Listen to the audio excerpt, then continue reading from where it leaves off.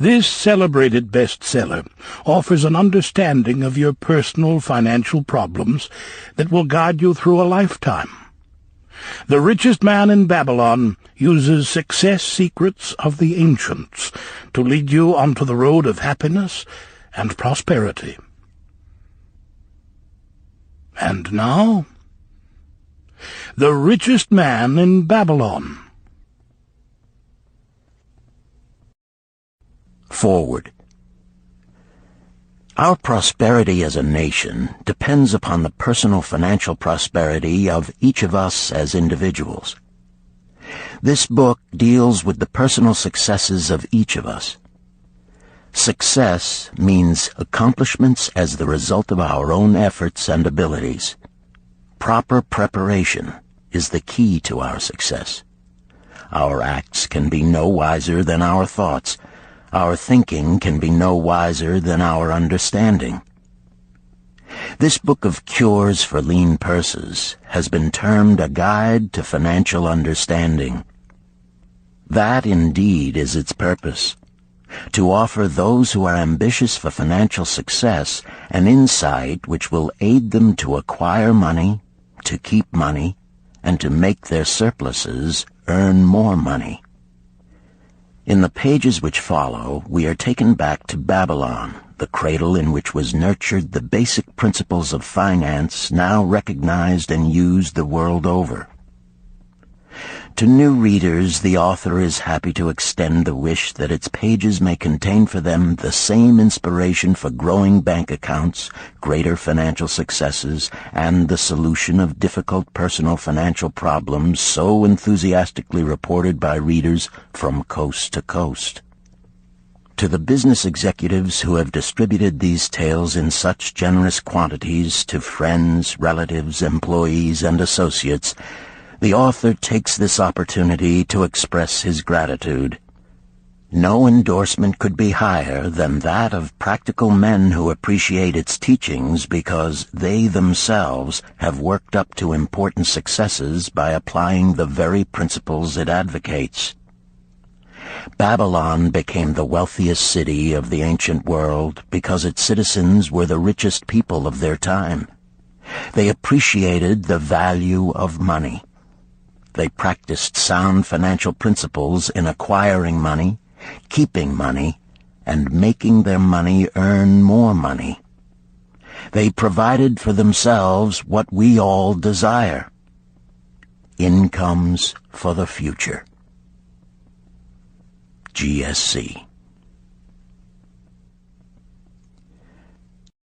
Chapter 1. The Man Who Desired Gold. Banseer, the chariot builder of Babylon, was thoroughly discouraged. From his seat upon the low wall surrounding his property, he gazed sadly at his simple home and the open workshop in which stood a partially completed chariot.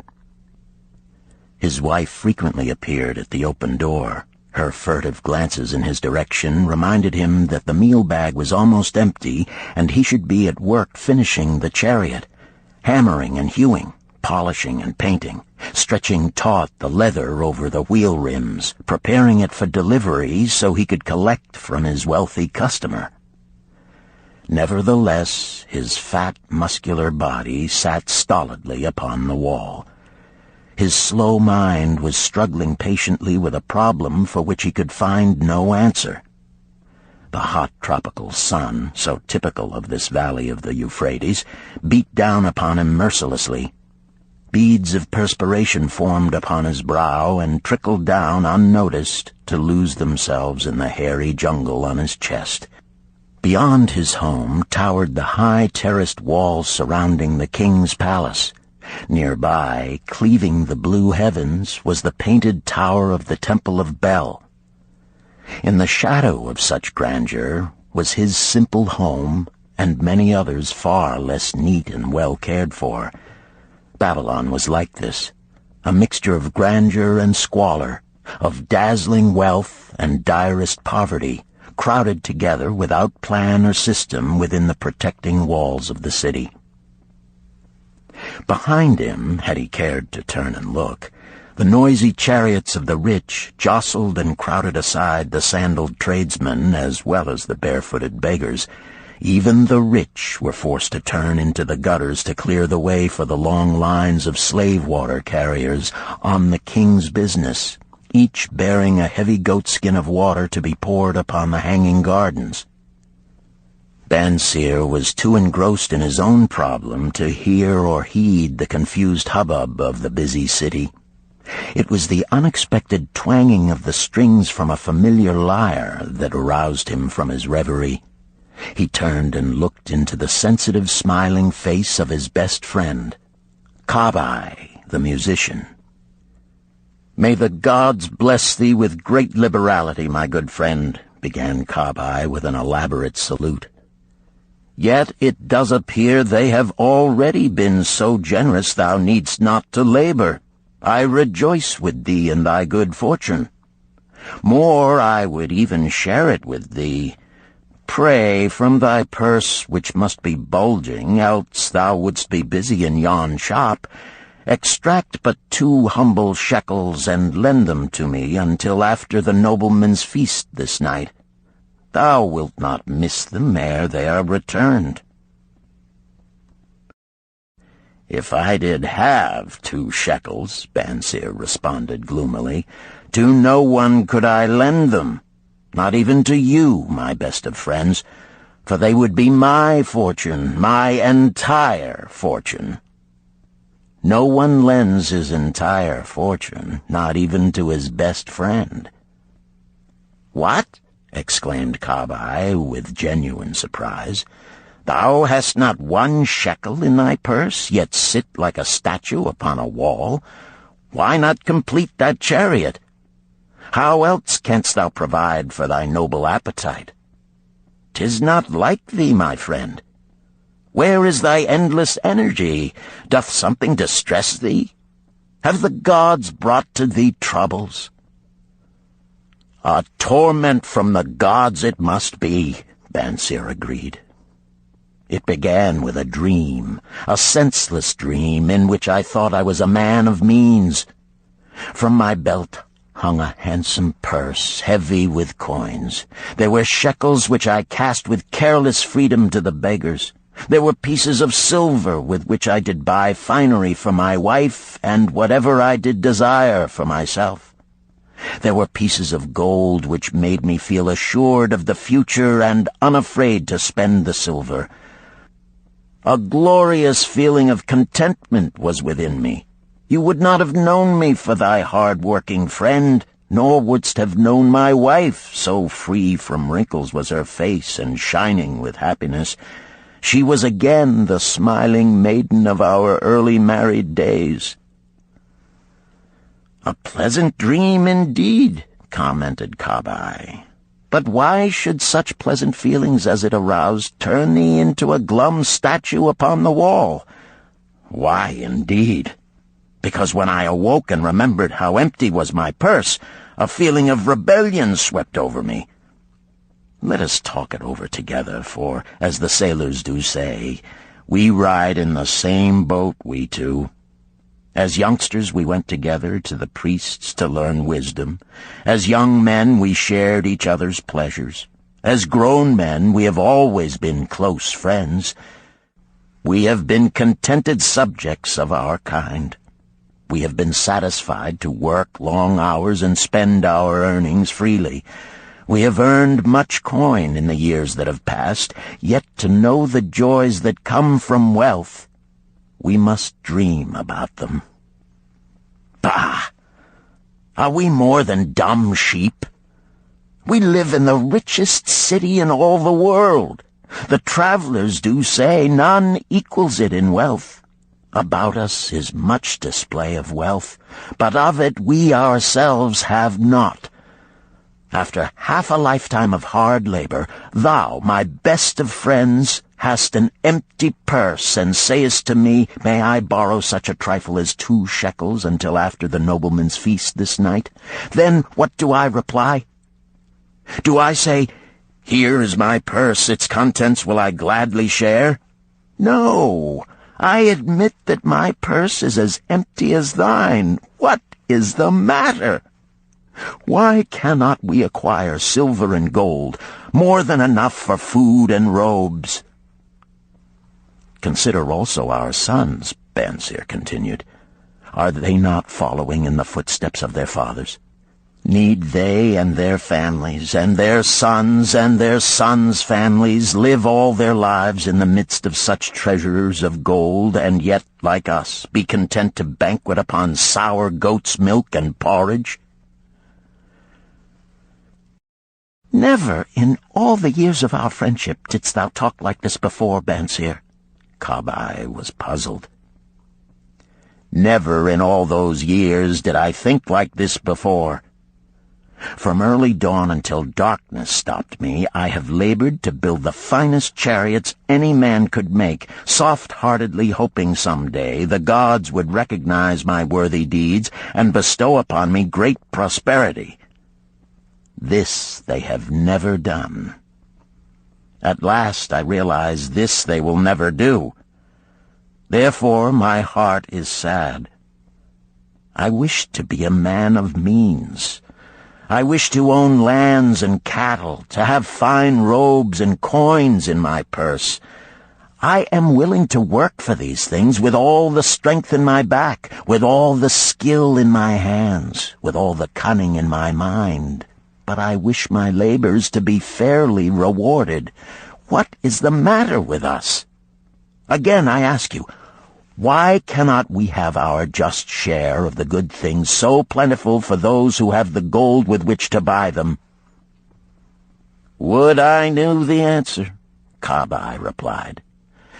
No better than thou am I satisfied. My earnings from my lyre are quickly gone. Often must I plan and scheme that my family be not hungry.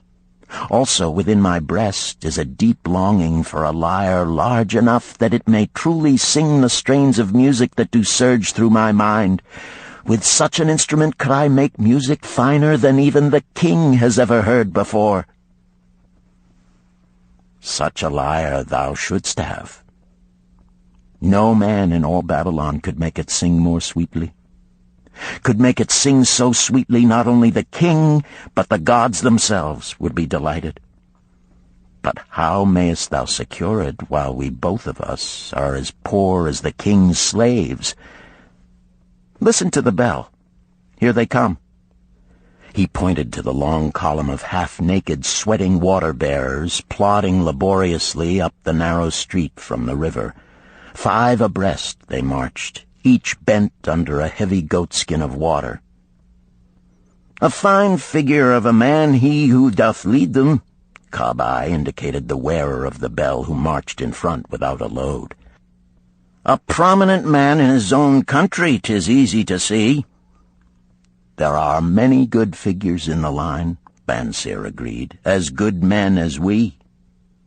Tall, blond men from the north, laughing black men from the south, little brown men from the nearer countries, all marching together from the river to the gardens, back and forth, day after day, year after year, naught of happiness to look forward to, beds of straw upon which to sleep, hard grain porridge to eat. Pity the poor brutes, Kabai. Pity them I do, yet thou dost make me see how little better off are we, free men though we call ourselves. That is truth, Kabai, unpleasant thought though it may be. We do not wish to go on year after year living slavish lives, working, getting nowhere. Might we not find out how others acquire gold and do as they do? Kabai inquired. Perhaps there is some secret we might learn if we but sought from those who knew, replied Bansir thoughtfully.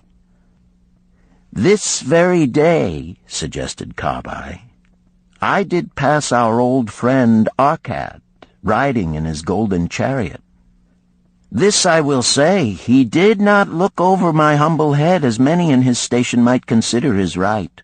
Instead, he did wave his hand that all onlookers might see him pay greetings and bestow his smile of friendship upon Kabai, the musician. He is claimed to be the richest man in all Babylon, Bansir mused. So rich, the king is said to seek his golden aid in affairs of the treasury, Kabai replied. So rich, Bansir interrupted.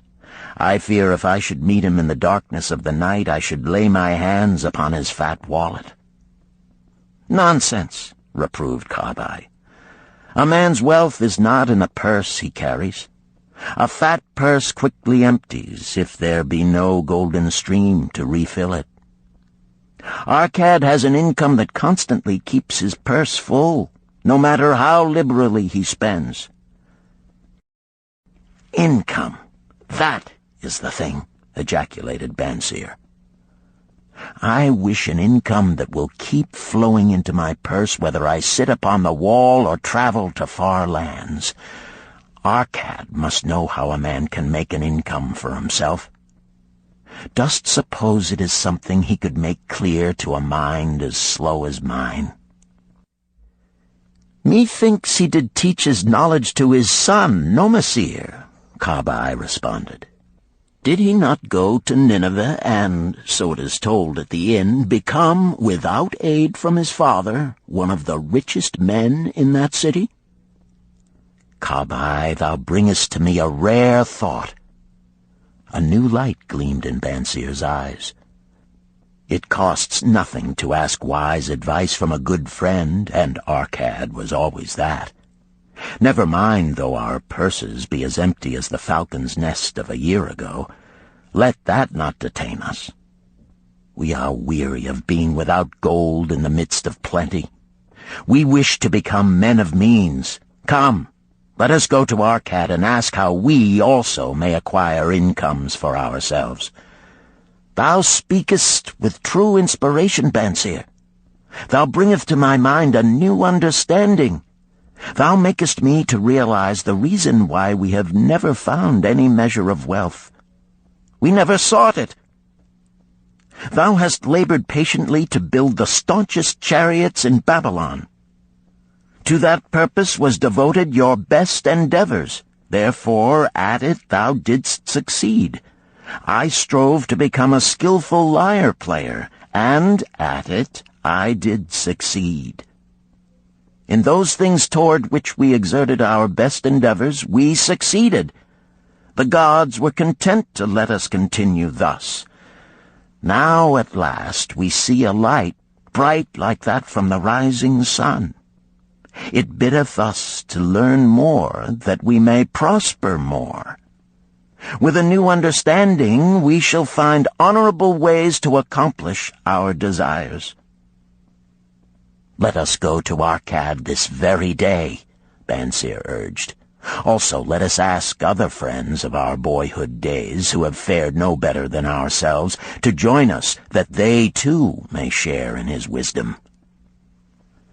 Thou wert ever thus thoughtful to thy friends, Bansir. Therefore hast thou many friends. It shall be as thou sayest.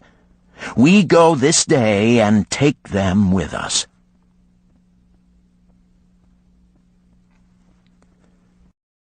Chapter 2. The Richest Man in Babylon. In old Babylon there once lived a certain very rich man named Arkad. Far and wide he was famed for his great wealth. Also was he famed for his liberality. He was generous in his charities. He was generous with his family. He was liberal in his own expenses. But nevertheless, each year his wealth increased more rapidly than he spent it. And there were certain friends of younger days who came to him and said, You, Arkad, are more fortunate than we. You have become the richest man in all Babylon, while we struggle for existence. You can wear the finest garments, and you can enjoy the rarest foods, while we must be content if we can clothe our families in raiment that is presentable and feed them as best we can. Yet once we were equal. We studied under the same master. We played in the same games, and in neither the studies nor the games did you outshine us. And in the years since, you have been no more an honorable citizen than we. Nor have you worked harder or more faithfully in so far as we can judge. Why, then, should a fickle fate single you out to enjoy all the good things of life and ignore us who are equally deserving? Thereupon Arcad remonstrated with them, saying, If you have not acquired more than a bare existence in the years since we were youths, it is because you either have failed to learn the laws that govern the building of wealth, or else you do not observe them. Fickle fate is a vicious goddess who brings no permanent good to anyone. On the contrary, she brings ruin to almost every man upon whom she showers unearned gold. She makes wanton spenders who soon dissipate all they receive and are left beset by overwhelming appetites and desires they have not the ability to gratify. Yet others whom she favors become misers and hoard their wealth, fearing to spend what they have, knowing they do not possess the ability to replace it. They further are beset by fear of robbers and doom themselves to lives of emptiness and secret misery. Others there probably are who can take unearned gold and add to it and continue to be happy and contented citizens, but so few are they, I know of them but by hearsay. Think you of the men who have inherited sudden wealth, and see if these things are not so.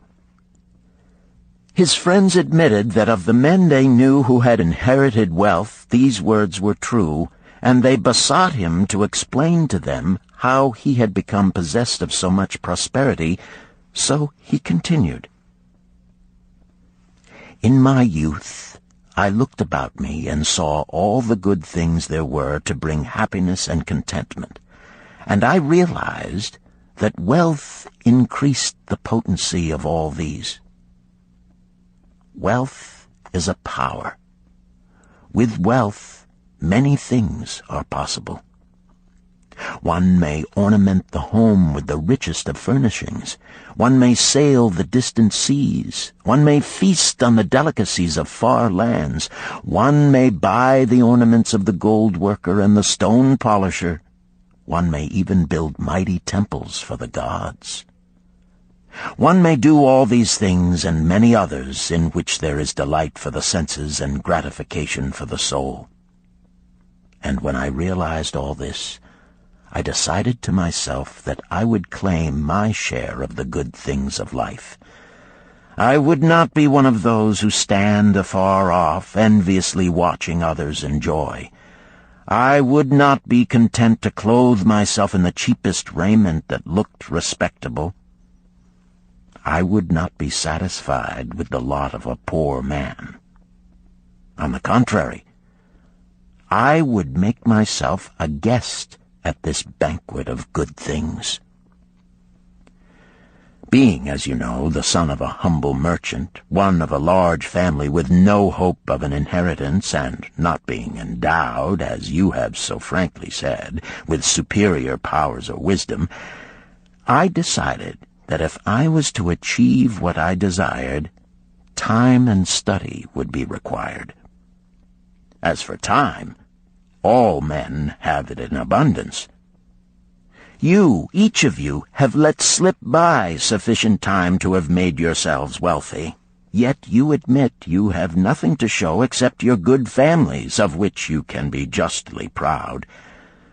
As for study, did not our wise teacher teach us that learning was of two kinds, the one kind being the things we learned and knew, and the other being the training that taught us how to find out what we did not know?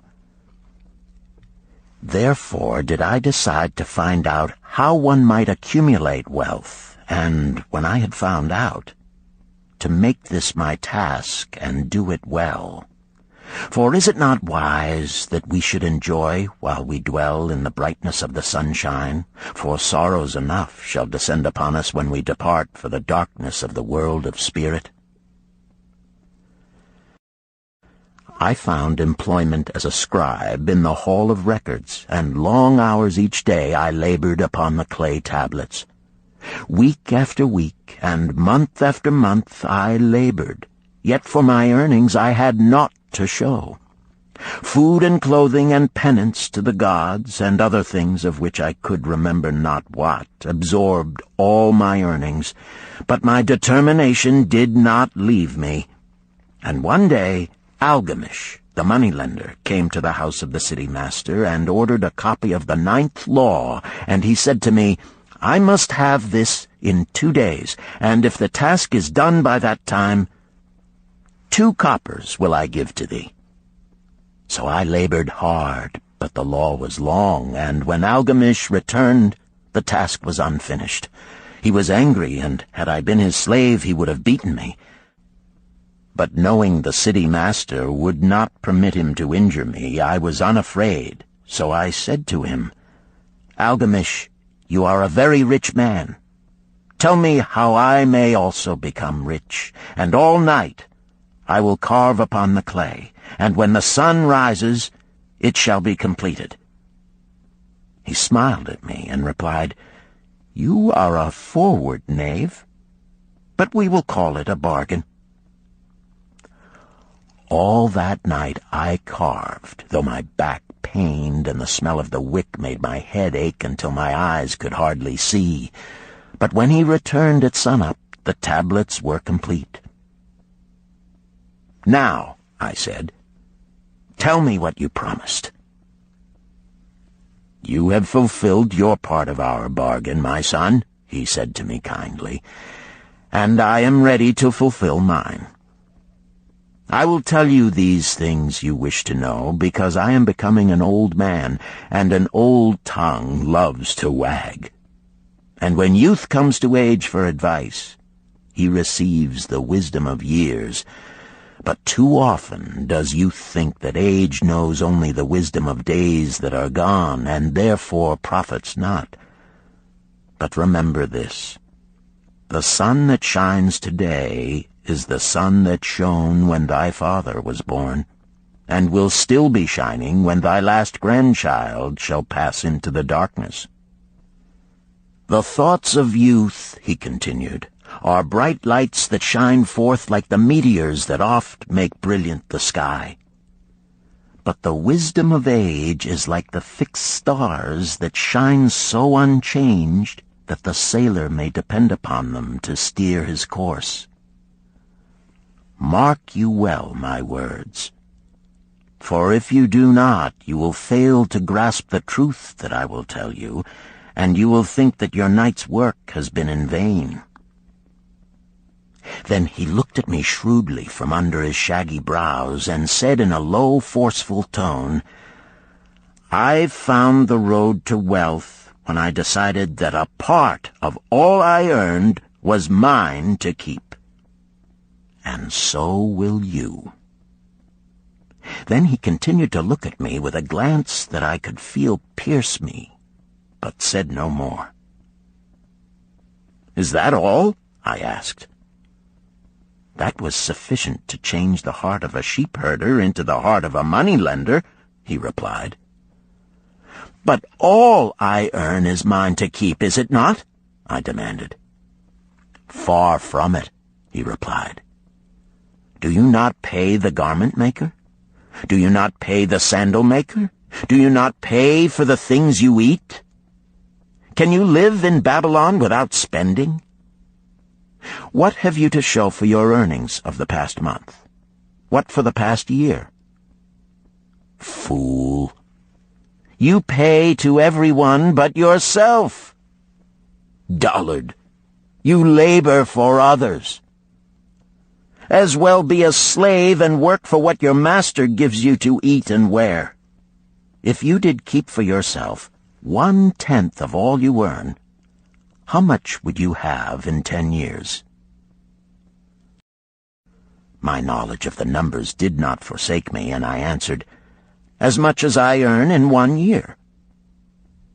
"You speak but half the truth," he retorted. "Every gold piece you save is a slave to work for you. Every copper it earns is its child that also can earn for you. If you would become wealthy, then what you save must earn, and its children must earn, that all may help to give to you the abundance you crave. You think I cheat you for your long night's work," he continued, "but I am paying you 1,000 times over if you have the intelligence to grasp the truth I offer you. A part of all you earn is yours to keep. It should not be less than 1/10, no matter how little you earn. It can be as much more as you can afford. Pay yourself first. Do not buy from the clothes maker and the sandal maker more than you can pay out of the rest and still have enough for food and charity and penance to the gods. Wealth, like a tree, grows from a tiny seed. The first copper you save is the seed from which your tree of wealth shall grow.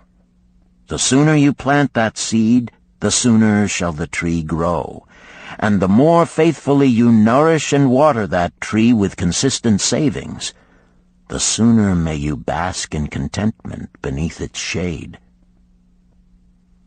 So saying, he took his tablets and went away. I thought much about what he had said to me, and it seemed reasonable, so I decided that I would try it. Each time I was paid, I took 1 from each 10 pieces of copper and hid it away.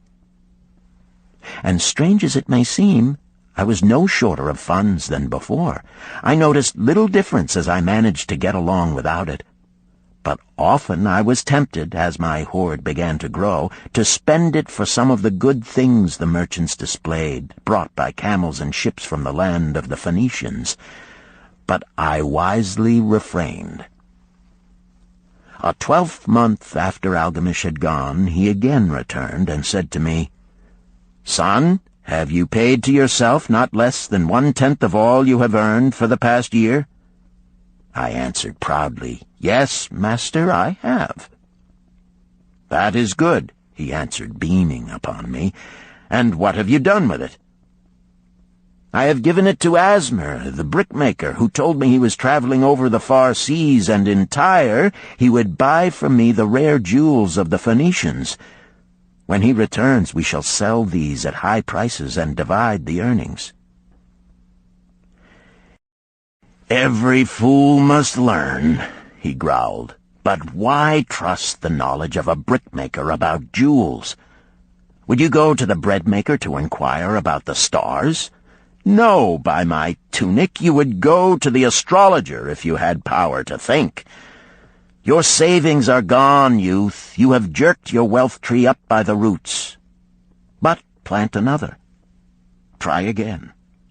And next time, if you would have advice about jewels, go to the jewel merchant. If you would know the truth about sheep, go to the herdsman. Advice is one thing that is freely given away, but watch that you take only what is worth having. He who takes advice about his savings from one who is inexperienced in such matters shall pay with his savings for proving the falsity of their opinions." Saying this, he went away. And it was as he said, for the Phoenicians are scoundrels and sold to Asmer worthless bits of glass that looked like gems. But as Algamish had bid me, I again saved each 10th copper, for I now had formed the habit, and it was no longer difficult. Again, 12 months later, Algamish came to the room of the scribes and addressed me. "What progress have you made since last I saw you?"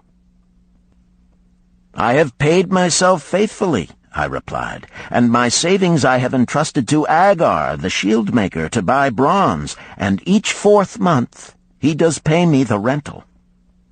"That is good. And what do you do with the rental?" I do have a great feast with honey and fine wine and spiced cake. Also I have bought me a scarlet tunic, and some day I shall buy me a young ass upon which to ride." To which Algamish laughed, "You do eat the children of your savings. Then how do you expect them to work for you? And how can they have children that will also work for you? First get thee an army of golden slaves, and then many a rich banquet may you enjoy without regret." So saying, he again went away. Nor did I again see him for 2 years, when he once more returned, and his face was full of deep lines, and his eyes drooped, for he was becoming a very old man.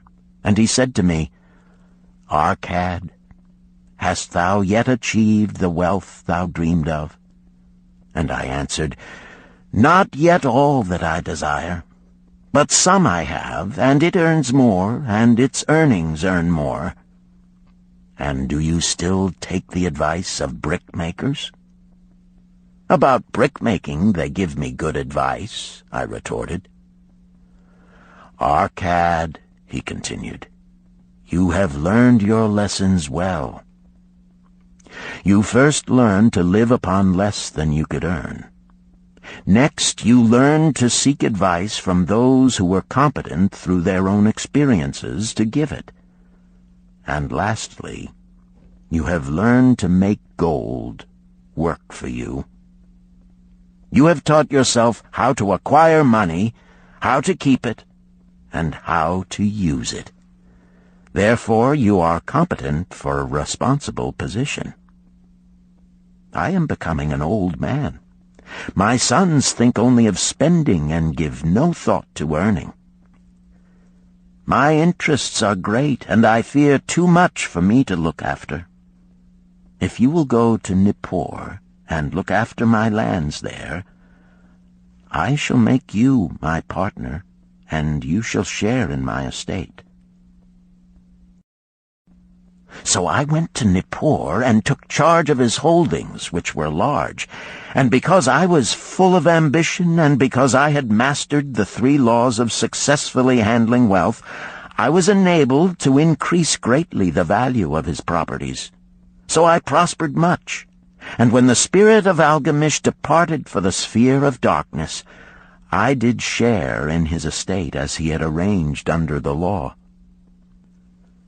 So spake Arcad, and when he had finished his tale, one of his friends said, "You were indeed fortunate that Algamish made you an heir."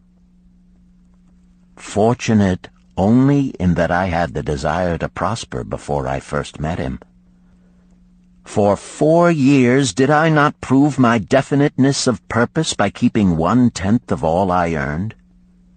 Would you call a fisherman lucky who for years so studied the habits of the fish that with each changing wind he could cast his nets about them? Opportunity is a haughty goddess who wastes no time with those who are unprepared.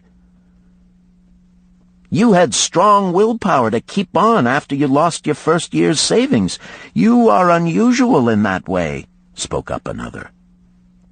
"Willpower," retorted Arcad. "What nonsense! Do you think willpower gives a man the strength to lift a burden the camel cannot carry, or to draw a load the oxen cannot budge? Willpower is but the unflinching purpose to carry a task you set for yourself to fulfillment. If I set for myself a task, be it ever so trifling, I shall see it through. How else shall I have confidence in myself to do important things? Should I say to myself, for 100 days as I walk across the bridge into the city, I will pick from the road a pebble and cast it into the stream? I would do it. If on the 7th day I passed by without remembering, I would not say to myself, tomorrow I will cast 2 pebbles which will do as well. Instead, I would retrace my steps and cast the pebble. Nor on the 20th day would I say to myself, Arcad, this is useless. What does it avail you to cast a pebble every day? Throw in a handful and be done with it. No, I would not say that, nor do it. When I set a task for myself, I complete it. Therefore, I am careful not to start difficult and impractical tasks, because I love leisure." And then another friend spoke up and said, "If what you tell is true, and it does seem, as you have said, reasonable, then being so simple, if all men did it, there would not be enough wealth to go around." "Wealth grows wherever men exert energy," Arcad replied. "If a rich man builds him a new palace, is the gold he pays out gone? No, the brickmaker has part of it, and the laborer has part of it, and the artist has part of it, and everyone who labors upon the house has part of it. Yet, when the palace is completed, is it not worth all it cost? And is the ground upon which it stands not worth more because it is there? And is the ground that adjoins it not worth more because it is there? Wealth grows in magic ways. No man can prophesy the limit of it. Have not the Phoenicians built great cities on barren coasts with the wealth that comes from their ships of commerce on the seas? "What then do you advise us to do that we also may become rich?" asked still another of his friends. "The years have passed, and we are no longer young men, and we have nothing put by." "I advise that you take the wisdom of Algamish and say to yourselves, 'A part of all I earn is mine to keep.' Say it in the morning when you first arise, say it at noon, say it at night. Say it each hour of every day. Say it to yourself until the words stand out like letters of fire across the sky. Impress yourself with the idea. Fill yourself with the thought. Then take whatever portion seems wise. Let it be not less than 1/10, and lay it by. Arrange your other expenditures to do this if necessary, but lay by that portion first. Soon you will realize what a rich feeling it is to own a treasure upon which you alone have claim. As it grows, it will stimulate you. A new joy of life will thrill you. Greater efforts will come to you to earn more. For of your increased earnings, will not the same percentage be also yours to keep? Then learn to make your treasure work for you. Make it your slave. Make its children and its children's children work for you. Ensure an income for thy future. Look thou at the aged, and forget not that in the days to come thou also will be numbered among them. Therefore invest thy treasure with greatest caution that it be not lost. Usurious rates of return are deceitful sirens that sing but to lure the unwary upon the rocks of loss and remorse. Provide also that thy family may not want should the gods call thee to their realms. For such protection it is always possible to make provision with small payments at regular intervals. Therefore the provident man delays not in expectation of a large sum becoming available for such a wise purpose. Counsel with wise men. Seek the advice of men whose daily work is handling money. Let them save you from such an error as I myself made in entrusting my money to the judgment of Asmer, the brickmaker. A small return and a safe one is far more desirable than risk. Enjoy life while you are here. Do not overstrain or try to save too much. If 1/10 of all you earn is as much as you can comfortably keep, be content to keep this portion. Live otherwise according to your income, and let not yourself get niggardly and afraid to spend. Life is good, and life is rich with things worthwhile and things to enjoy. His friends thanked him and went away. Some were silent because they had no imagination and could not understand. Some were sarcastic because they thought that one so rich should divide with old friends not so fortunate. But some had in their eyes a new light. They realized that Algamish had come back each time to the room of the scribes because he was watching a man work his way out of darkness into light. When that man had found the light, a place awaited him. No one could fill that place until he had for himself worked out his own understanding, until he was ready for opportunity. These latter were the ones who, in the following years, frequently revisited Arcad, who received them gladly. He counseled with them and gave them freely of his wisdom, as men of broad experience are always glad to do, and he assisted them in so investing their savings that it would bring in a good interest with safety and would neither be lost nor entangled in investments that paid no dividends. The turning point in these men's lives came upon that day when they realized the truth that had come from Algamish to Arcad, and from Arcad to them. A part of all you earn is yours to keep.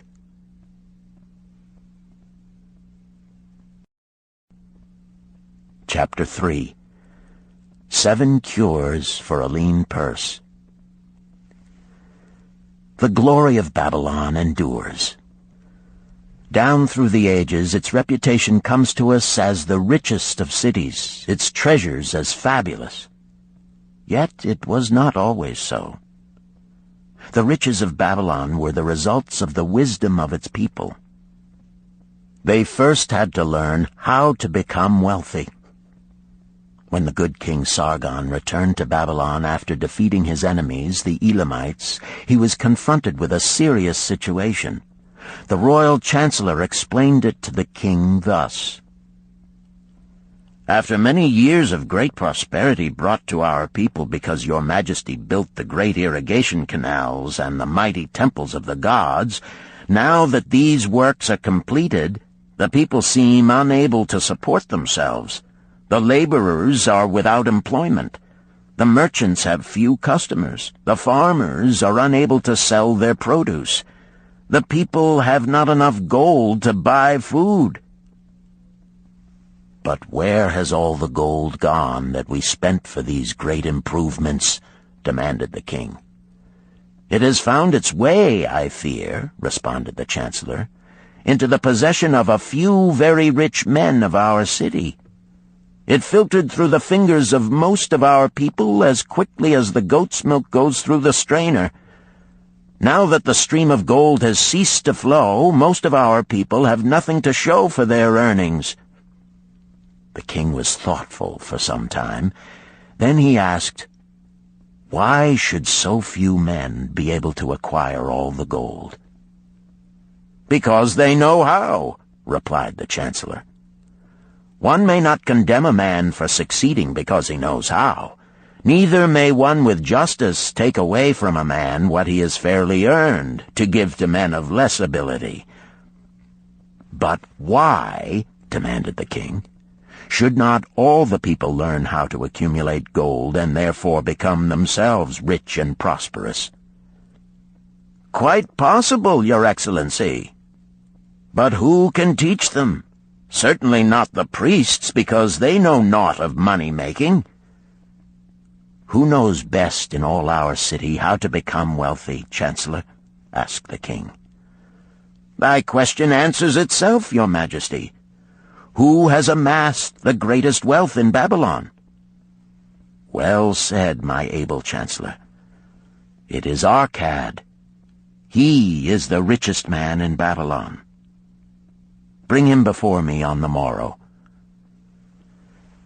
Upon the following day, as the king had decreed, Arcad appeared before him, straight and sprightly, despite his 80 years and 10. "Arcad," spoke the king, "is it true thou art the richest man in Babylon?" "So it is reported, Your Majesty, and no man disputes it." "How becamest thou so wealthy?" "By taking advantage of opportunities available to all citizens of our good city." thou hadst nothing to start with? Only a great desire for wealth. Besides this, nothing. Arcad, continued the king, our city is in a very unhappy state because a few men know how to acquire wealth and therefore monopolize it, while the mass of our citizens lack the knowledge of how to keep any part of the gold they receive. It is my desire that Babylon be the wealthiest city in the world. Therefore, it must be a city of many wealthy men. Therefore, we must teach all the people how to acquire riches. Tell me, Arcad, is there any secret to acquiring wealth? Can it be taught? It is practical, Your Majesty. That which one man knows can be taught to others. The king's eyes glowed. Arcad, thou speakest the words I wish to hear. Wilt thou lend thyself to this great cause? Wilt thou teach thy knowledge to a school for teachers, each of whom shall teach others until there are enough trained to teach these truths to every worthy subject in my domain?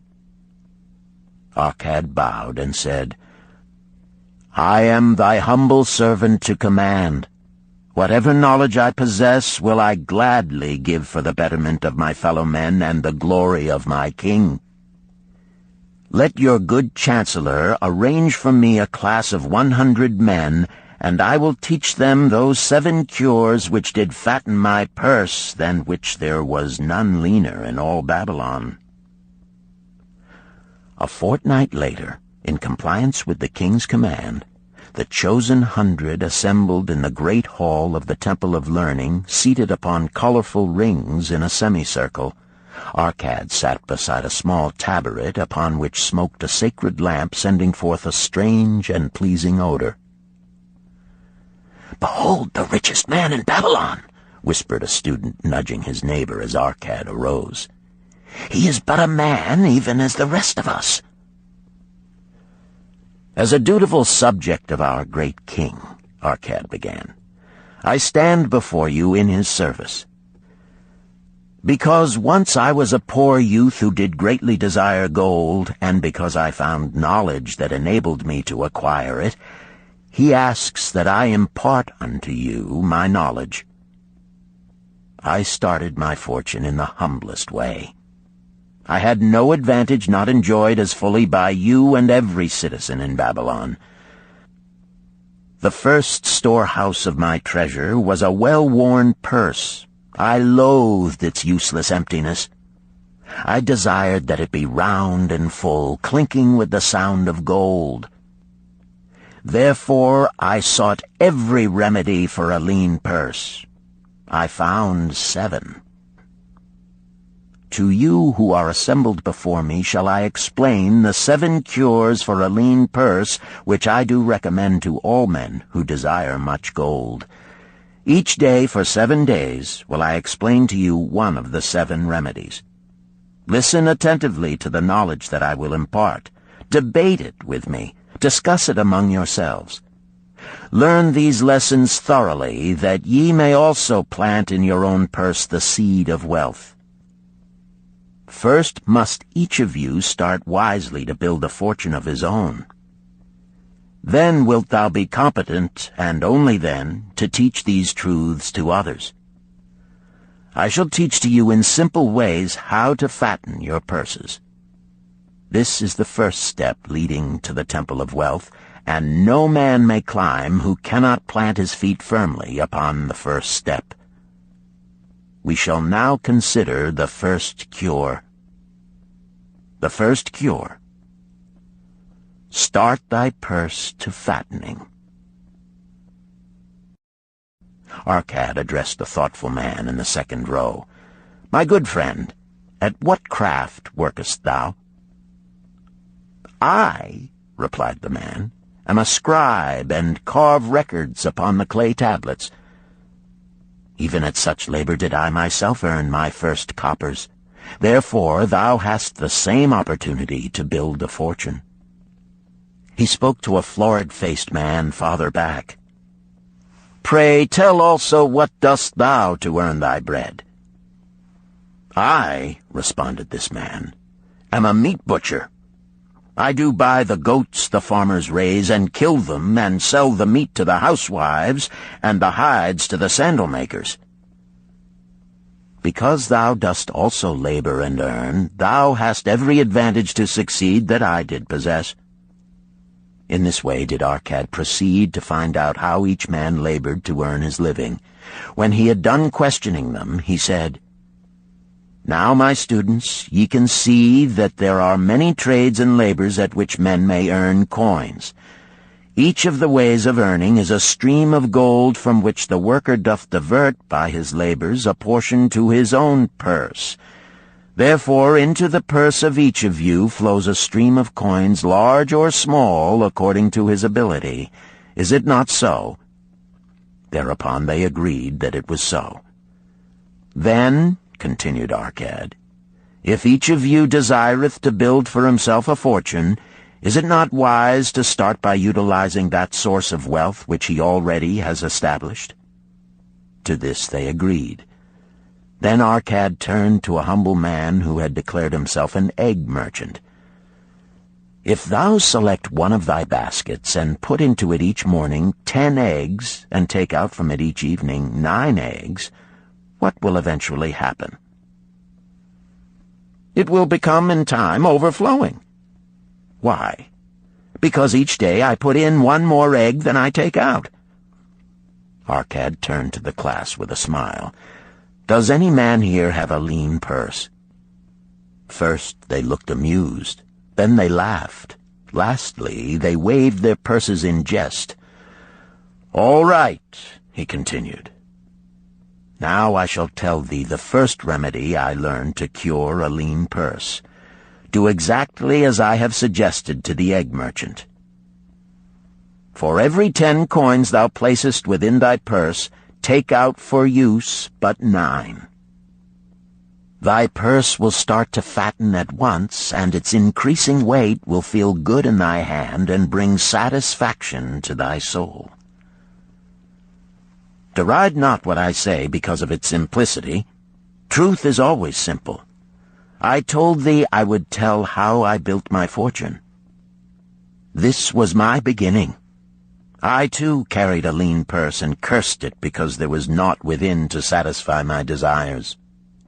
But when I began to take out from my purse but 9 parts of 10 I put in, it began to fatten. So will thine. Now I will tell a strange truth, the reason for which I know not.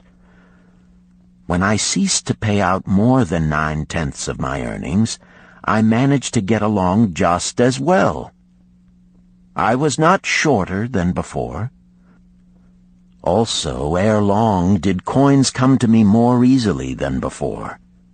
Surely it is a law of the gods that unto him who keepeth and spendeth not a certain part of all his earnings shall gold come more easily. Likewise him whose purse is empty does gold avoid. Which desirest thou the most? Is it the gratification of thy desires of each day, a jewel, a bit of finery, better raiment, more food, things quickly gone and forgotten? Or is it substantial belongings, gold, lands, herds, merchandise, income-bringing investments? The coins thou takest from thy purse bring the first. The coins thou leavest within it will bring the latter. This, my students, was the first cure I did discover for my lean purse. For each 10 coins I put in, to spend but 9. Debate this among yourselves. If any man proves it untrue, tell me upon the morrow when we shall meet again. The second cure. Control thy expenditures. Some of your members, my students, have asked me this. How can a man keep 1/10 of all he earns in his purse when all the coins he earns are not enough for his necessary expenses? So did Arcad address his students upon the second day. "Yesterday, how many of thee carried lean purses?" "All of us," answered the class. "Yet thou do not all earn the same. Some earn much more than others. Some have much larger families to support. Yet all purses were equally lean. Now I will tell thee an unusual truth about men and sons of men. It is this, that what each of us calls our necessary expenses will always grow to equal our incomes unless we protest to the contrary. Confuse not the necessary expenses with thy desires. Each of you, together with your good families, have more desires than your earnings can gratify. Therefore are thy earnings spent to gratify these desires in so far as they will go. Still thou retainest many ungratified desires. All men are burdened with more desires than they can gratify. Because of my wealth, thinkest thou I may gratify every desire? 'Tis a false idea. There are limits to my time. There are limits to my strength. There are limits to the distance I may travel. There are limits to what I may eat. There are limits to the zest with which I may enjoy. I say to you that just as weeds grow in a field wherever the farmer leaves space for their roots, even so freely do desires grow in men whenever there is a possibility of their being gratified. Thy desires are a multitude, and those that thou mayest gratify are but few. Study thoughtfully thy accustomed habits of living. Herein may be most often found certain accepted expenses that may wisely be reduced or eliminated. Let thy motto be 100% of appreciated value demanded for each coin spent. Therefore, engrave upon the clay each thing for which thou desireth to spend. Select those that are necessary and others that are possible through the expenditure of 9/10 of thy income. Cross out the rest and consider them but a part of that great multitude of desires that must go unsatisfied, and regret them not. Budget then thy necessary expenses. Touch not the 1/10 that is fattening thy purse. Let this be thy great desire that is being fulfilled. Keep working with thy budget. Keep adjusting it to help thee. Make it thy first assistant in defending thy fattening purse. Hereupon one of the students, wearing a robe of red and gold, arose and said, "I am a free man. I believe that it is my right to enjoy the good things of life. Therefore do I rebel against the slavery of a budget which determines just how much I may spend and for what. I feel it would take much pleasure from my life and make me little more than a pack-ass to carry a burden." To him Arcad replied, "Who, my friend, would determine thy budget?" "I would make it for myself," responded the protesting one. "In that case, were a pack-ass to budget his burden, would he include therein jewels and rugs and heavy bars of gold? Not so. He would include hay and grain and a bag of water for the desert trail. The purpose of a budget is to help thy purse to fatten. It is to assist thee to have thy necessities and, insofar as attainable, thy other desires. It is to enable thee to realize thy most cherished desires by defending them from thy casual wishes. Like a bright light in a dark cave, thy budget shows up the leaks from thy purse and enables thee to stop them and control thy expenditures for definite and gratifying purposes. This, then, is the second cure for a lean purse. Budget thy expenses, that thou mayest have coins to pay for thy necessities, to pay for thy enjoyments, and to gratify thy worthwhile desires without spending more than 9/10 of thy earnings. The third cure. Make thy gold multiply. Behold, thy lean purse is fattening. Thou hast disciplined thyself to leave therein 1/10 of all thou earnest. Thou hast controlled thy expenditures to protect thy growing treasure. Next, we will consider means to put thy treasure to labor and to increase. Gold in a purse is gratifying to own, and satisfieth a miserly soul, but earns nothing. The gold we may retain from our earnings is but the start. The earnings it will make shall build our fortunes. So spoke our cat upon the third day to his class. How, therefore, may we put our gold to work? My first investment was unfortunate, for I lost all. Its tale I will relate later.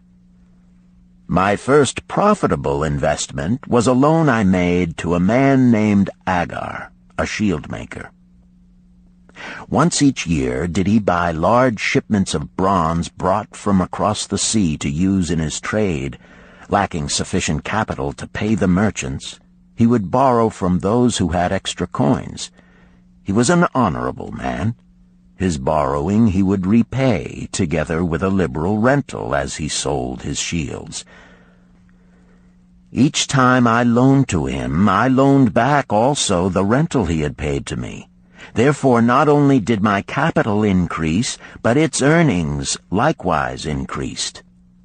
Most gratifying was it to have these sums returned to my purse. I tell you, my students, a man's wealth is not in the coins he carries in his purse. It is the income he buildeth, the golden stream that continually floweth into his purse and keepeth it always bulging. That is what every man desireth. That is what thou, each one of thee, desireth. An income that continueth to come whether thou work or travel. Great income I have acquired, so great that I am called a very rich man. My loans to Agar were my first training in profitable investment. Gaining wisdom from this experience, I extended my loans and investments as my capital increased. From a few sources at first, from many sources later, flowed into my purse a golden stream of wealth available for such wise uses as I should decide. Behold, from my humble earnings, I had begotten a horde of golden slaves, each laboring and earning more gold.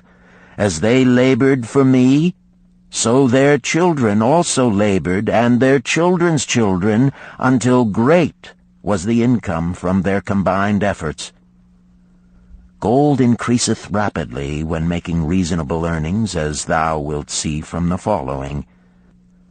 A farmer, when his first son was born, took 10 pieces of silver to a moneylender and asked him to keep it on rental for his son until he became 20 years of age. This the moneylender did, and agreed the rental should be 1/4 of its value each 4 years. The farmer asked, because this sum he had set aside as belonging to his son, that the rental be added to the principal. When the boy had reached the age of 20 years, the farmer again went to the moneylender to inquire about the silver. The moneylender explained that because this sum had been increased by compound interest, the original 10 pieces of silver had now grown to 30½ pieces. The farmer was well pleased, and because the son did not need the coins, he left them with the moneylender. When the son became 50 years of age, the father meantime having passed to the other world, the moneylender paid the son in settlement 167 pieces of silver. Thus, in 50 years, had the investment multiplied itself at rental almost 17 times. This, then, is the third cure for a lean purse. to put each coin to laboring, that it may reproduce its kind, even as the flocks of the field, and help bring to thee income, a stream of wealth that shall flow constantly into thy purse. The fourth cure. Guard thy treasures from loss. Misfortune loves a shining mark. Gold in a man's purse must be guarded with firmness, else it be lost. Thus it is wise that we must first secure small amounts and learn to protect them before the gods entrust us with larger. So spoke Arcad upon the fourth day to his class. Every owner of gold is tempted by opportunities whereby it would seem that he could make large sums by its investment in most plausible projects. Often friends and relatives are eagerly entering such investment and urge him to follow. The first sound principle of investment is security for thy principal. Is it wise to be intrigued by larger earnings when thy principal may be lost? I say not. The penalty of risk is probable loss. Study carefully, before parting with thy treasure, each assurance that it may be safely reclaimed. Be not misled by thine own romantic desires to make wealth rapidly. Before thou loan it to any man, assure thyself of his ability to repay and his reputation for doing so, that thou mayest not unwittingly be making him a present of thy hard-earned treasure. Before thou entrust it as an investment in any field, acquaint thyself with the dangers which may beset it. My own first investment was a tragedy to me at the time. The guarded savings of a year I did entrust to a brickmaker named Asmer, who was traveling over the far seas, and in Tyre agreed to buy for me the rare jewels of the Phoenicians. These we would sell upon his return and divide the profits. The Phoenicians were scoundrels and sold him bits of glass. My treasure was lost. Today, my training would show to me at once the folly of entrusting a brickmaker to buy jewels. Therefore do I advise thee from the wisdom of my experiences, be not too confident of thine own wisdom in entrusting thy treasures to the possible pitfalls of investments. Better by far to consult the wisdom of those experienced in handling money for profit. Such advice is freely given for the asking, and may readily possess a value equal in gold to the sum thou considerest investing. In truth, such is its actual value if it save thee from loss. This, then, is the fourth cure for a lean purse, and of great importance if it prevent thy purse from being emptied once it has become well filled. Guard thy treasure from loss by investing only where thy principal is safe, where it may be reclaimed if desirable, and where thou wilt not fail to collect a fair rental. Consult with wise men. Secure the advice of those experienced in the profitable handling of gold. Let their wisdom protect thy treasure from unsafe investments. This ends Disc 1. The Richest Man in Babylon, Disc 2. The fifth cure. Make of thy dwelling a profitable investment. If a man setteth aside 9 parts of his earnings upon which to live and enjoy life, and if any part of this 9 parts he can turn into a profitable investment without detriment to his well-being, then so much faster will his treasures grow. So spake Arcad to his class at their 5th lesson. All too many of our men of Babylon do raise their families in unseemly quarters. They do pay to exacting landlords liberal rentals for rooms where their wives have not a spot to raise the blooms that gladden a woman's heart, and their children have no place to play their games except in the unclean alleys. No man's family can fully enjoy life unless they do have a plot of ground wherein children can play in the clean earth, and where the wife may raise not only blossoms but good rich herbs to feed her family. To a man's heart it brings gladness to eat the figs from his own trees and the grapes of his own vines, to own his own domicile and to have it a place he is proud to care for, putteth confidence in his heart and greater effort behind all his endeavors. Therefore do I recommend that every man own the roof that sheltereth him and his. Nor is it beyond the ability of any well-intentioned man to own his home. Hath not our great king so widely extended the walls of Babylon that within them much land is now unused, and may be purchased at sums most reasonable? Also I say to you, my students, that the money-lenders gladly consider the desires of men who seek homes and land for their families. Readily may thou borrow to pay the brickmaker and the builder for such commendable purposes, if thou can show a reasonable portion of the necessary sum which thou thyself hast provided for the purpose. Then when the house be built, thou canst pay the money-lender with the same regularity as thou didst pay the landlord, because each payment will reduce thy indebtedness to the money-lender. A few years will satisfy his loan. Then will thy heart be glad, because thou wilt own in thy own right a valuable property, and thy only cost will be the king's taxes. Also wilt thy good wife go more often to the river to wash thy robes, that each time returning she may bring a goatskin of water to pour upon the growing things. Thus come many blessings to the man who owneth his own house, and greatly will it reduce his cost of living, making available more of his earnings for pleasures and the gratification of his desires. This, then, is the fifth cure for a lean purse. Own thy own home. The sixth cure. Ensure a future income. The life of every man proceedeth from his childhood to his old age. This is the path of life, and no man may deviate from it, unless the gods call him prematurely to the world beyond. Therefore do I say that it behooves a man to make preparation for a suitable income in the days to come, when he is no longer young, and to make preparations for his family, should he be no longer with them to comfort and support them. This lesson shall instruct thee in providing a full purse when time has made thee less able to earn. So Arcad addressed his class upon the sixth day.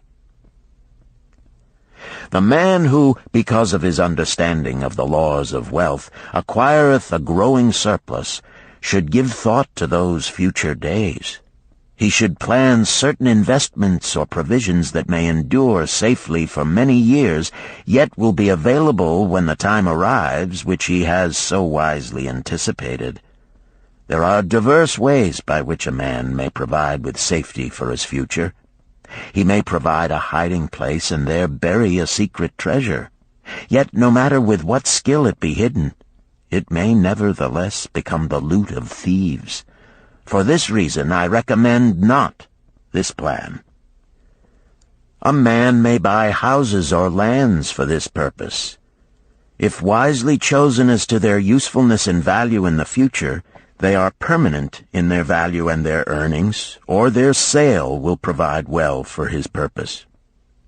A man may loan a small sum to the moneylender and increase it at regular periods.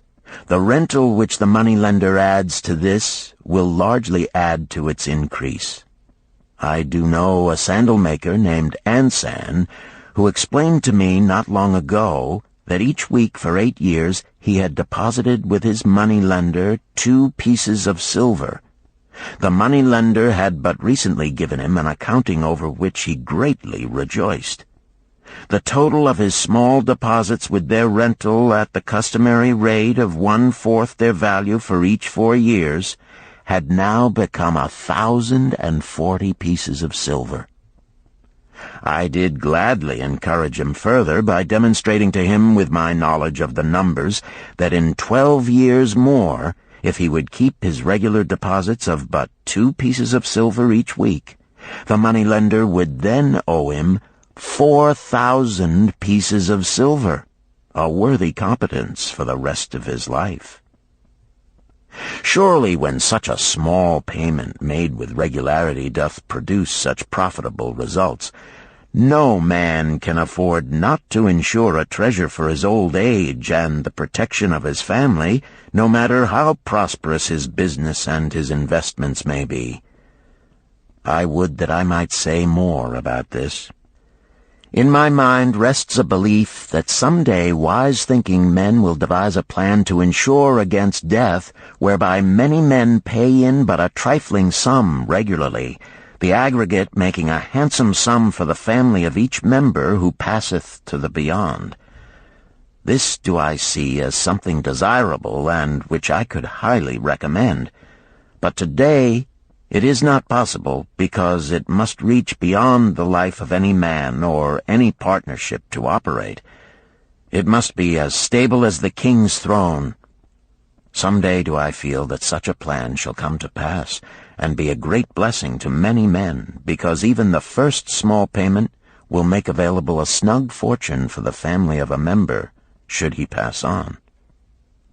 But because we live in our own day, and not in the days which are to come, must we take advantage of those means and ways of accomplishing our purposes.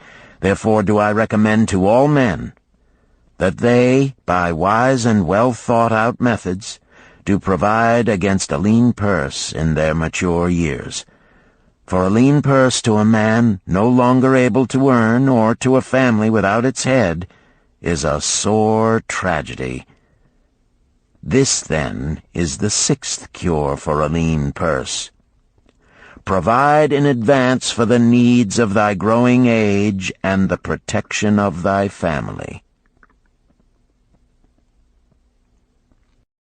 The 7th cure. Increase thy ability to earn. This day do I speak to thee, my students, of one of the most vital remedies for a lean purse. Yet I will not talk of gold, but of yourselves, of the men beneath the robes of many colors who do sit before me. I will talk to you of those things within the minds and lives of men which do work for or against their success. So did Arcad address his class upon the 7th day. Not long ago came to me a young man seeking to borrow. When I questioned him the cause of his necessity, he complained that his earnings were insufficient to pay his expenses. Thereupon I explained to him, this being the case, he was a poor customer for the moneylender, as he possessed no surplus earning capacity to repay the loan. What you need, young man, I told him, is to earn more coins. What dost thou to increase thy capacity to earn? All that I can do, he replied. 6 times within 2 moons have I approached my master to request my pay be increased, but without success. No man can go oftener than that. We may smile at his simplicity, yet he did possess one of the vital requirements to increase his earnings. Within him was a strong desire to earn more, a proper and commendable desire. Preceding accomplishment must be desire. Thy desires must be strong and definite. General desires are but weak longings. For a man to wish to be rich is of little purpose. For a man to desire 5 pieces of gold is a tangible desire which he can press to fulfillment. After he has backed his desire for 5 pieces of gold with strength of purpose to secure it, next he can find similar ways to obtain 10 pieces, and then 20 pieces, and later 1,000 pieces, and, behold, he has become wealthy. In learning to secure his one definite small desire, he hath trained himself to secure a larger one. This is the process by which wealth is accumulated, first in small sums, then in larger ones as a man learns and becomes more capable. Desires must be simple and definite. They defeat their own purpose should they be too many, too confusing, or beyond a man's training to accomplish. As a man perfecteth himself in his calling, even so doth his ability to earn increase.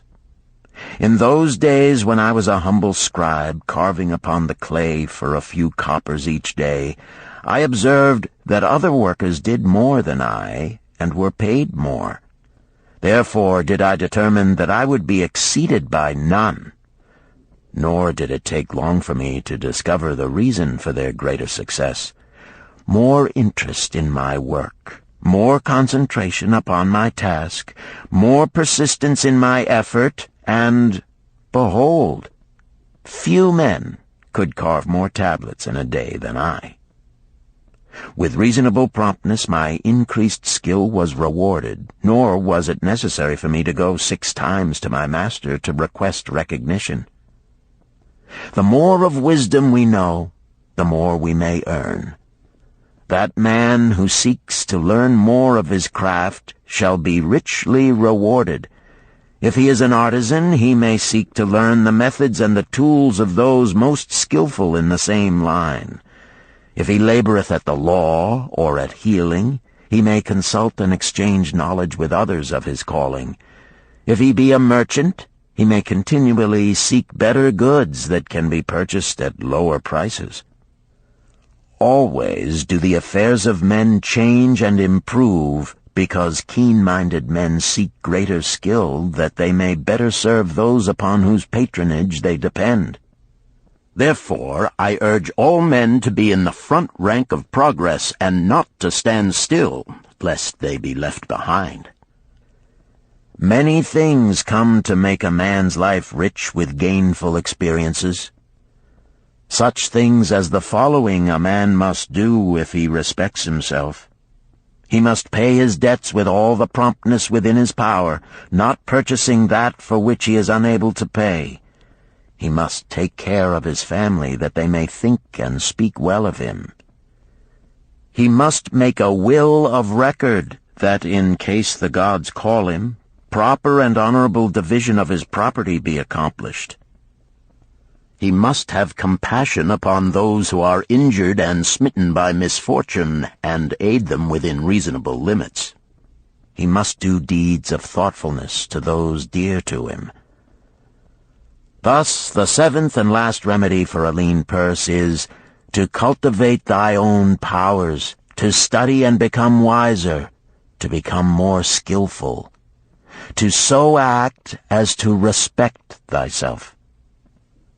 Thereby shalt thou acquire confidence in thyself to achieve thy carefully considered desires. These, then, are the 7 cures for a lean purse, which, out of the experience of a long and successful life, I do urge for all men who desire wealth. There is more gold in Babylon, my students, than thou dreamest of.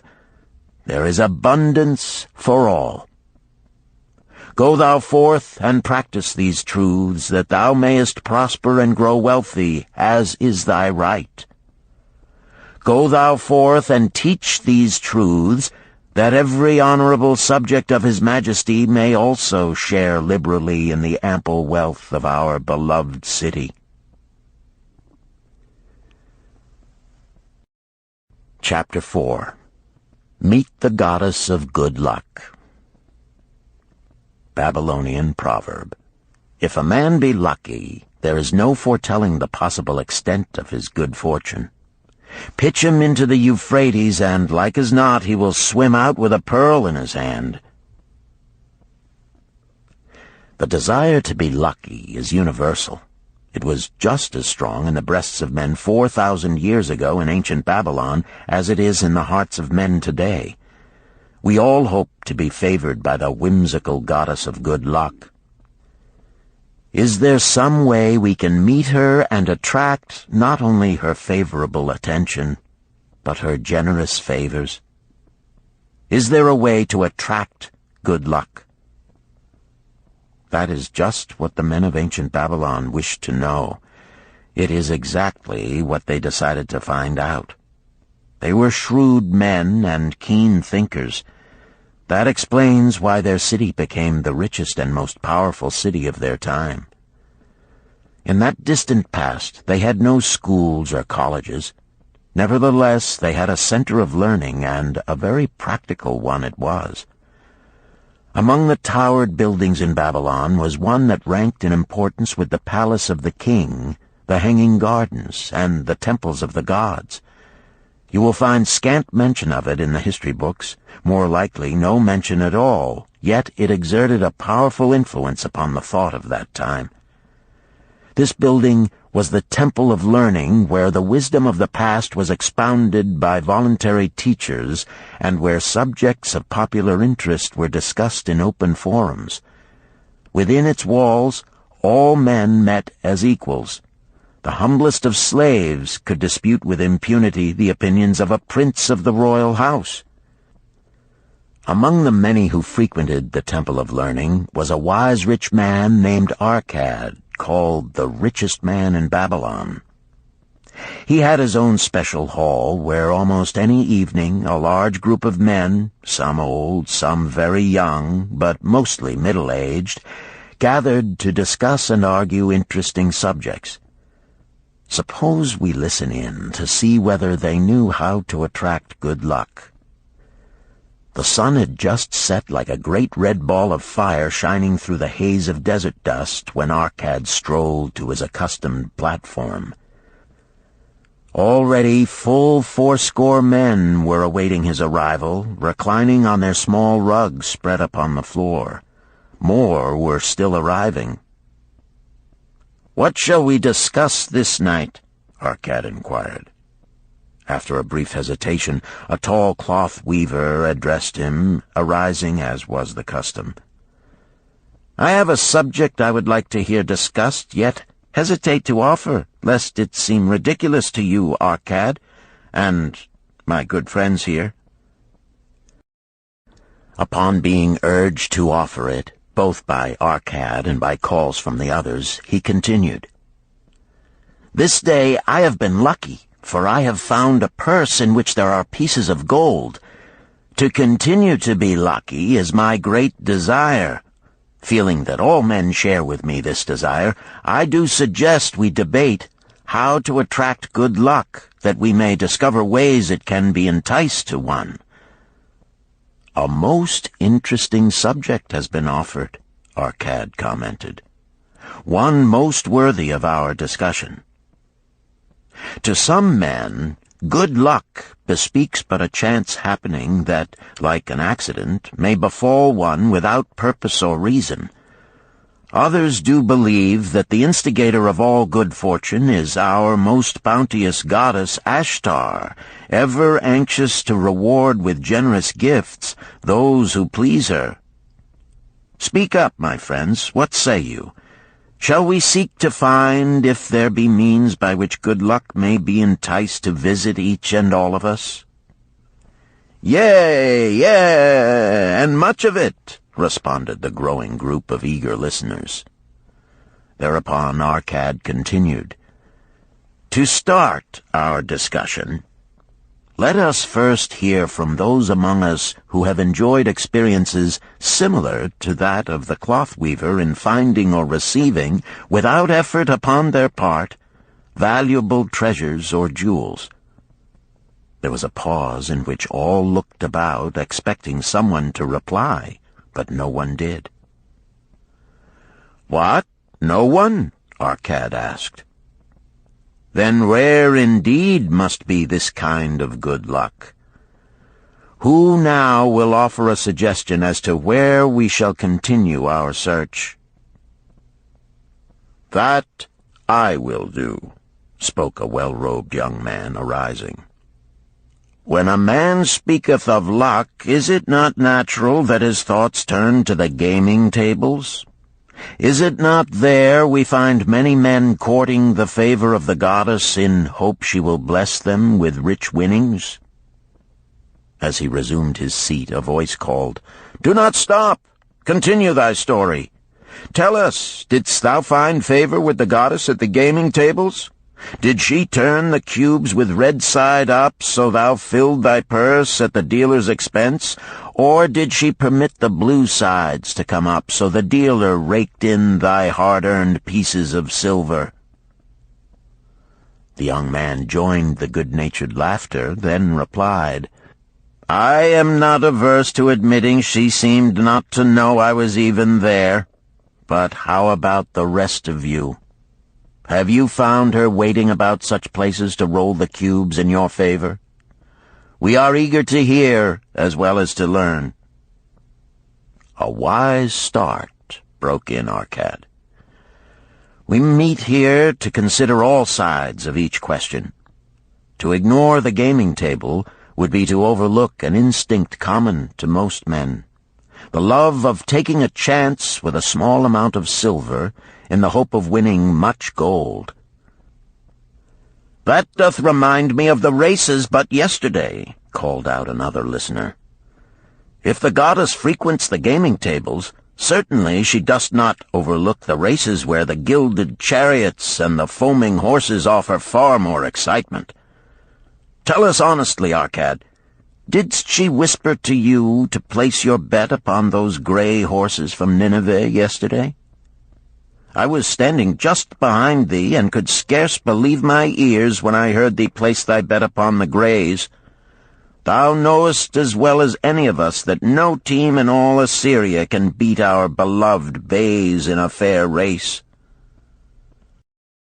Didst the goddess whisper in thy ear to bet upon the grays, because at the last turn the inside black would stumble and so interfere with our bays that the grays would win the race and score an unearned victory?"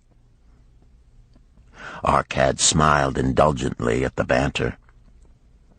"What reason have we to feel the good goddess would take that much interest in any man's bet upon a horse race? To me she is a goddess of love and dignity, whose pleasure it is to aid those who are in need and to reward those who are deserving. I look to find her, not at the gaming tables or the races where men lose more gold than they win, but in other places where the doings of men are more worthwhile and more worthy of reward. In tilling the soil, in honest trading, in all of man's occupations, there is opportunity to make a profit upon his efforts and his transactions. Perhaps not all the time will he be rewarded, because sometimes his judgment may be faulty, and other times the winds and the weather may defeat his efforts. Yet, if he persists, he may usually expect to realize his profit. This is so because the chances of profit are always in his favor. But when a man playeth the games, the situation is reversed, for the chances of profit are always against him, and always in favor of the gamekeeper. The game is so arranged that it will always favor the keeper. It is his business at which he plans to make a liberal profit for himself from the coins bet by the players. Few players realize how certain are the gamekeeper's profits and how uncertain are their own chances to win. For example, let us consider wagers placed upon the cube. Each time it is cast, we bet which side will be uppermost. If it be the red side, the game master pays to us 4 times our bet. But if any other of the 5 sides come uppermost, we lose our bet. Thus, the figures show that for each cast we have 5 chances to lose, but because the red pays 4 for 1, we have 4 chances to win. In a night's play, the game master can expect to keep for his profit 1/5 of all the coins wagered. Can a man expect to win more than occasionally against odds so arranged that he should lose 1/5 of all his bets? Yet some men do win large sums at times, volunteered one of the listeners.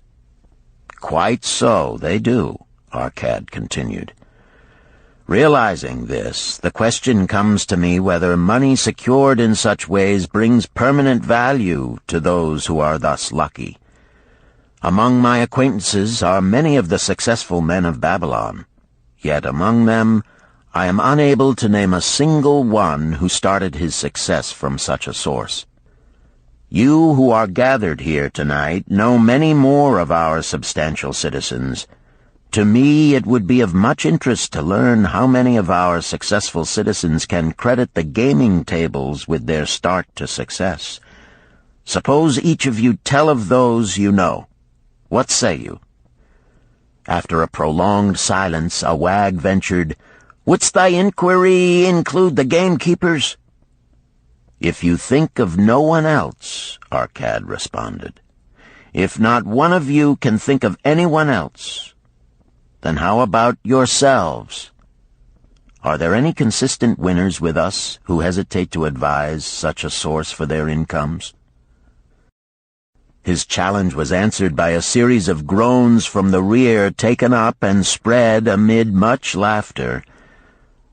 "It would seem we are not seeking good luck in such places as the goddess frequents," he continued. "Therefore let us explore other fields. We have not found it in picking up lost wallets, neither have we found it haunting the gaming tables.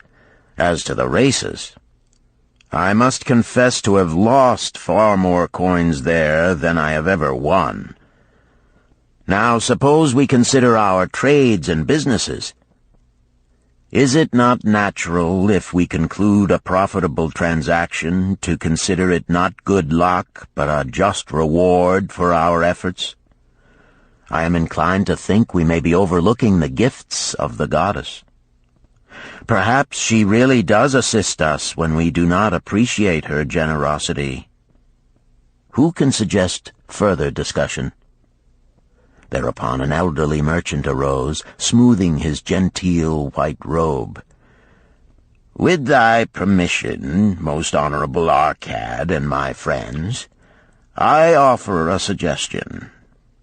If, as you have said, we take credit to our own industry and ability for our business success, why not consider the successes we almost enjoyed but which escaped us, happenings which would have been most profitable?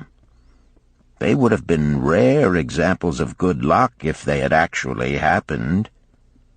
Because they were not brought to fulfillment, we cannot consider them as our just rewards.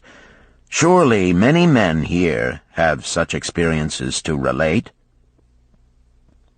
"Here is a wise approach," Arcad approved. "Who among you have had good luck within your grasp only to see it escape?" Many hands were raised, among them that of the merchant. Arcad motioned to him to speak. "As you suggested this approach, we should like to hear first from you." "I will gladly relate a tale," he resumed, "that doth illustrate how closely unto a man good luck may approach, and how blindly he may permit it to escape, much to his loss and later regret. Many years ago, when I was a young man, just married and well started to earning, my father did come one day and urge most strongly that I enter upon an investment. The son of one of his good friends had taken notice of a barren tract of land not far beyond the outer walls of our city. It lay high above the canal where no water could reach it. The son of my father's friend devised a plan to purchase this land, build 3 large water wheels that could be operated by oxen, and thereby raise the life-giving waters to the fertile soil. This accomplished, he planned to divide it into small tracts and sell to the residents of the city for herb patches. The son of my father's friend did not possess sufficient gold to complete such an undertaking. Like myself, he was a young man earning a fair sum. His father, like mine, was a man of large family and small means. He therefore decided to interest a group of men to enter the enterprise with him. The group was to comprise 12, each of whom must be a money earner and agree to pay 1/10 of his earnings into the enterprise until the land was made ready for sale. All would then share justly in the profits in proportion to their investment. Thou, my son, bespoke my father unto me, art now in thy young manhood. It is my deep desire that thou begin the building of a valuable estate for thyself, that thou mayest become respected among men. I desire to see thou profit from a knowledge of the thoughtless mistakes of thy father. This do I most ardently desire, my father, I replied. Then this do I advise. Do what I should have done at thy age. From thy earnings keep out 1/10 to put into favorable investments. With this 1/10 of thy earnings, and what it will also earn, thou canst, before thou art my age, accumulate for thyself a valuable estate.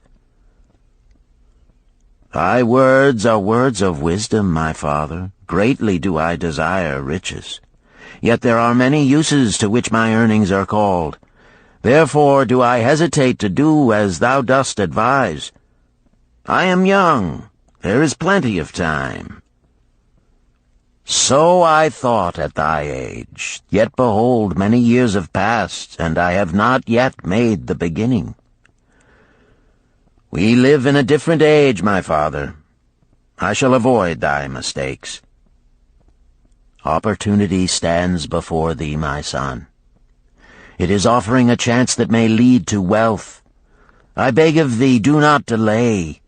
Go upon the morrow to the son of my friend, and bargain with him to pay 10% of thy earnings into this investment. Go promptly upon the morrow.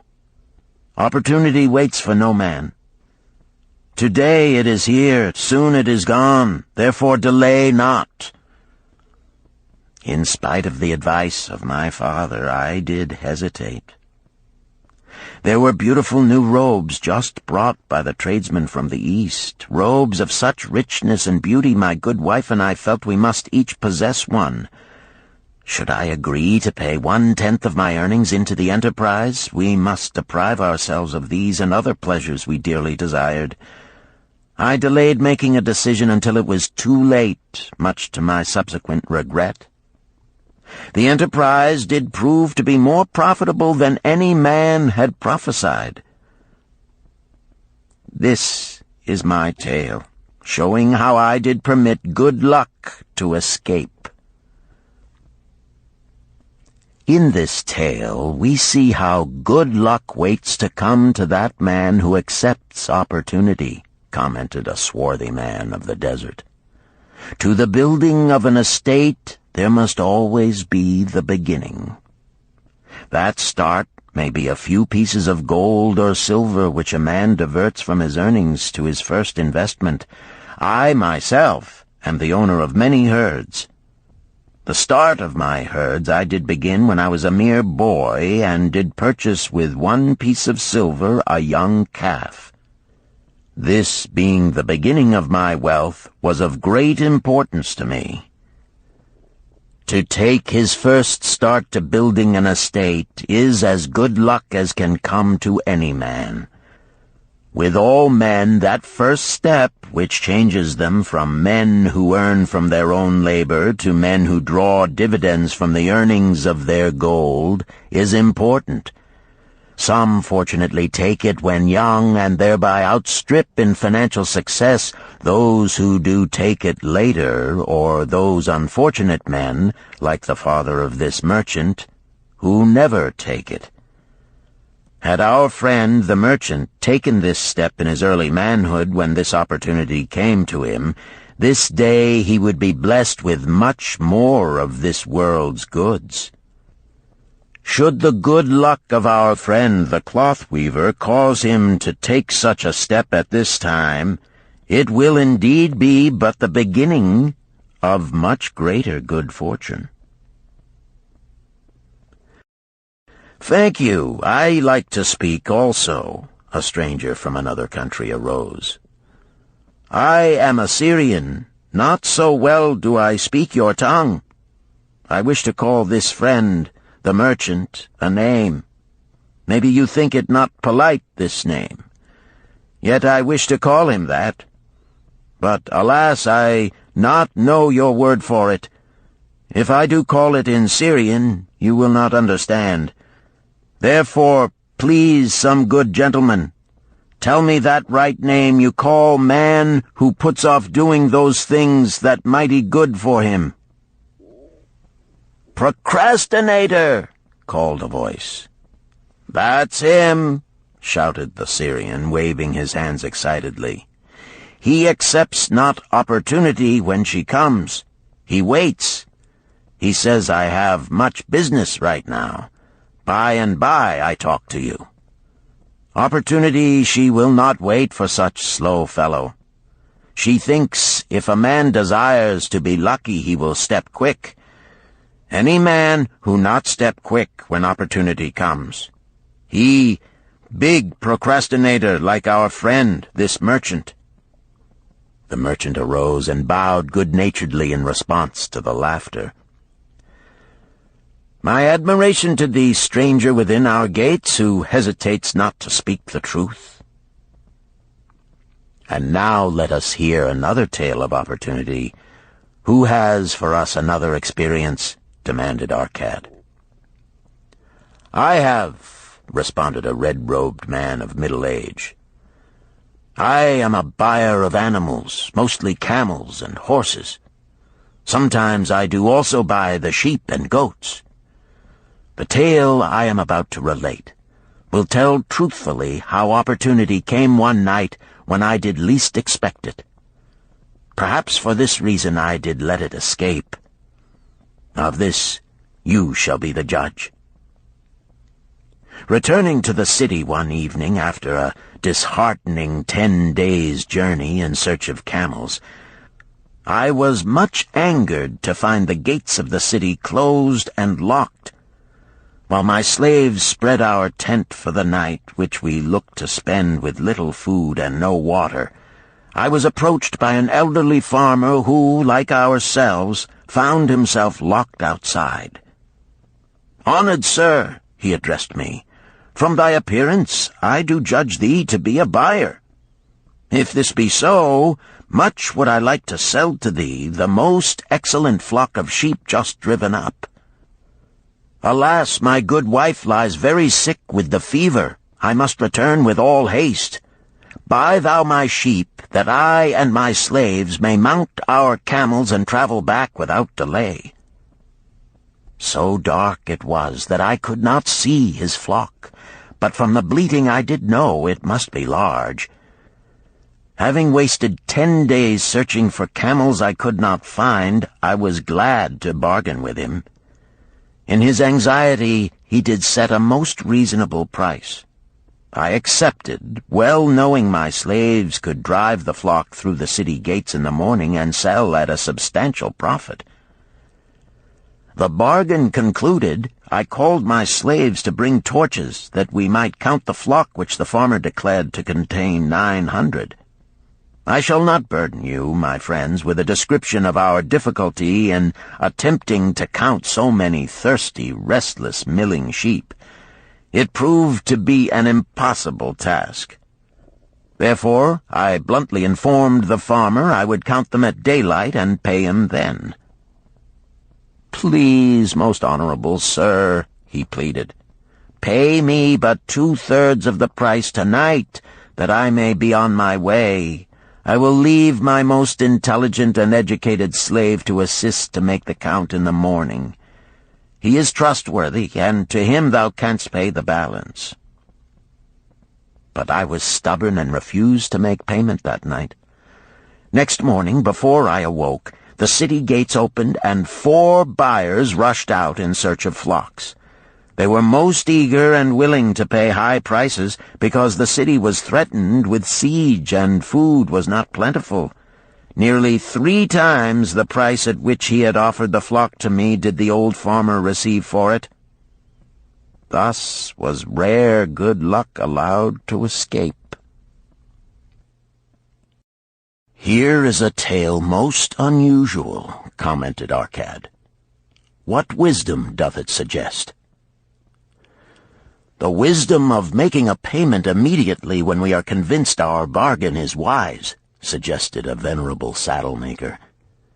"If the bargain be good, then dost thou need protection against thy own weaknesses as much as against any other man. We mortals are changeable.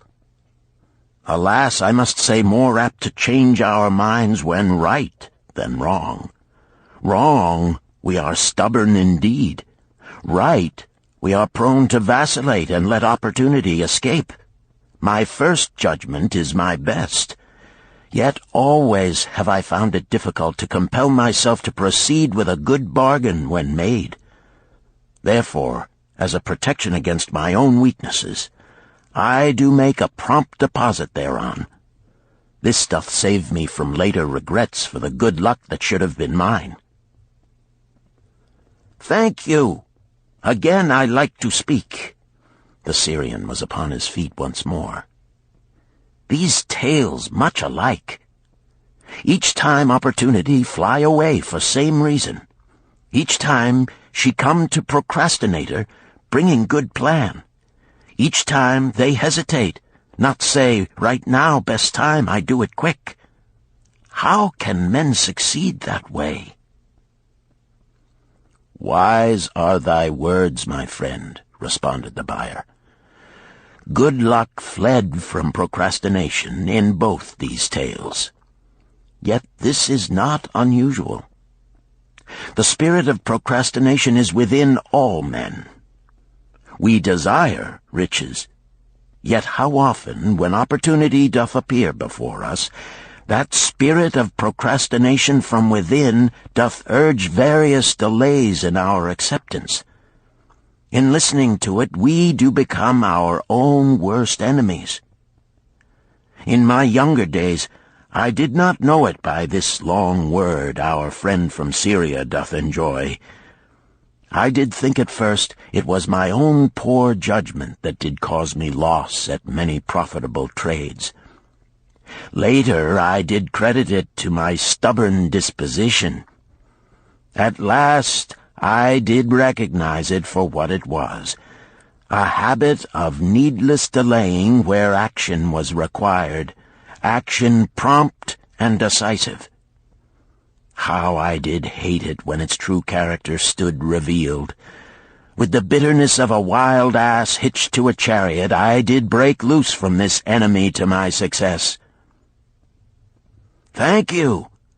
I like ask question from Mr. Merchant," the Syrian was speaking. "You wear fine robes, not like those of poor man. You speak like successful man. Tell us, do you listen now when procrastination whispers in your ear?" "Like our friend the buyer, I also had to recognize and conquer procrastination," responded the merchant. "To me, it proved to be an enemy ever watching and waiting to thwart my accomplishments. The tale I did relate is but one of many similar instances I could tell to show how it drove away my opportunities. 'Tis not difficult to conquer once understood. No man willingly permits the thief to rob his bins of grain, nor does any man willingly permit an enemy to drive away his customers and rob him of his profits. When once I did recognize that such acts as these my enemy was committing, with determination I conquered him. So must every man master his own spirit of procrastination before he can expect to share in the rich treasures of Babylon. What sayest, Arcad? Because thou art the richest man in Babylon, many do proclaim thee to be the luckiest. Dost agree with me that no man can arrive at a full measure of success until he hath completely crushed the spirit of procrastination within him? It is even as thou sayest, Arcad admitted. During my long life, I have watched generation following generation, marching forward along those avenues of trade, science, and learning that lead to success in life. Opportunities came to all these men. Some grasped theirs and moved steadily to the gratification of their deepest desires, but the majority hesitated, faltered, and fell behind. Arcad turned to the cloth weaver. Thou didst suggest that we debate good luck. Let us hear what thou now thinkest upon the subject. I do see good luck in a different light. I had thought of it as something most desirable that might happen to a man without effort upon his part. Now I do realize such happenings are not the sort of thing one may attract to himself. From our discussion have I learned that to attract good luck to oneself, it is necessary to take advantage of opportunities. Therefore, in the future, I shall endeavor to make the best of such opportunities as do come to me. Thou hast well grasped the truths brought forth in our discussion, Arcad replied. Good luck, we do find, often follows opportunity, but seldom comes otherwise. Our merchant friend would have found great good luck had he accepted the opportunity the good goddess did present to him. Our friend the buyer likewise would have enjoyed good luck had he completed the purchase of the flock and sold at such a handsome profit.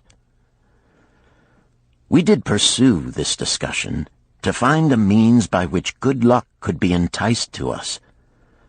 I feel that we have found the way. Both the tales did illustrate how good luck follows opportunity. Herein lies a truth that many similar tales of good luck, won or lost, could not change. The truth is this: good luck can be enticed by accepting opportunity. Those eager to grasp opportunities for their betterment do attract the interest of the good goddess. She is ever anxious to aid those who please her. Men of action please her best. Action will lead thee forward to the successes thou dost desire. Men of action are favored by the goddess of good luck.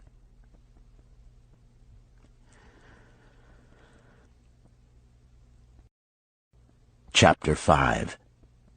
The 5 Laws of Gold. A bag heavy with gold, or a clay tablet carved with words of wisdom. If thou hadst thy choice, which wouldst thou choose? By the flickering light from the fire of desert shrubs, the sun-tanned faces of the listeners gleamed with interest. "The gold! The gold!" chorused the 27. Old Calibab smiled knowingly. "Hark!" he resumed, raising his hand. "Hear the wild dogs out there in the night? They howl and wail because they are lean with hunger. Yet feed them, and what do they? Fight and strut. Then fight and strut some more, giving no thought to the morrow that will surely come. Just so it is with the sons of men. Give them a choice of gold and wisdom. What do? Ignore the wisdom and waste the gold. On the morrow they wail because they have no more gold. Gold is reserved for those who know its laws and abide by them." Calabab drew his white robe close about his lean legs, for a cool night wind was blowing. "Because thou hast served me faithfully upon our long journey, because thou cared well for my camels, because thou toiled uncomplainingly across the hot sands of the desert, because thou fought bravely the robbers that sought to despoil my merchandise, I will tell thee this night the tale of the 5 laws of gold, such a tale as thou never hast heard before. Hark ye with deep attention to the words I speak, for if you grasp their meaning and heed them, in the days that come thou shalt have much gold." He paused impressively. Above, in a canopy of blue, the stars shone brightly in the crystal-clear skies of Babylonia. Behind the group loomed their faded tents tightly staked against possible desert storms. Beside the tents were neatly stacked bales of merchandise covered with skins. Nearby, the camel herd sprawled in the sand, some chewing their cuds contentedly, others snoring in hoarse discord. "Thou hast told us many good tales, Calabab," spoke up the chief packer. "We look to thy wisdom to guide us upon the morrow when our service with thee shall be at an end. I have but told thee of my adventures in strange and distant lands, but this night I shall tell thee of the wisdom of Arkad, the wise rich man." "Much have we heard of him," acknowledged the chief packer, "for he was the richest man that ever lived in Babylon." "The richest man he was, and that because he was wise in the ways of gold, even as no man had ever been before him. This night shall I tell you of his great wisdom as it was told to me by Nomasir, his son, many years ago in Nineveh, when I was but a lad. My master and myself had tarried long into the night in the palace of Nomasir. I had helped my master bring great bundles of fine rugs, each one to be tried by Nomasir until his choice of colors was satisfied. At last he was well pleased, and commanded us to sit with him and to drink a rare vintage, odorous to the nostrils and most warming to my stomach, which was unaccustomed to such a drink. Then did he tell us this tale of the great wisdom of Arkad, his father, even as I shall tell it to you. In Babylon it is the custom, as you know, that the sons of wealthy fathers live with their parents in expectation of inheriting the estate. Arkad did not approve of this custom. Therefore, when Nomasir reached the man's estate, he sent for the young man and addressed him. "My son, it is my desire that thou succeed to my estate. Thou must, however, first prove that thou art capable of wisely handling it.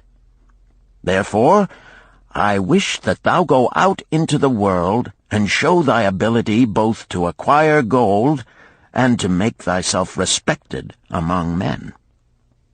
To start thee well, I will give thee 2 things of which I myself was denied when I started as a poor youth to build up a fortune. First, I give thee this bag of gold. If thou use it wisely, it will be the basis of thy future success. Second, I give thee this clay tablet upon which is carved the 5 laws of gold.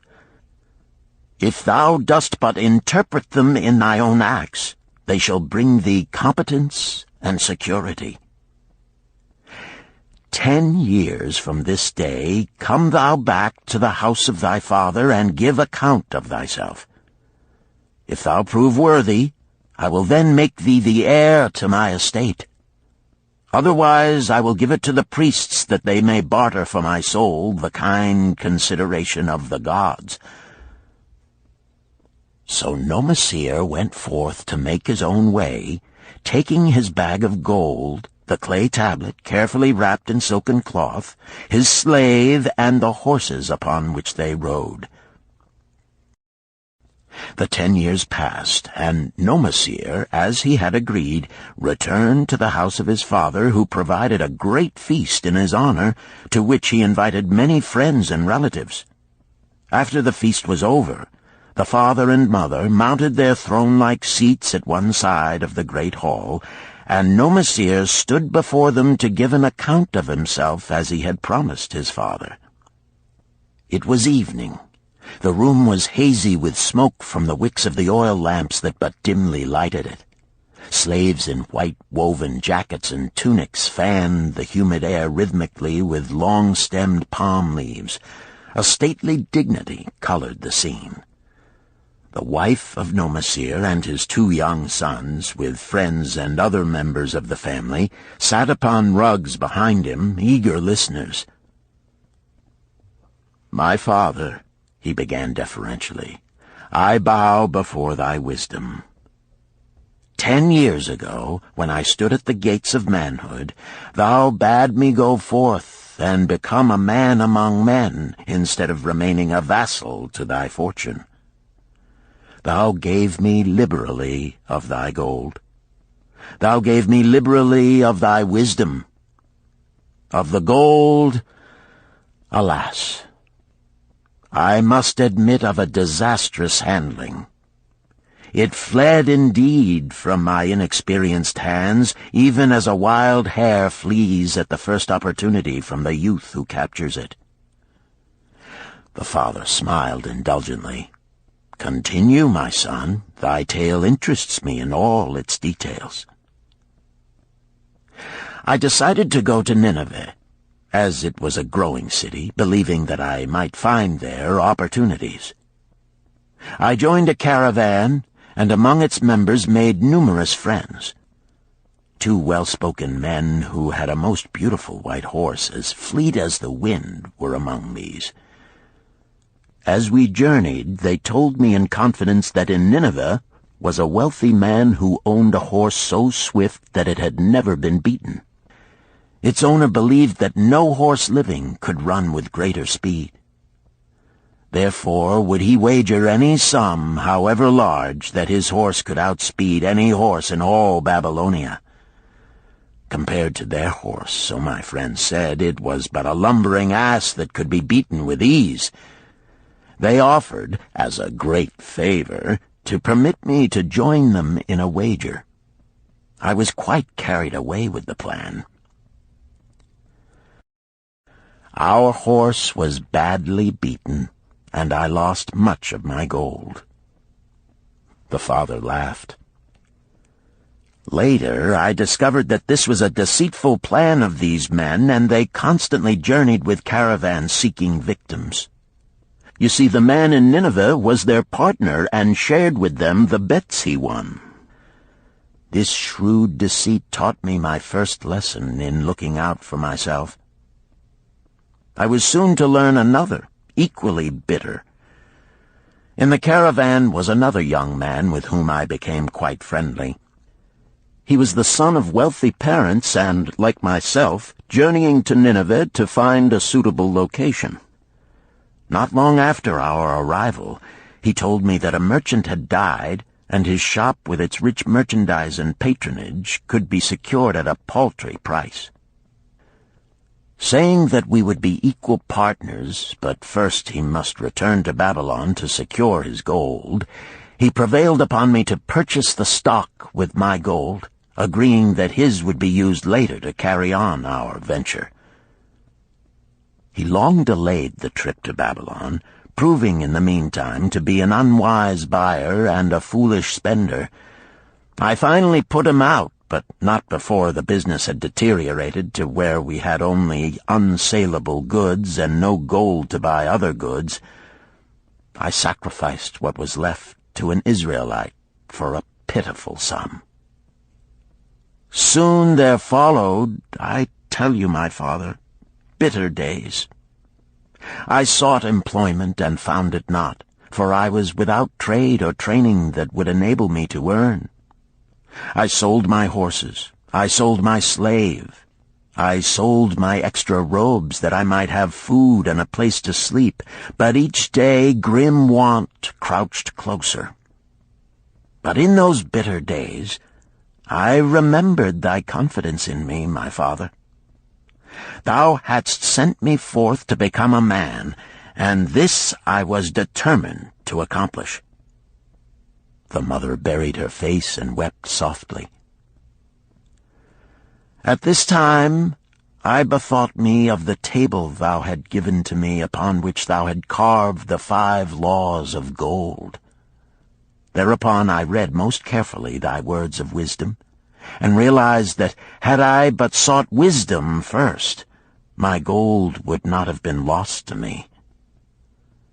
I learned by heart each law, and determined that when once more the goddess of good fortune smiled upon me, I would be guided by the wisdom of age, and not by the inexperience of youth.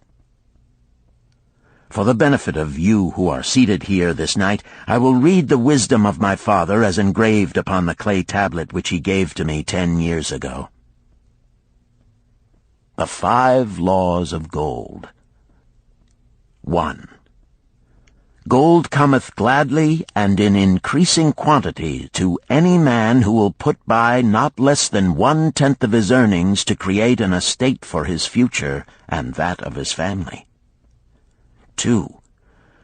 Gold laboreth diligently and contentedly for the wise owner who finds for it profitable employment, multiplying even as the flocks of the field. 3. Gold clingeth to the protection of the cautious owner who invests it under the advice of men wise in its handling. 4. Gold slippeth away from the man who invests it in businesses or purposes with which he is not familiar, or which are not approved by those skilled in its keep. 5. Gold flees the man who would force it to impossible earnings, or who followeth the alluring advice of tricksters and schemers, or who trusts it to his own inexperience and romantic desires in investment. These are the 5 laws of gold as written by my father. I do proclaim them as of greater value than gold itself, as I will show by the continuance of my tale. He again faced his father. I have told thee of the depth of poverty and despair to which my inexperience brought me. However, there is no chain of disasters that will not come to an end. Mine came when I secured employment managing a crew of slaves working upon the new outer wall of the city. Profiting from my knowledge of the first law of gold, I saved a copper from my first earnings, adding to it at every opportunity until I had a piece of silver. It was a slow procedure, for one must live. I did spend grudgingly, I admit, because I was determined to earn back before the 10 years were over as much gold as you, my father, had given to me. One day the slave-master with whom I had become quite friendly said to me, "Thou art a thrifty youth who spends not wantonly what he earns. Hast thou gold put by that is not earning?" "Yes," I replied. "It is my greatest desire to accumulate gold, to replace that which my father gave to me and which I have lost. 'Tis a worthy ambition, I will grant. And do you know that the gold which you have saved can work for you and earn much more gold?" "Alas, my experience has been bitter, for my father's gold has fled from me, and I am in much fear lest my own do the same."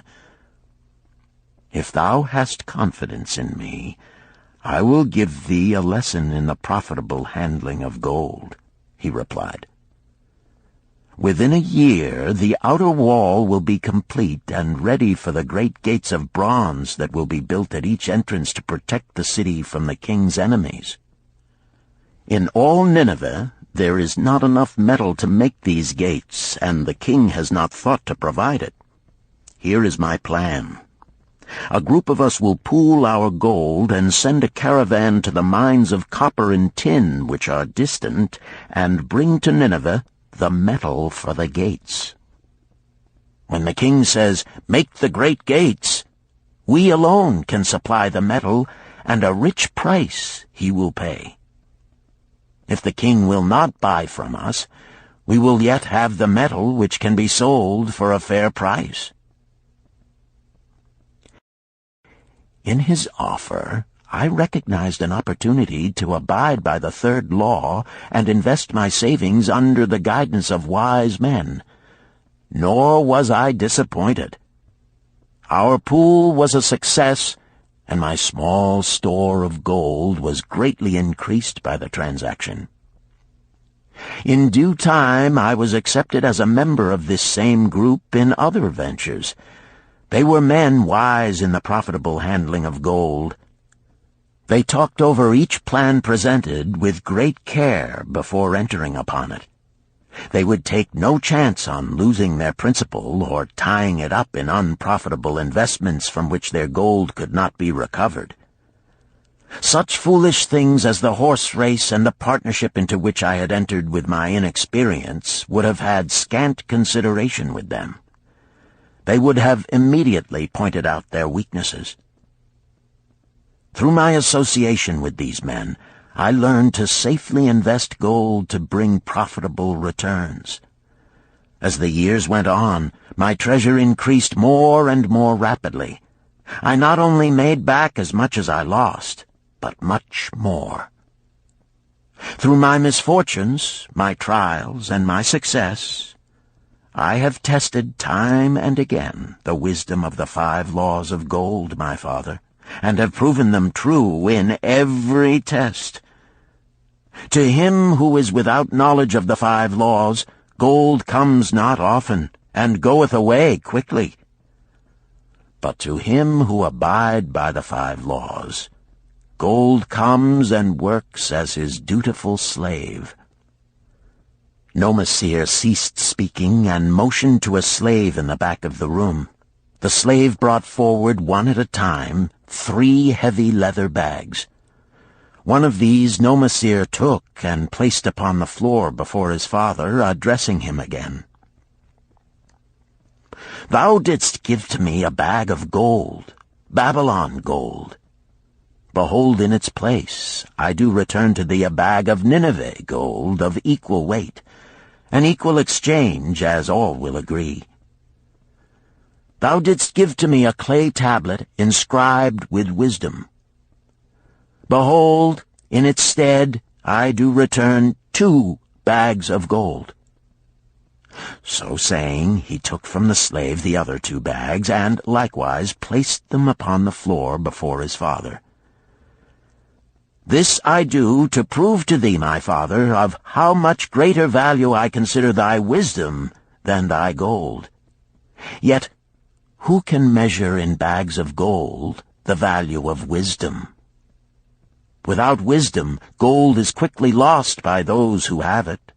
But with wisdom, gold can be secured by those who have it not, as these 3 bags of gold do prove.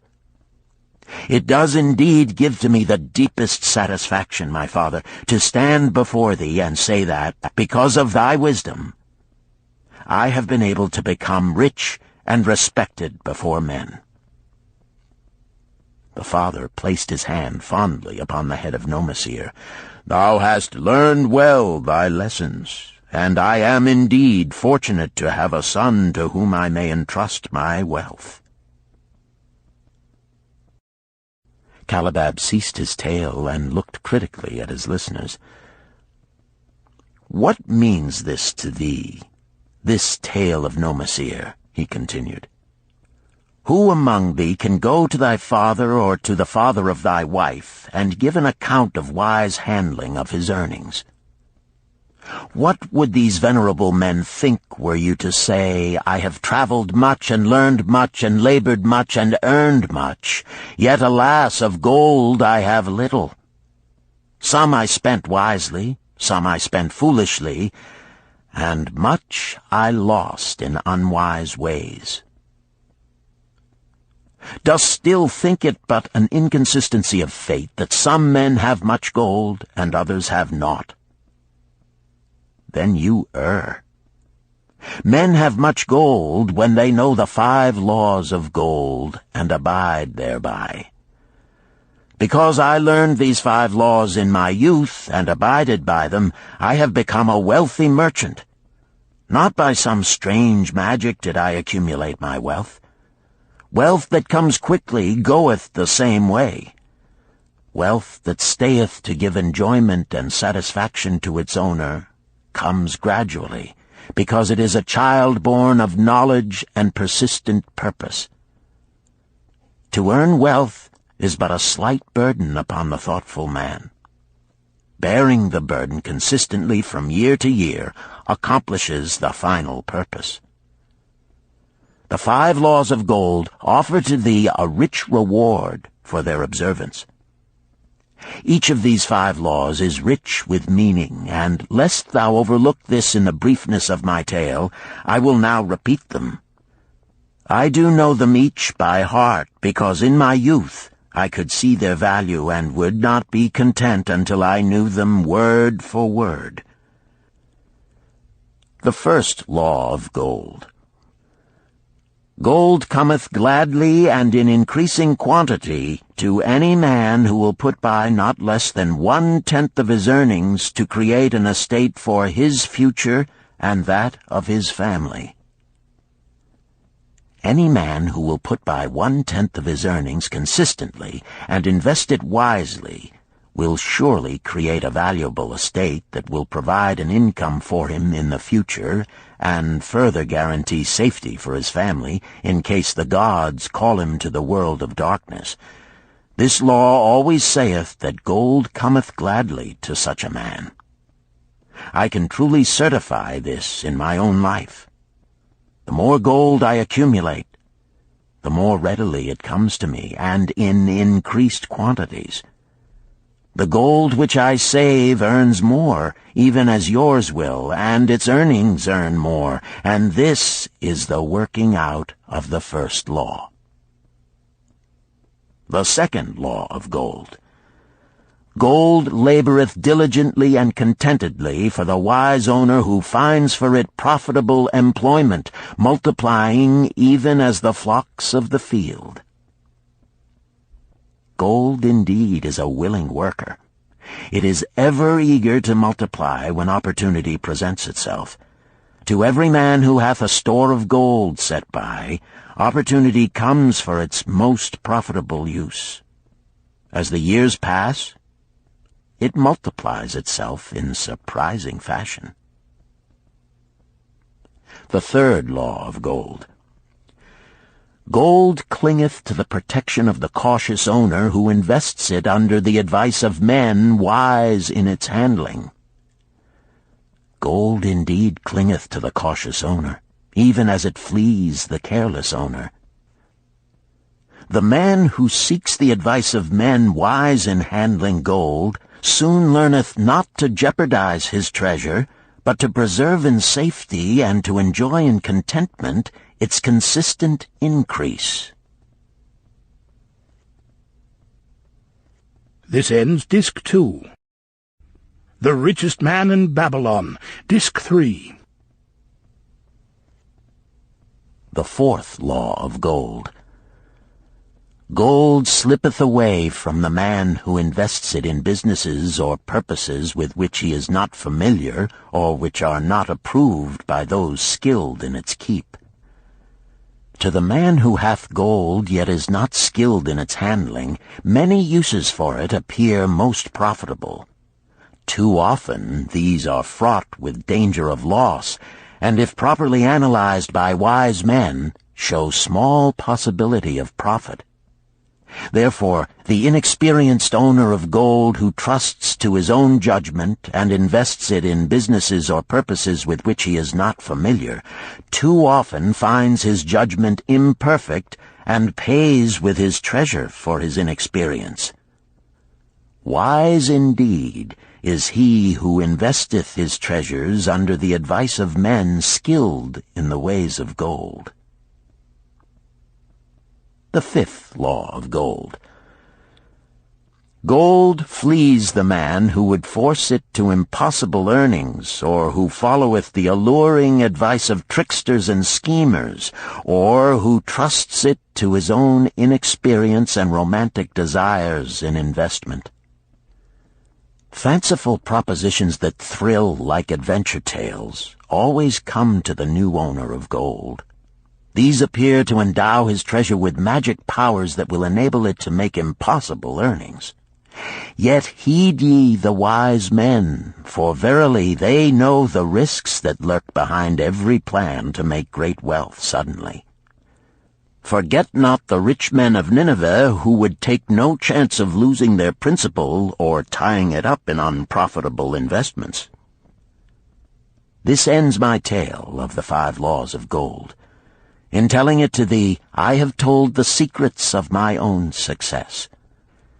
Yet they are not secrets, but truths which every man must first learn and then follow, who wishes to step out of the multitude that, like yon wild dogs, must worry each day for food to eat. Tomorrow we enter Babylon. Look, see the fire that burns eternal above the temple of Bel? We are already in sight of the golden city. Tomorrow each of thee shall have gold, the gold thou hast so well earned by thy faithful services. 10 years from this night, what can you tell about this gold? If there be men among you who, like Nomasir, will use a portion of their gold to start for themselves an estate and be thenceforth wisely guided by the wisdom of Arkad, 10 years from now, 'tis a safe wager, like the son of Arkad, they will be rich and respected among men. Our wise acts accompany us through life to please us and to help us. Just as surely our unwise acts follow us to plague and torment us. Alas, they cannot be forgotten. In the front rank of the torments that do follow us are the memories of the things we should have done, of the opportunities which came to us, and we took not. Rich are the treasures of Babylon, so rich no man can count their value in pieces of gold. Each year they grow richer and more valuable. Like the treasures of every land, they are a reward, a rich reward, awaiting those men of purpose who determine to secure their just share. In the strength of thine own desires is a magic power. Guide this power with thy knowledge of the 5 laws of gold, and thou shalt share the treasures of Babylon.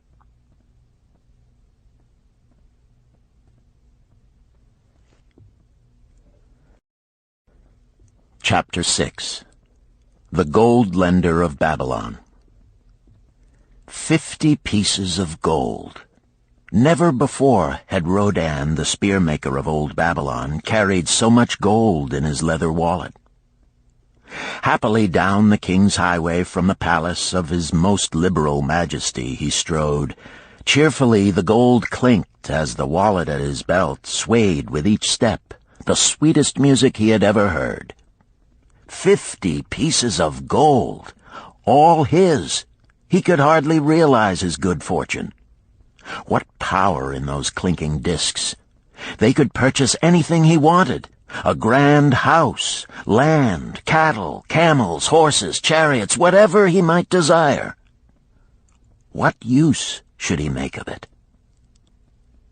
This evening, as he turned into a side street toward the home of his sister, he could think of nothing he would rather possess than those same glittering, heavy pieces of gold, his to keep. It was upon an evening some days later that a perplexed Rodan entered the shop of Mathon, the lender of gold and dealer in jewels and rare fabrics. Glancing neither to the right nor the left at the colorful articles artfully displayed, he passed through to the living quarters at the rear. Here he found the genteel Mathon lounging upon a rug partaking of a meal served by a black slave. I would counsel with thee, for I know not what to do." Rodan stood stolidly, feet apart, hairy breast exposed by the gaping front of his leather jacket. Mathon's narrow, sallow face smiled a friendly greeting. "What indiscretions hast thou done that thou shouldst seek the lender of gold? Hast been unlucky at the gaming table? Or hath some plump dame entangled thee? For many years have I known thee, yet never hast thou sought me to aid thee in thy troubles.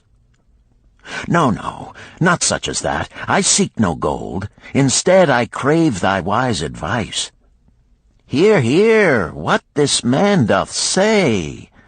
No one comes to the lender of gold for advice. My ears must play me false. They listen true. Can this be so? Rodan, the spear-maker, doth display more cunning than all the rest, for he comes to Mathon not for gold, but for advice. Many men come to me for gold to pay for their follies, but as for advice, they want it not. Yet who is more able to advise than the lender of gold to whom many men come in trouble? Thou shalt eat with me, Rodan, he continued. Thou shalt be my guest for the evening. Ando, he commanded of the black slave, draw up a rug for my friend Rodan, the spear-maker, who comes for advice. He shall be mine honored guest. Bring to him much food, and get for him my largest cup. Choose well of the best wine, that he may have satisfaction in the drinking. Now tell me, what troubles thee? It is the king's gift. The king's gift? The king did make thee a gift, and it gives thee trouble? What manner of gift? Because he was much pleased with the design I did submit to him for a new point on the spears of the royal guard, he did present me with 50 pieces of gold, and now I am much perplexed. I am beseeched each hour the sun doth travel across the sky by those who would share it with me. That is natural. More men want gold than have it, and would wish one who comes by it easily to divide. But can you not say no? Is thy will not as strong as thy fist? To many I can say no, yet sometimes it would be easier to say yes. Can one refuse to share with one's sister to whom he is deeply devoted?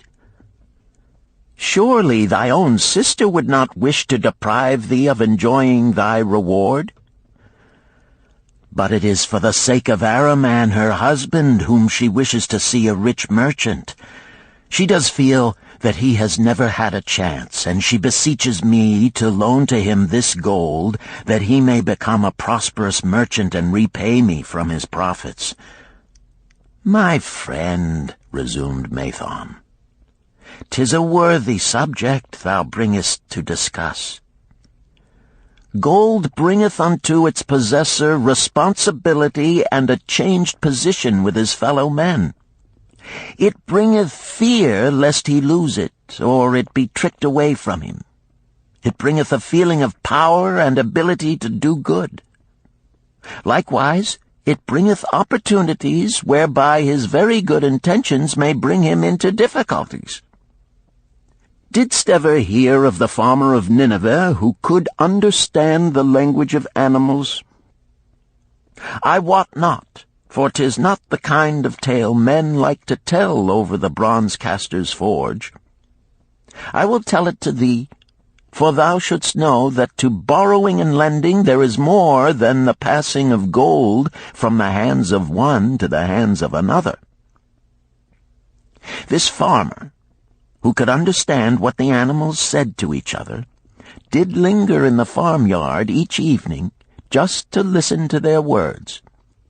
One evening he did hear the ox bemoaning to the ass the hardness of his lot. I do labor pulling the plow from morning until night, no matter how hot the day, or how tired my legs, or how the bow doth chafe my neck, still must I work. But you are a creature of leisure. You are trapped with a colorful blanket and do nothing more than carry our master about where he wishes to go. When he goes nowhere, you do rest and eat the green grass all the day." Now the ass, in spite of his vicious heels, was a goodly fellow and sympathized with the ox.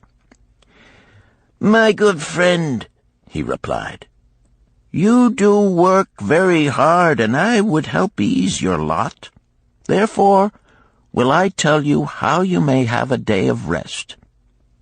In the morning, when the slave comes to fetch you to the plow, lie upon the ground and bellow much, that he may say you are sick and cannot work." So the ox took the advice of the ass, and the next morning the slave returned to the farmer and told him the ox was sick and could not pull the plow. "Then," said the farmer, "hitch the ass to the plow, for the plowing must go on." All that day, the ass, who had only intended to help his friend, found himself compelled to do the ox's task. When night came and he was released from the plow, his heart was bitter, and his legs were weary, and his neck was sore where the bow had chafed it. The farmer lingered in the barnyard to listen. The ox began first. "You are my good friend. Because of your wise advice, I have enjoyed a day of rest." "And I," retorted the ass, "am like many another simple-hearted one who starts to help a friend and ends up by doing his task for him. Hereafter you draw your own plow, for I did hear the master tell the slave to send for the butcher were you sick again. I wish he would, for you are a lazy fellow." Thereafter they spoke to each other no more. This ended their friendship. Canst thou tell the moral to this tale, Rodan? "'Tis a good tale," responded Rodan, "but I see not the moral." "I thought not that you would, but it is there, and simple too. Just this: if you desire to help thy friend, do so in a way that will not bring thy friend's burdens upon thyself." "I had not thought of that. It is a wise moral. I wish not to assume the burdens of my sister's husband. But tell me, you lend to many. Do not the borrowers repay?" Mathon smiled the smile of one whose soul is rich with much experience. "Could a loan be well made if the borrower cannot repay? Must not the lender be wise and judge carefully whether his gold can perform a useful purpose to the borrower and return to him once more? Or whether it will be wasted by one unable to use it wisely and leave him without his treasure, and leave the borrower with a debt he cannot repay? I will show to thee the tokens in my token chest, and let them tell thee some of their stories." Into the room he brought a chest as long as his arm, covered with red pigskin and ornamented with bronze designs. He placed it upon the floor and squatted before it, both hands upon the lid. "From each person to whom I lend, I do exact a token for my token chest, to remain there until the loan is repaid. When they repay, I give it back. But if they never repay, it will always remind me of one who was not faithful to my confidence. The safest loans, my token box tells me, are to those whose possessions are of more value than the one they desire. They own lands or jewels or camels or other things which could be sold to repay the loan. Some of the tokens given to me are jewels of more value than the loan. Others are promises that if the loan be not repaid as agreed, they will deliver to me certain property settlement. On loans like those I am assured that my gold will be returned with the rental thereon, for the loan is based on property. In another class are those who have the capacity to earn. They are such as you, who labor or serve and are paid. They have income. And if they are honest and suffer no misfortune, I know that they also can repay the gold I loan them and the rental to which I am entitled. Such loans are based on human effort. Others are those who have neither property nor assured earning capacity. Life is hard, and there will always be some who cannot adjust themselves to it. Alas for the loans I make them! Even though they be no larger than a pence, my token box may censure me in the years to come unless they be guaranteed by good friends of the borrower who know him honorable. Mathon released the clasp and opened the lid. Rodan leaned forward eagerly. At the top of the chest a bronze neckpiece lay upon a scarlet cloth. Mathon picked up the piece and patted it affectionately. "This shall always remain in my token chest, because the owner has passed on into the great darkness. I treasure it, his token, and I treasure his memory, for he was my good friend. We traded together with much success until out of the East he brought a woman to wed, beautiful, but not like our women, a dazzling creature. He spent his gold lavishly to gratify her desires. He came to me in distress when his gold was gone. I counseled with him. I told him I would help him to once more master his own affairs. He swore by the sign of the great bull that he would. But it was not to be. In a quarrel she thrust a knife into the heart he dared her to pierce." "And she?" questioned Rodan. "Yes, of course. This was hers." He picked up the scarlet cloth. "In bitter remorse she threw herself into the Euphrates. These 2 loans will never be repaid. The chest tells you, Rodan, that humans in the throes of great emotions are not safe risks for the gold lender. Here, now, this is different." He reached for a ring carved of oxbone. "This belongs to a farmer. I buy the rugs of his women. The locusts came, and they had not food. I helped him, and when the new crop came, he repaid me. Later he came again and told of strange goats in a distant land, as described by a traveler. They had long hair so fine and soft it would weave into rugs more beautiful than any ever seen in Babylon. He wanted a herd, but he had no money.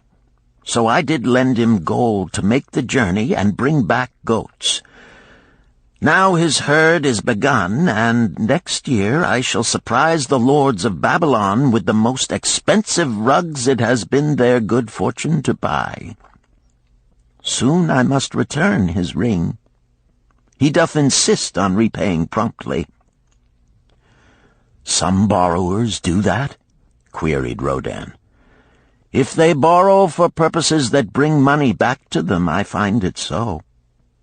But if they borrow because of their indiscretions, I warn thee to be cautious if thou wouldst ever have thy gold back in hand again." "Tell me about this," requested Rodan, picking up a heavy gold bracelet inset with jewels in rare designs. "The women do appeal to my good friend," bantered Mathon. "I am still much younger than you," retorted Rodin. "I grant that, but this time thou doth suspicion romance where it is not. The owner of this is fat and wrinkled, and doth talk so much and say so little, she drives me mad. Once they had much money and were good customers, but ill times came upon them. She has a son of whom she would make a merchant. So she came to me and borrowed gold that he might become a partner of a caravan owner who travels with his camels, bartering in one city what he buys in another.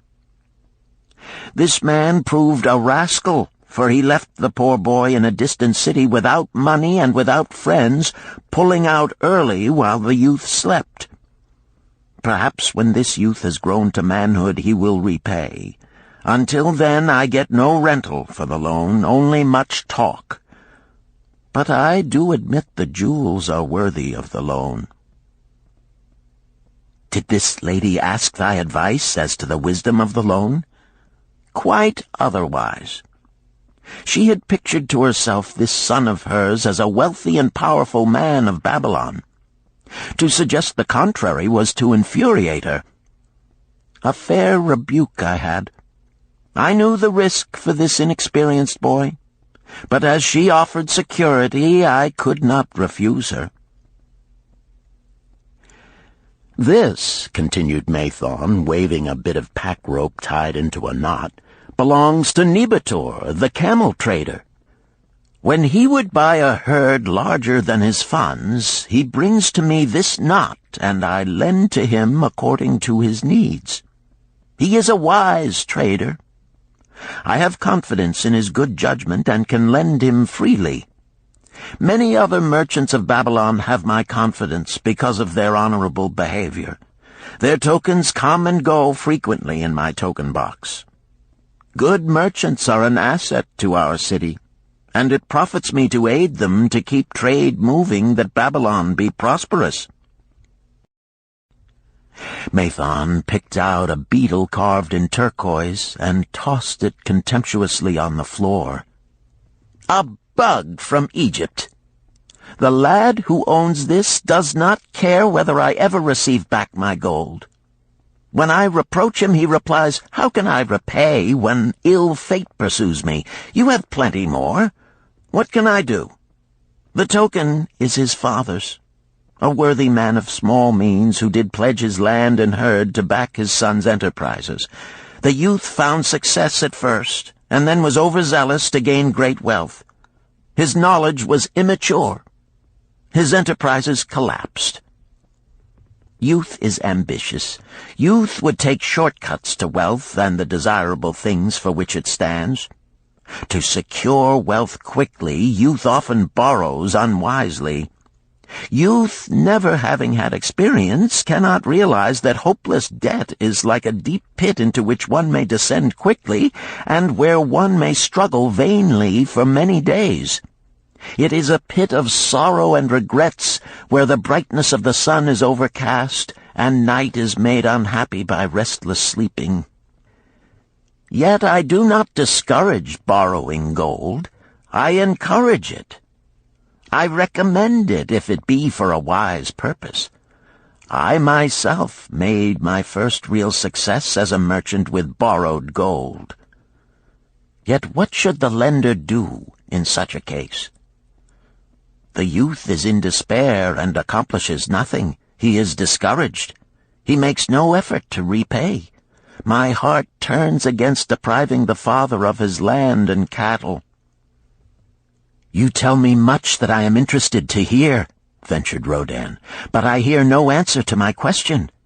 Should I lend my 50 pieces of gold to my sister's husband? They mean much to me." "Thy sister is a sterling woman whom I do much esteem.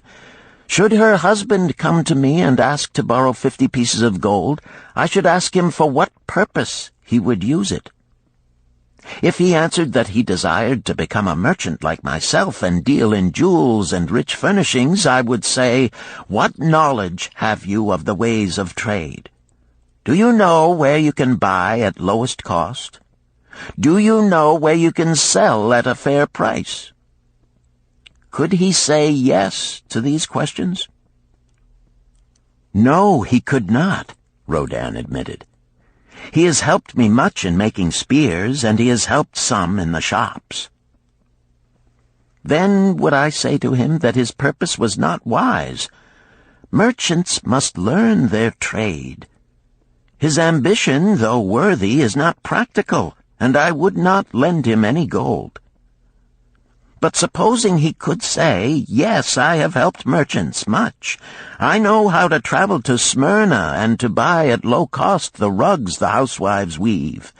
I also know many of the rich people of Babylon to whom I can sell these at a large profit. Then I would say, your purpose is wise and your ambition honorable. I shall be glad to lend you the 50 pieces of gold if you can give me security that they will be returned. But would he say, I have no security other than that I am an honored man and will pay you well for the loan? Then would I reply, I treasure much each piece of gold. Were the robbers to take it from you as you journeyed to Smyrna, or take the rugs from you as you returned, then you would have no means of repaying me, and my gold would be gone. Gold, you see, Rodin, is the merchandise of the lender of money. It is easy to lend. If it is lent unwisely, then it is difficult to get back. The wise lender wishes not the risk of the undertaking, but the guarantee of safe repayment. "'Tis well," he continued, "to assist those that are in trouble. 'Tis well to help those upon whom fate has laid a heavy hand. 'Tis well to help those who are starting, that they may progress and become valuable citizens. But help must be given wisely, lest, like the farmer's ass, in our desire to help, we but take upon ourselves the burden that belongs to another." Again I wandered from thy question, Rodin, but hear my answer. Keep thy 50 pieces of gold. What thy labor earns for thee and what is given thee for reward is thine own, and no man can put an obligation upon thee to part with it unless it do be thy wish. If thee wouldst lend it so that it may earn thee more gold, then lend with caution and in many places. I like not idle gold, even less I like too much of risk. How many years hast thou labored as a spear-maker? Fully 3. How much besides the king's gift hast saved? 3 gold pieces. Each year that thou hast labored, thou hast denied thyself good things to save from thine earnings 1 piece of gold? 'Tis as you say. Then mightest save in 50 years of labor 50 pieces of gold by thy self-denial? A lifetime of labor it would be. Thinkest thou thy sister would wish to jeopardize the savings of 50 years of labor over the bronze melting pot, that her husband might experiment on being a merchant? Not if I spoke in your words. Then go to her and say, 3 years I have labored each day except fast days, from morning until night, and I have denied myself many things that my heart craved. For each year of labor and self-denial, I have to show 1 piece of gold. Thou art my favored sister, and I wish that thy husband may engage in business in which he will prosper greatly. If he will submit to me a plan that seems wise and possible to my friend Mathon, then will I gladly lend to him my savings of an entire year, that he may have an opportunity to prove that he can succeed. Do that, I say, and if he has within him the soul to succeed, he can prove it. If he fails, he will not owe thee more than he can hope some day to repay. I am a gold lender because I own more gold than I can use in my own trade. I desire my surplus gold to labor for others and thereby earn more gold. I do not wish to take risk of losing my gold, for I have labored much and denied myself much to secure it. Therefore I will no longer lend any of it where I am not confident that it is safe and will be returned to me. Neither will I lend it where I am not convinced that its earnings will be promptly paid to me. I have told to thee, Rodan, a few of the secrets of my token chest. From them you may understand the weakness of men and their eagerness to borrow that which they have no certain means to repay. From this you can see how often their high hopes of the great earnings they could make if they but had gold are but false hopes they have not the ability or training to fulfill. Thou, Rodan, now have gold which thou shouldst put to earning more gold for thee. Thou art about to become, even as I, a gold lender. If thou dost safely preserve thy treasure, it will produce liberal earnings for thee, and be a rich source of pleasure and profit during all thy days. But if thou dost let it escape from thee, it will be a source of constant sorrow and regret as long as thy memory doth last. What desirest thou most of this gold in thy wallet? To keep it safe. Wisely spoken, replied Mathon approvingly.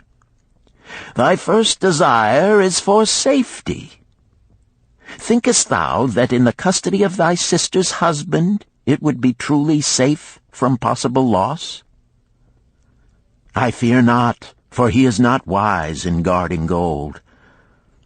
Then be not swayed by foolish sentiments of obligation to trust thy treasure to any person. If thou wouldst help thy family or thy friends, find other ways than risking the loss of thy treasure. Forget not that gold slippeth away in unexpected ways from those unskilled in guarding it. As well waste thy treasure in extravagance as let others lose it for thee. What next after safety dost desire of this treasure of thine? That it earn more gold. Again thou speakest with wisdom. It should be made to earn and grow larger. Gold wisely lent may even double itself with its earnings before a man like you groweth old. If you risk losing it, you risk losing all that it would earn as well. Therefore be not swayed by the fantastic plans of impractical men who think they see ways to force thy gold to make earnings unusually large. Such plans are the creations of dreamers unskilled in the safe and dependable laws of trade. Be conservative in what thou expectest to earn, that thou mayest keep and enjoy thy treasure. To hire it out with a promise of usurious returns is to invite loss. Seek to associate thyself with men and enterprises whose success is established, that thy treasure may earn liberally under their skillful use and be guarded safely by their wisdom and experience. Thus mayest thou avoid the misfortunes that follow most of the sons of men to whom the gods see fit to entrust gold. When Rodan would thank him for his wise advice, he would not listen, saying, "The king's gift shall teach thee much wisdom. If wouldst keep thy 50 pieces of gold, thou must be discreet indeed. Many uses will tempt thee. Much advice will be spoken to thee. Numerous opportunities to make large profits will be offered thee. The stories from my token box should warn thee, before thou let any piece of gold leave thy pouch, to be sure that thou hast a safe way to pull it back again. Should my further advice appeal to thee, return again. It is gladly given. Ere thou goest, read this which I have carved beneath the lid of my token box. It applies equally to the borrower and the lender."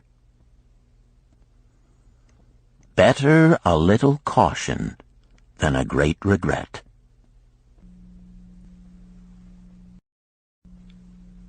Chapter 7. The Walls of Babylon. Old Banzar, grim warrior of another day, stood guard at the passageway leading to the top of the ancient walls of Babylon. Up above, valiant defenders were battling to hold the walls. Upon them depended the future existence of this great city with its hundreds of thousands of citizens. Over the walls came the roar of the attacking armies, the yelling of many men, the trampling of thousands of horses, the deafening boom of the battering rams pounding the bronzed gates. In the street behind the gate lounged the spearmen, waiting to defend the entrance should the gates give way.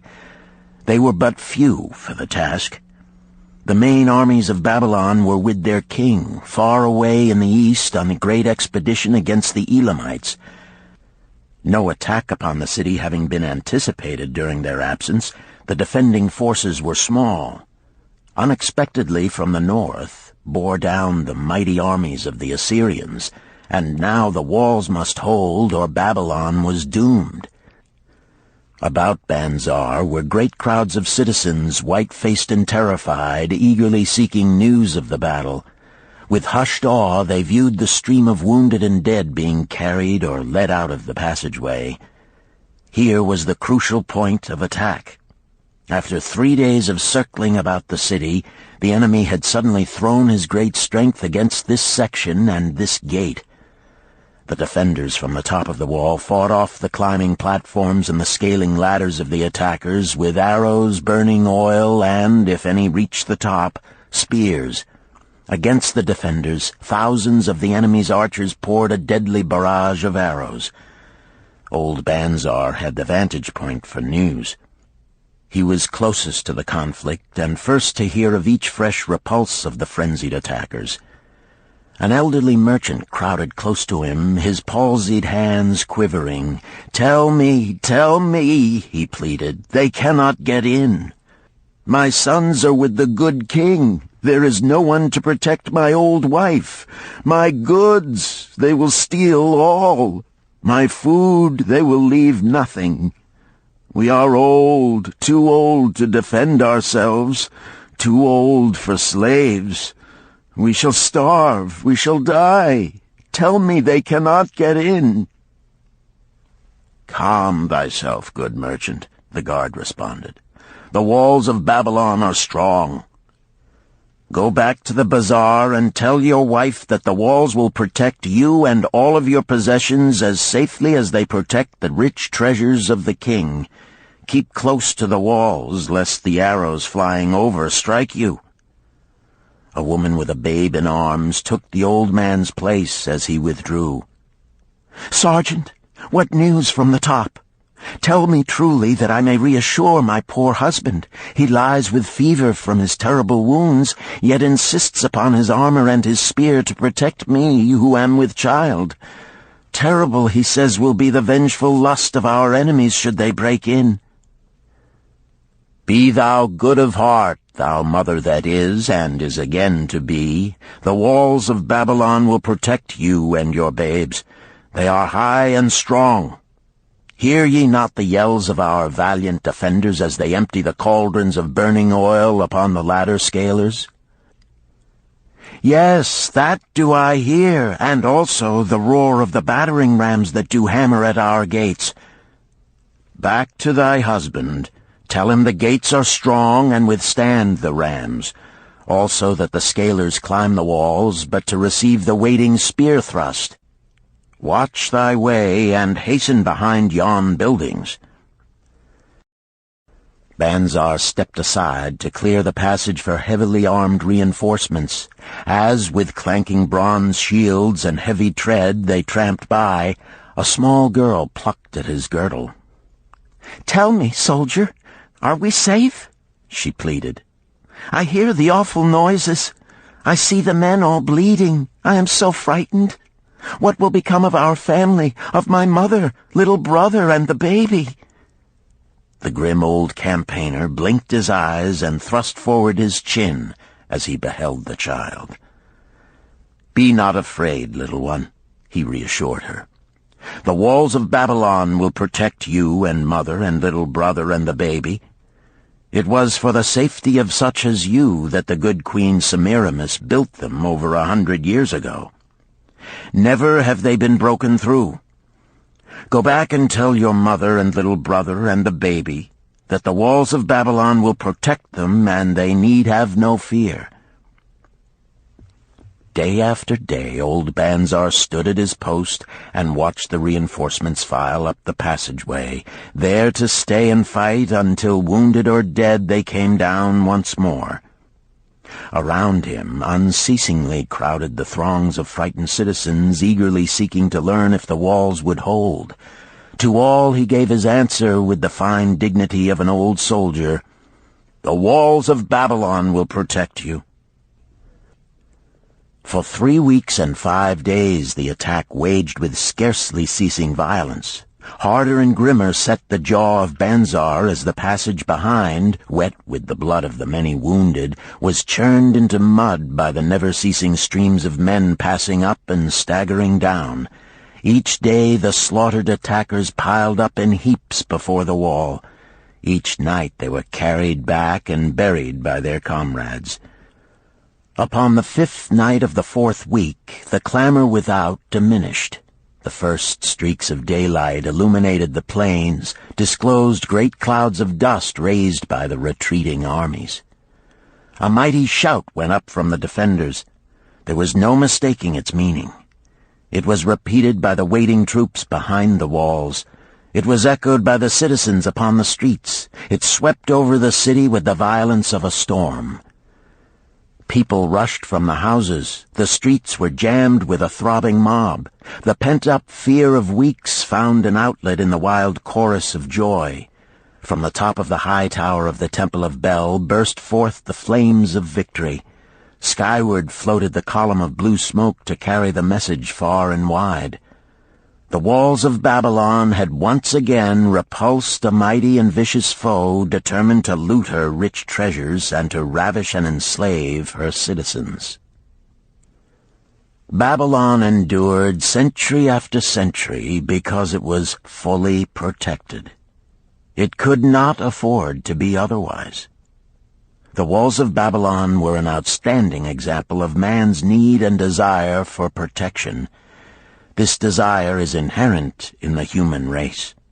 It is just as strong today as it ever was, but we have developed broader and better plans to accomplish the same purpose.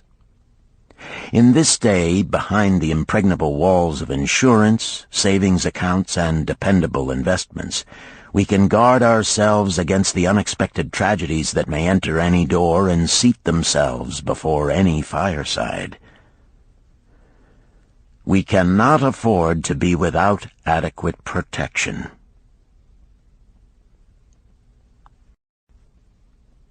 Chapter 8.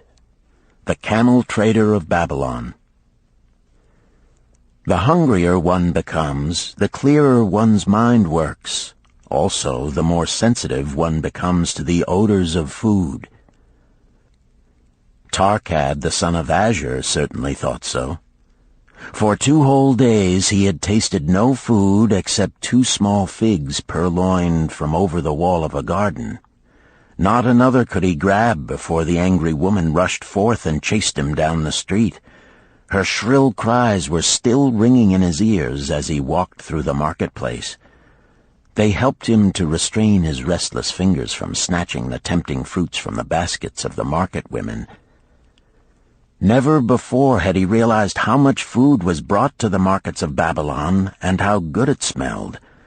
Leaving the market, he walked across to the inn and paced back and forth in front of the eating house. Perhaps here he might meet someone he knew, someone from whom he could borrow a copper that would gain him a smile from the unfriendly keeper of the inn and, with it, a liberal helping. Without the copper, he knew all too well how unwelcome he would be. In his abstraction, he unexpectedly found himself face to face with the one man he wished most to avoid, the tall, bony figure of Dabasir, the camel trader. Of all the friends and others from whom he had borrowed small sums, Dabasir made him feel the most uncomfortable because of his failure to keep his promises to repay promptly. Dabasir's face lighted up at the sight of him. "Ha! 'Tis Tarkad, just the one I have been seeking, that he might repay the 2 pieces of copper which I lent him a moon ago. Also the piece of silver which I lent to him before that. We are well met. I can make good use of the coins this very day. What say, boy, what say?" Tarkad stuttered, and his face flushed. He had naught in his empty stomach to nerve him to argue with the outspoken Dabasir. "I am sorry, very sorry," he mumbled weakly. "But this day I have neither the copper nor the silver with which I could repay." "Then get it," Dabasir insisted. "Surely thou canst get hold of a few coppers and a piece of silver to repay the generosity of an old friend of thy father, who aided thee whence thou wast in need." "'Tis because ill fortune does pursue me that I cannot pay." "Ill fortune? Wouldst blame the gods for thine own weakness? Ill fortune pursues every man who thinks more of borrowing than of repaying. Come with me, boy, while I eat. I am hungry, and I would tell thee a tale." Tarkad flinched from the brutal frankness of Dabasir, but here at least was an invitation to enter the coveted doorway of the eating-house. Dabasir pushed him to a far corner of the room where they seated themselves upon small rugs. When Koskor, the proprietor, appeared smiling, Dabasir addressed him with his usual freedom. "Fat lizard of the desert, bring to me a leg of the goat, very brown, with much juice, and bread and all of the vegetables, for I am hungry and want much food. Do not forget my friend here. Bring to him a jug of water. Have it cooled, for the day is hot." Tarkad's heart sank. Must he sit here and drink water while he watched this man devour an entire goat leg? He said nothing. He thought of nothing he could say. Dabasir, however, knew no such thing as silence. Smiling and waving his hand good-naturedly to the other customers, all of whom knew him, he continued. "I did hear from a traveler just returned from Urfa of a certain rich man who has a piece of stone cut so thin that one can look through it. He put it in the window of his house to keep out the rains. It is yellow, so this traveler does relate, and he was permitted to look through it, and all the outside world looks strange and not like it really is. What say you to that, Tarkad? Thinkest all the world could look to a man a different color from what it is?" "I dare say," responded the youth, much more interested in the fat leg of goat placed before Dabasir. "Well, I know it to be true, for I, myself, have seen the world all of a different color from what it really is, and the tale I am about to tell relates how I came to see it in its right color once more." "Dabasir will tell a tale," whispered a neighboring diner to his neighbor, and dragged his rug close. Other diners brought their food and crowded in a semicircle. They crunched noisily in the ears of Tarkad and brushed him with their meaty bones. He alone was without food. Dabasir did not offer to share with him, nor even motion him to a small corner of the hard bread that was broken off and had fallen from the platter to the floor. "The tale that I am about to tell," began Dabasir, pausing to bite a goodly chunk from the goat leg, "relates to my early life and how I came to be a camel trader. Didst anyone know that I once was a slave in Syria?" A murmur of surprise ran through the audience, to which Dabasir listened with satisfaction. "When I was a young man," continued Dabasir after another vicious onslaught on the goat leg, "I learned the trade of my father, the making of saddles. I worked with him in his shop and took to myself a wife. Being young and not greatly skilled, I could earn but little, just enough to support my excellent wife in a modest way. I craved good things which I could not afford. Soon I found that the shopkeepers would trust me to pay later, even though I could not pay at the time. Being young and without experience, I did not know that he who spends more than he earns is sowing the winds of needless self-indulgence from which he is sure to reap the whirlwinds of trouble and humiliation. So I indulged my whims for fine raiment and bought luxuries for my good wife and our home beyond our means. I paid as I could, and for a while all went well. But in time I discovered I could not use my earnings both to live upon and to pay my debts. Creditors began to pursue me to pay for my extravagant purchases, and my life became miserable. I borrowed from my friends, but could not repay them either. Things went from bad to worse. My wife returned to her father, and I decided to leave Babylon and seek another city where a young man might have better chances. For 2 years I had a restless and unsuccessful life working for caravan traders. From this I fell in with a set of likable robbers who scoured the desert for unarmed caravans. Such deeds were unworthy of the son of my father, but I was seeing the world through a colored stone and did not realize to what degradation I had fallen. We met with success on our first trip, capturing a rich haul of gold and silks and valuable merchandise. This loot we took to Ganir and squandered. The second time we were not so fortunate. Just after we had made our capture, we were attacked by the spearsmen of a native chief to whom the caravans paid for protection. Our 2 leaders were killed, and the rest of us were taken to Damascus, where we were stripped of our clothing and sold as slaves. I was purchased for 2 pieces of silver by a Syrian desert chief. With my hair shorn and but a loincloth to wear, I was not so different from the other slaves.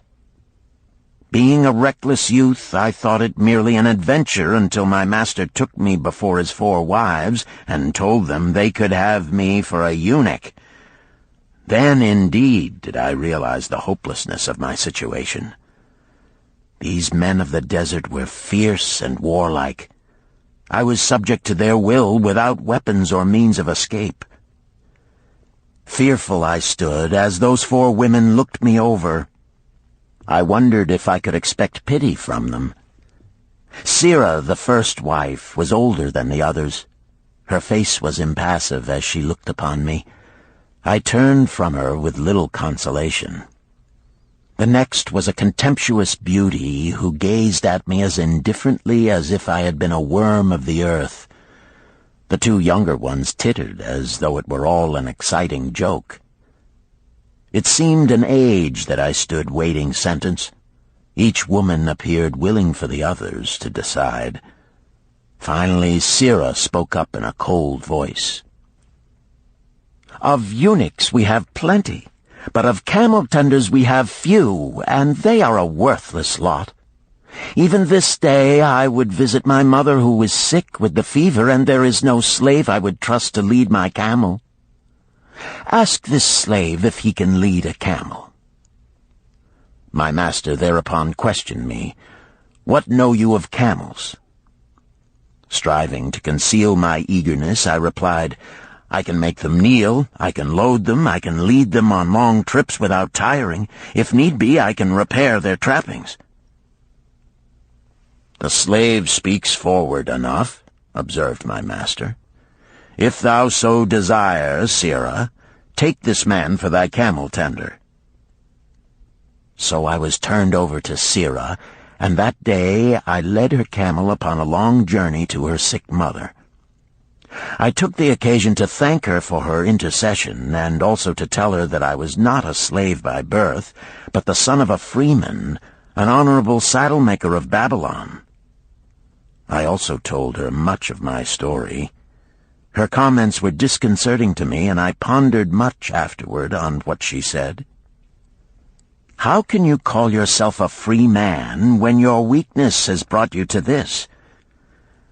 If a man has in himself the soul of a slave, will he not become one, no matter what his birth, even as water seeks its level?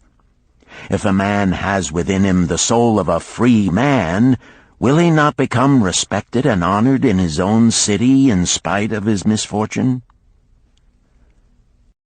For over a year I was a slave and lived with the slaves, but I could not become as one of them. One day Sira asked me, "In the eventime, when the other slaves can mingle and enjoy the society of each other, why dost thou sit in thy tent alone?" To which I responded, "I am pondering what you have said to me. I wonder if I have the soul of a slave. I cannot join them, so I must sit apart."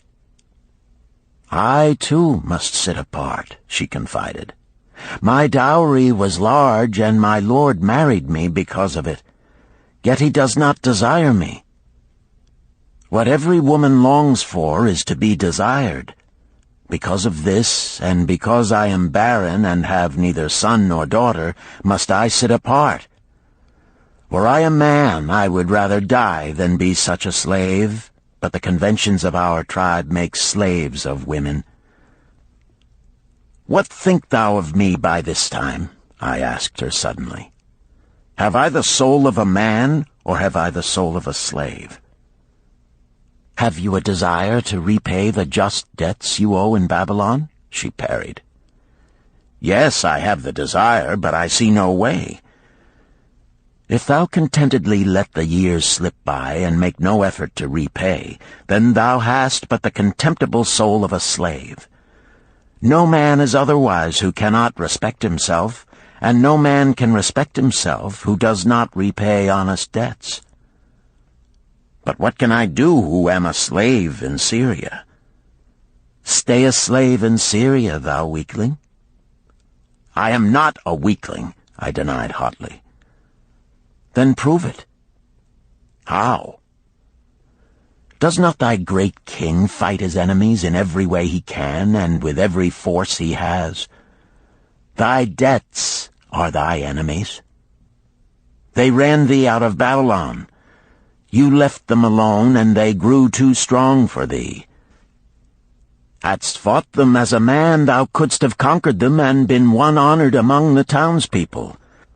But thou had not the soul to fight them, and behold, thy pride hast gone down until thou art a slave in Syria." Much I thought over her unkind accusations, and many defensive phrases I worded to prove myself not a slave at heart. But I was not to have the chance to use them. 3 days later, the maid of Sira took me to her mistress. "My mother is again very sick," she said. "Saddle the 2 best camels in my husband's herd. Tie on waterskins and saddlebags for a long journey. The maid will give thee food at the kitchen tent." I packed the camels, wondering much at the quantity of provisions the maid provided, for the mother dwelt less than a day's journey away. The maid rode the rear camel which followed, and I led the camel of my mistress. When we reached her mother's house, it was just dark. Sira dismissed the maid and said to me, "Tabasir, hast thou the soul of a free man, or the soul of a slave?" "The soul of a free man," I insisted. "Now is thy chance to prove it. Thy master hath imbibed deeply, and his chiefs are in a stupor. Take then these camels and make thy escape. Here in this bag is raiment of thy master's to disguise thee. I will say thou stole the camels and ran away while I visited my sick mother." "Thou hast the soul of a queen," I told her. "Much do I wish that I might lead thee to happiness." "Happiness," she responded, "awaits not the runaway wife who seeks it in far lands among strange people. Go thy own way, and may the gods of the desert protect thee, for the way is far and barren of food or water." I needed no further urging, but thanked her warmly and was away into the night. I knew not this strange country, and had only a dim idea of the direction in which lay Babylon, but struck out bravely across the desert toward the hills. One camel I rode, and the other I led. All that night I traveled, and all the next day, urged on by the knowledge of the terrible fate that was meted out to slaves who stole their master's property and tried to escape. Late that afternoon I reached a rough country as uninhabitable as the desert. The sharp rocks bruised the feet of my faithful camels, and soon they were picking their way slowly and painfully along. I met neither man nor beast, and could well understand why they shunned this inhospitable land. It was such a journey from then on as few men lived to tell of. Day after day we plodded along. Food and water gave out. The heat of the sun was merciless. At the end of the 9th day I slid from the back of my mount with the feeling that I was too weak to ever remount, and I would surely die, lost in this abandoned country. I stretched out upon the ground and slept, not waking until the first gleam of daylight. I sat up and looked about me. There was a coolness in the morning air. My camels lay dejected not far away. About me was a vast waste of broken country covered with rock and sand and thorny things. No sign of water, not to eat for man or camel. Could it be that in this peaceful quiet I faced my end? My mind was clearer than it had ever been before. My body now seemed of little importance. My parched and bleeding lips, my dry and swollen tongue, my empty stomach, all had lost their supreme agonies of the day before. I looked across into the uninviting distance, and once again came to me the question, have I the soul of a slave or the soul of a free man? Then, with clearness, I realized that if I had the soul of a slave, I should give up, lie down in the desert and die, a fitting end for a runaway slave. But if I had the soul of a free man, what then? Surely I would force my way back to Babylon, repay the people who had trusted me, bring happiness to my wife who truly loved me, and bring peace and contentment to my parents. Thy debts are thine enemies who have run thee out of Babylon, Sirrah had said. Yes, it was so. Why had I refused to stand my ground like a man? Why had I permitted my wife to go back to her father? Then a strange thing happened. All the world seemed to be of a different color, as though I had been looking at it through a colored stone which had suddenly been removed. At last I saw the true values in life. Die in the desert, not I. With a new vision I saw the things that I must do. First, I would go back to Babylon and face every man to whom I owed an unpaid debt. I should tell them that after years of wandering and misfortune, I had come back to pay my debts as fast as the gods would permit. Next, I should make a home for my wife and become a citizen of whom my parents should be proud. My debts were my enemies, but the men I owed were my friends, for they had trusted me and believed in me. I staggered weakly to my feet. What mattered hunger? What mattered thirst? They were but incidents on the road to Babylon. Within me surged the soul of a free man going back to conquer his enemies and reward his friends. I thrilled with the great resolve. The glazed eyes of my camels brightened at the new note in my husky voice. With great effort, after many attempts, they gained their feet. With pitiful perseverance, they pushed on toward the north, where something within me said we would find Babylon. We found water. We passed into a more fertile country where were grass and fruit. We found the trail to Babylon because the soul of a free man looks at life as a series of problems to be solved, and solves them. while the soul of a slave whines, "What can I do who am but a slave?" How about thee, Tarkad? Does thy empty stomach make thy head exceedingly clear? Art ready to take the road that leads back to self-respect? Canst thou see the world in its true color? Hast thou the desire to pay thy honest debts, however many they may be, and once again be a man respected in Babylon? Moisture came to the eyes of the youth. He rose eagerly to his knees. "Thou hast shown me a vision. Already I feel the soul of a free man surge within me." "But how fared you upon your return?" questioned an interested listener. "Where the determination is, the way can be found," Dabasir replied. "I now had the determination, so I set out to find a way. First I visited every man to whom I was indebted, and begged his indulgence until I could earn that with which to repay. Most of them met me gladly. Several reviled me, but others offered to help me. One indeed did give me the very help I needed. It was Mathon, the gold lender. Learning that I had been a camel tender in Syria, he sent me to old Nebator, the camel trader, just commissioned by our good king to purchase many herds of sound camels for the great expedition. With him, my knowledge of camels I put to good use. Gradually, I was able to repay every copper and every piece of silver. Then at last I could hold up my head and feel that I was an honorable man among men."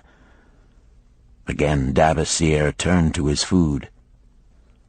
"Kaskor, thou snail," he called loudly to be heard in the kitchen. "The food is cold. Bring me more meat fresh from the roasting. Bring thou also a very large portion for Tarkad, the son of my old friend, who is hungry and shall eat with me." So ended the tale of Dabasir, the camel trader of old Babylon. He found his own soul when he realized a great truth, a truth that had been known and used by wise men long before his time. It has led men of all ages out of difficulties and into success, and it will continue to do so for those who have the wisdom to understand its magic power. It is for any man to use who reads these lines.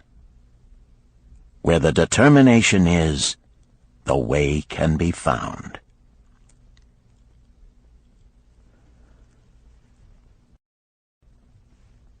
Chapter 9. The Clay Tablets from Babylon. St. Swithin's College, Nottingham University, Newark-on-Trent, Nottingham. October 21st, 1934. Professor Franklin Caldwell, care of British Scientific Expedition, Hilla, Mesopotamia. My dear Professor, the 5 clay tablets from your recent excavation in the ruins of Babylon arrived on the same boat with your letter. I have been fascinated no end and have spent many pleasant hours translating their inscriptions.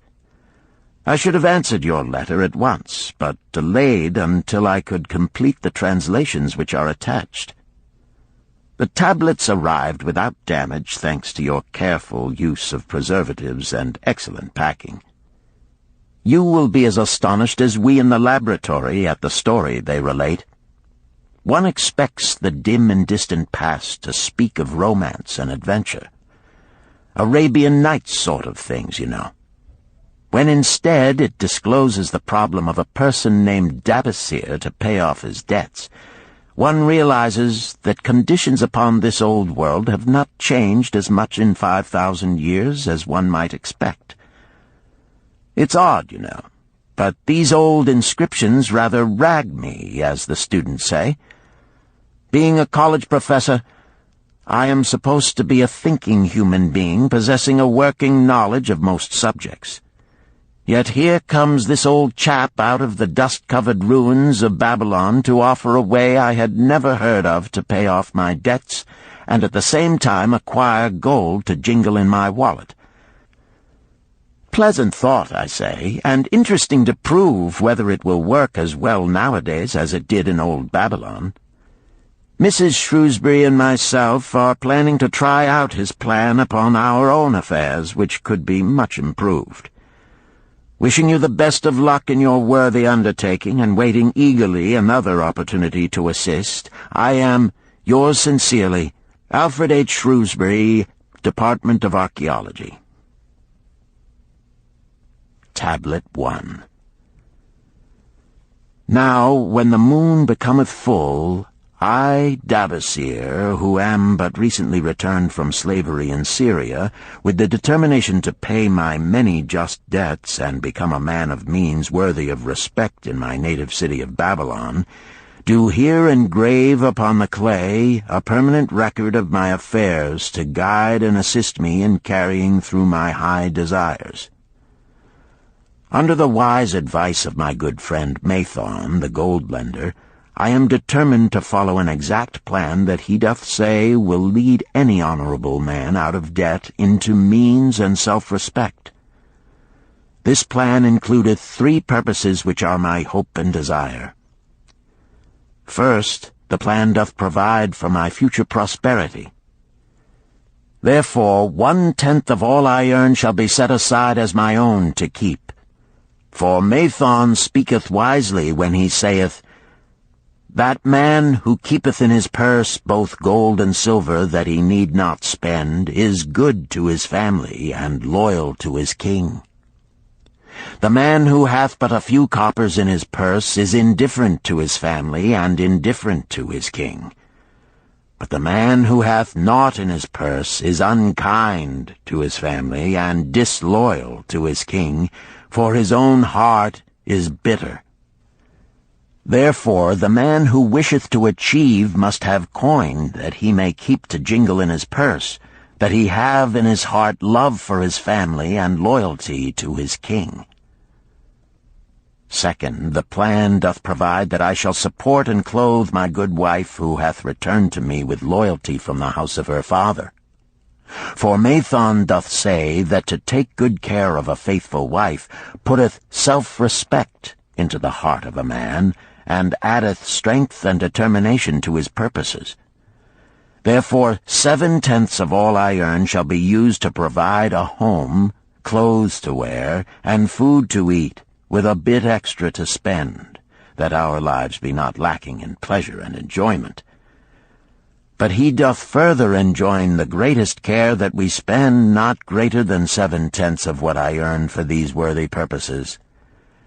Herein lieth the success of the plan.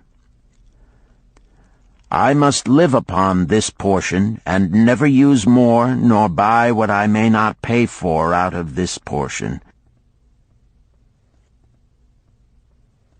This ends Disc 3. The Richest Man in Babylon, Disc 4. Tablet 2. Third, the plan doth provide that out of my earnings my debts shall be paid. Therefore each time the moon is full, 2/10 of all I have earned shall be divided honorably and fairly among those who have trusted me and to whom I am indebted. Thus in due time will all my indebtedness be surely paid. Therefore do I here engrave the name of every man to whom I am indebted, and the honest amount of my debt. Faru the cloth weaver, 2 silver, 6 copper. Sinjar the couch maker, 1 silver. Amar my friend, 3 silver, 1 copper. Zantkar my friend, 4 silver, 7 copper. Askamir my friend, 1 silver, 3 copper. Haransir the jewel maker, 6 silver, 2 copper. Diarbekir, my father's friend, 4 silver, 1 copper. Alkahad, the house owner, 14 silver. Mathon, the gold lender, 9 silver. Birajik, the farmer, 1 silver, 7 copper. From here on, disintegrated, cannot be deciphered. Tablet 3. To these creditors do I owe in total 119 pieces of silver and 141 pieces of copper. Because I did owe these sums and saw no way to repay, in my folly I did permit my wife to return to her father, and didst leave my native city and seek easy wealth elsewhere, only to find disaster and to see myself sold into the degradation of slavery. Now that Mathon doth show me how I can repay my debts in small sums of my earnings, do I realize the great extent of my folly in running away from the results of my extravagances. Therefore have I visited my creditors and explained to them that I have no resources with which to pay except my ability to earn, and that I intend to apply 2/10 of all I earn upon my indebtedness evenly and honestly. This much can I pay, but no more. Therefore, if they be patient, in time my obligations will be paid in full. Amar, whom I thought my best friend, reviled me bitterly, and I left him in humiliation. Birajik, the farmer, pleaded that I pay him first, as he didst badly need help. Alcahad, the house owner, was indeed disagreeable, and insisted that he would make me trouble unless I did soon settle in full with him. All the rest willingly accepted my proposal. Therefore am I more determined than ever to carry through, being convinced that it is easier to pay one's just debts than to avoid them. Even though I cannot meet the needs and demands of a few of my creditors, I will deal impartially with all. Tablet 4. Again the moon shines full. I have worked hard with a free mind. My good wife hath supported my intentions to pay my creditors. Because of our wise determination, I have earned during the past moon, buying camels of sound wind and good legs for Nebertor, the sum of 19 pieces of silver. This I have divided according to the plan. 1/10 have I set aside to keep as my own, 7/10 have I divided with my good wife to pay for our living, 2/10 have I divided among my creditors as evenly as could be done in coppers.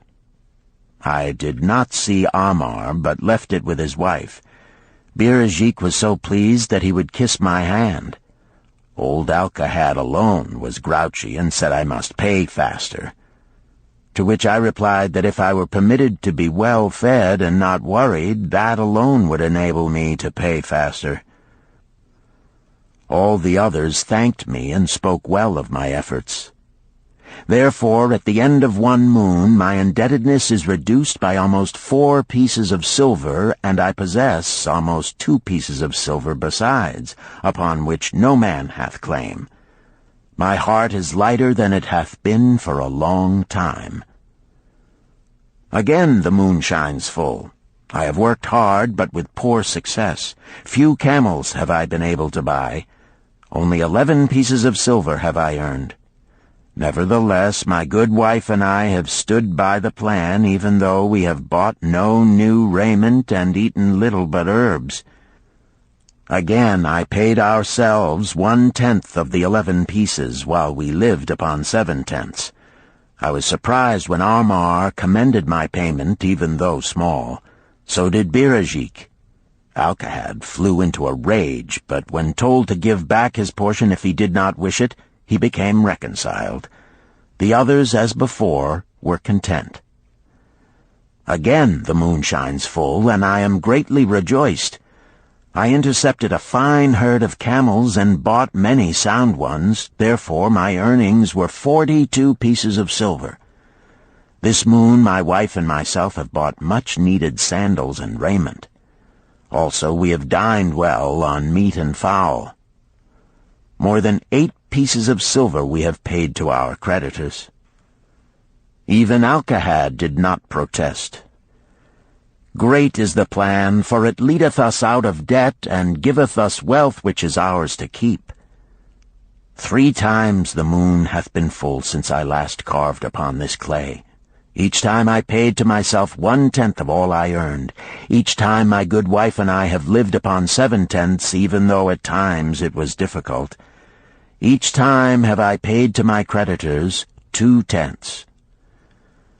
In my purse I now have 21 pieces of silver that are mine. It maketh my head to stand straight upon my shoulders, and maketh me proud to walk among my friends. My wife keepeth well our home, and is becomingly gowned. We are happy to live together.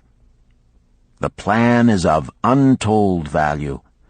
Hath it not made an honorable man of an ex-slave? Tablet 5. Again the moon shines full, and I remember that it is long since I carved upon the clay. 12 moons in truth have come and gone. But this day I will not neglect my record, because upon this day I have paid the last of my debts.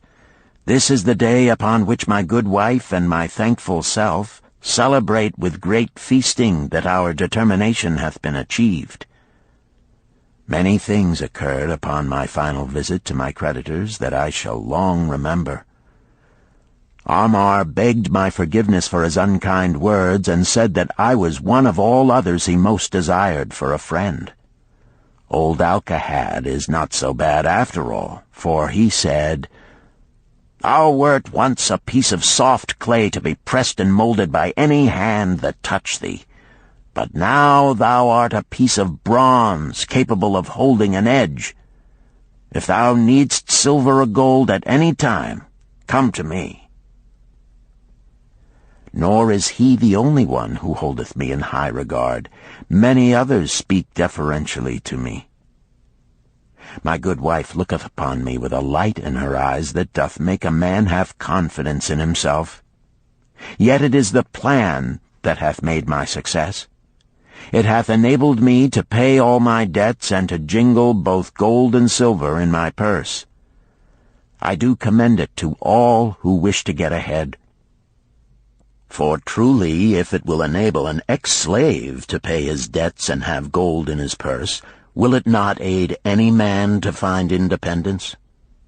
Nor am I, myself, finished with it, for I am convinced that if I follow it further, it will make me rich among men. St. Swithin's College, Nottingham University, Newark-on-Trent, Nottingham, November 7th, 1936. Professor Franklin Caldwell, care of British Scientific Expedition, Hilla, Mesopotamia.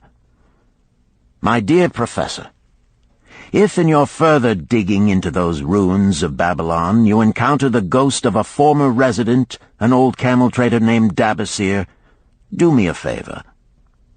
Tell him that his scribbling upon those clay tablets so long ago has earned for him the lifelong gratitude of a couple of college folks back here in England. You will possibly remember my writing a year ago that Mrs. Shrewsbury and myself intended to try his plan for getting out of debt and at the same time having gold to jingle. You may have guessed, even though we tried to keep it from our friends, our desperate straits. We were frightfully humiliated for years by a lot of old debts, and worried sick for fear some of the tradespeople might start a scandal that would force me out of the college. We paid and paid, every shilling we could squeeze out of income, but it was hardly enough to hold things even. Besides, we were forced to do all our buying where we could get further credit regardless of higher costs. It developed into one of those vicious circles that grow worse instead of better. Our struggles were getting hopeless. We could not move to less costly rooms because we owed the landlord. There did not appear to be anything we could do to improve our situation. Then here comes your acquaintance, the old camel-trader from Babylon, with a plan to do just what we wished to accomplish. He jolly well stirred us up to follow his system. We made a list of all our debts, and I took it around and showed it to every one we owed. I explained how it was simply impossible for me to ever repay them the way things were going along.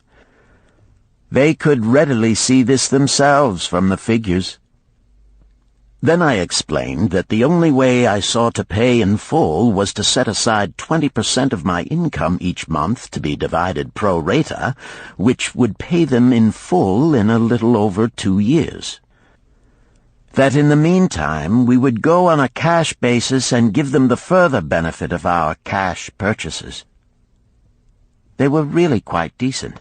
Our greengrocer, a wise old chap, put it in a way that helped to bring around the rest. If you pay for all you buy and then pay some on what you owe, that is better than you have done, for you ain't paid down the account none in 3 years. Finally, I secured all their names to an agreement binding them not to molest us as long as the 20% of income was paid regularly. Then we began scheming on how to live upon 70%.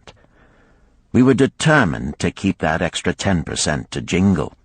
The thought of silver and possibly gold was most alluring. It was like having an adventure to make the change.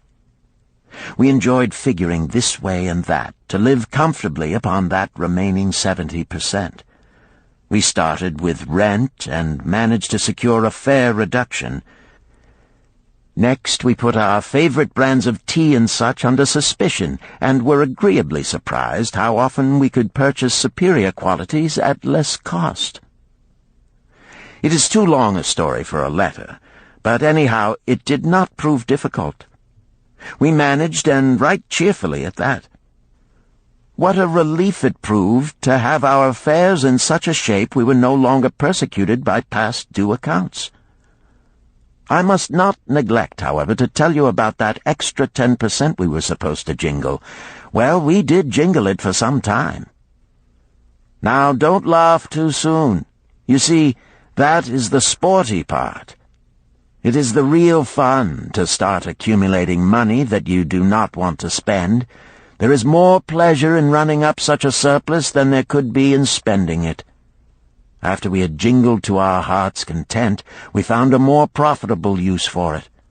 We took up an investment upon which we could pay that 10% each month. This is proving to be the most satisfying part of our regeneration. It is the first thing we pay out of my check. There is a most gratifying sense of security to know our investment is growing steadily. By the time my teaching days are over, it should be a snug sum, large enough so the income will take care of us from then on. All this out of my same old check. Difficult to believe, yet absolutely true. All our debts being gradually paid, and at the same time our investment increasing. Besides, we get along financially even better than before. Who would believe there could be such a difference in results between following a financial plan and just drifting along? At the end of the next year, when all our old bills shall have been paid, we will have more to pay upon our investment besides some extra for travel. We are determined never again to permit our living expenses to exceed 70% of our income. Now you can understand why we would like to extend our personal thanks to that old chap whose plan saved us from our hell on earth. He knew. He had been through it all. He wanted others to benefit from his own bitter experiences. That is why he spent tedious hours carving his message upon the clay. He had a real message for fellow sufferers, a message so important that after 5,000 years it has risen out of the ruins of Babylon just as true and just as vital as the day it was buried. Yours sincerely, Alfred H. Shrewsbury, Department of Archaeology. Chapter 10. The Luckiest Man in Babylon. At the head of his caravan proudly rode Shahrunada, the merchant prince of Babylon. He liked fine cloth and wore rich and becoming robes. He liked fine animals and sat easily upon his spirited Arabian stallion. To look at him, one would hardly have guessed his advanced years. Certainly they would not have suspected that he was inwardly troubled. The journey from Damascus is long, and the hardships of the desert many. These he minded not. The Arab tribes are fierce and eager to loot rich caravans. These he feared not, for his many fleet-mounted guards were a safe protection. About the youth at his side, whom he was bringing from Damascus, was he disturbed. This was Hayden Gula, the grandson of his partner of other years, Arid Gula, to whom he felt he owed a debt of gratitude which could never be repaid. He would like to do something for this grandson, but the more he considered this, the more difficult it seemed because of the youth himself.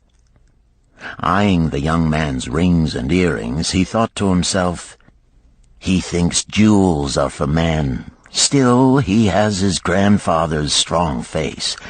But his grandfather wore no such gaudy robes. Yet I sought him to come, hoping I might help him get a start for himself and get away from the wreck his father has made of their inheritance." Hayden Gula broke in upon his thoughts. "Why dost thou work so hard, riding always with thy caravan upon its long journeys? Dost thou never take time to enjoy life?" Shahrunada smiled. "To enjoy life?" he repeated. "What wouldst thou do to enjoy life if thou wert Shahrunada?" "If I had wealth equal to thine, I would live like a prince. Never across the hot desert would I ride. I would spend the shekels as fast as they came to my purse. I would wear the richest of robes and the rarest of jewels. That would be a life to my liking, a life worth living." Both men laughed. "Thy grandfather wore no jewels," Shahrunada spoke before he thought, then continued jokingly, "Wouldst thou leave no time for work?" "Work was made for slaves," Hayden Gula responded.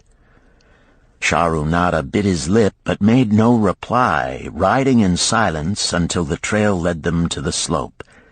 Here he reined his mount, and pointing to the green valley far away, "See, there is the valley. Look far down, and thou canst faintly see the walls of Babylon. The tower is the temple of Bel. If thine eyes are sharp, thou mayest even see the smoke from the eternal fire upon its crest." "So that is Babylon? Always have I longed to see the wealthiest city in all the world," Hayden Gula commented. "Babylon, where my grandfather started his fortune. Would he were still alive, we would not be so sorely pressed. Why wish his spirit to linger on earth beyond its allotted time? Thou and thy father can well carry on his good work. Alas, of us neither has his gift. Father and myself know not his secret for attracting the golden shekels." Shahrunada did not reply, but gave rein to his mount and rode thoughtfully down the trail to the valley. Behind them followed the caravan in a cloud of reddish dust. Some time later they reached the King's Highway and turned south through the irrigated farms. 3 old men plowing a field caught Shahrunada's attention. They seemed strangely familiar. How ridiculous! One does not pass a field after 40 years and find the same men plowing there. Yet something within him said they were the same. One, with an uncertain grip, held the plow. The others laboriously plodded beside the oxen, ineffectually beating them with their barrel staves to keep them pulling. 40 years ago, he had envied these men. How gladly he would have exchanged places. But what a difference now! With pride he looked back at his trailing caravan, well-chosen camels and donkeys loaded high with valuable goods from Damascus. All this was but one of his possessions. He pointed to the plowers, saying, "Still plowing the same field where they were 40 years ago. They look it, but why thinkest thou they are the same?" "I saw them there," Shahrunada replied. Recollections were racing rapidly through his mind. Why could he not bury the past and live in the present? Then he saw, as in a picture, the smiling face of Arid Gula. The barrier between himself and the cynical youth beside him dissolved. But how could he help such a superior youth with his spendthrift ideas and bejeweled hands? Work he could offer in plenty to willing workers, but not for men who considered themselves too good for work. Yet he owed it to Arid Gula to do something, not a half-hearted attempt. He and Arid Gula had never done things that way. They were not that sort of men. A plan came almost in a flash. There were objections. He must consider his own family and his own standing. It would be cruel. It would hurt. Being a man of quick decisions, he waived objections and decided to act. "Wouldst thou be interested in hearing how thy worthy grandfather and myself joined in the partnership which proved so profitable?" he questioned. "Why not just tell me how thou madest the golden shekels? That is all I need to know," the young man parried. Sharunada ignored the reply and continued, "We start with those men plowing. I was no older than thou. As the column of men in which I marched approached, good old Megiddo, the farmer, scoffed at the slipshod way in which they plowed. Megiddo was chained next to me. 'Look at the lazy fellows,' he protested. 'The plow holder makes no effort to plow deep, nor do the beaters keep the oxen in the furrow. How can they expect to raise a good crop with poor plowing?' "'Didst thou say Megiddo was chained to thee?' Hayden Gula asked in surprise. "'Yes, with bronze collars about our necks and a length of heavy chain between us. Next to him was Zabado, the sheep thief. I had known him in Harun. At the end was a man we called Pirate because he told us not his name. We judged him as a sailor as he had entwined serpents tattooed upon his chest in sailor fashion. The column was made up thus, so the men could walk in fours." "Thou wert chained as a slave?" Hayden Gula asked incredulously. "Did not thy grandfather tell thee I was once a slave? He often spoke of thee, but never hinted of this. He was a man thou couldst trust with innermost secrets. Thou, too, are a man I may trust, am I not right?" Sharunada looked him squarely in the eye. "Thou mayest rely upon my silence, but I am amazed. Tell me, how didst thou come to be a slave?" Sharunada shrugged his shoulders. "Any man may find himself a slave. It was a gaming house and barley beer that brought me disaster. I was the victim of my brother's indiscretions. In a brawl he killed his friend. I was bonded to the widow by my father, desperate to keep my brother from being prosecuted under the law. When my father could not raise the silver to free me, she in anger sold me to the slave dealer." "What a shame and injustice," Hayden Gula protested. "But tell me, how didst thou regain freedom?" "We shall come to that, but not yet. Let us continue my tale. As we passed, the plowers jeered at us. One did doff his ragged hat and bow low, calling out, 'Welcome to Babylon, guests of the king! He waits for thee on the city walls where the banquet is spread, mud bricks and onion soup.' With that, they laughed uproariously. Pirate flew into a rage and cursed them roundly. "What do those men mean by the king awaiting us on the walls?" I asked him. "To the city walls ye march to carry bricks until the back breaks. Maybe they beat thee to death before it breaks. They won't beat me. I'll kill 'em." Then Megiddo spoke up. "It doesn't make sense to me to talk of masters beating willing, hard-working slaves to death. Masters like good slaves and treat them well." "Who wants to work hard?" commented Zabato. "Those plowers are wise fellows. They're not breaking their backs, just letting on as if they be."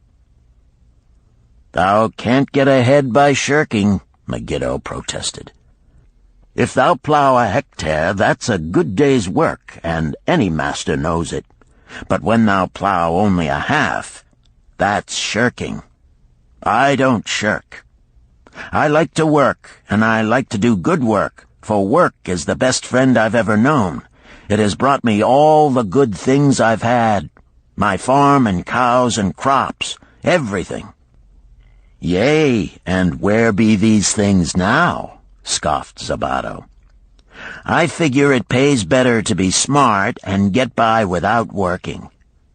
You watch Zabato. If we're sold to the walls, he'll be carrying the water bag or some easy job, when thou, who like to work, will be breaking thy back carrying bricks." He laughed his silly laugh. Terror gripped me that night. I could not sleep. I crowded close to the guard rope, and when the others slept, I attracted the attention of Godoso, who was doing the first guard watch. He was one of those brigand Arabs, the sort of rogue who, if he robbed thee of thy purse, would think he must also cut thy throat. "Tell me, Godoso," I whispered, "when we get to Babylon, will we be sold to the walls?" "Why want to know?" he questioned cautiously. "Canst thou not understand?" I pleaded. "I am young. I want to live. I don't want to be worked or beaten to death on the walls. Is there any chance for me to get a good master?" He whispered back, "I tell something. Thou good fellow, give Godoso no trouble. Most times we go first to slave market. Listen now. When buyers come, tell 'em you good worker, like to work hard for good master, make 'em want to buy. You not make 'em buy, next day you carry brick. Mighty hard work." After he walked away, I lay in the warm sand looking up at the stars and thinking about work. What Megiddo had said about it being his best friend made me wonder if it would be my best friend. Certainly it would be if it helped me out of this. When Megiddo awoke, I whispered my good news to him. It was our one ray of hope as we marched toward Babylon. Late in the afternoon, we approached the walls and could see the lines of men, like black ants, climbing up and down the steep diagonal paths. As we drew closer, we were amazed at the thousands of men working. Some were digging in the moat, others mixed the dirt into mud bricks. The greatest number were carrying the bricks in large baskets up those steep trails to the masons. Overseers cursed the laggards and cracked bullock whips over the backs of those who failed to keep in line. Poor, worn-out fellows were seen to stagger and fall beneath their heavy baskets, unable to rise again. If the lash failed to bring them to their feet, they were pushed to the side of the paths and left writhing in agony.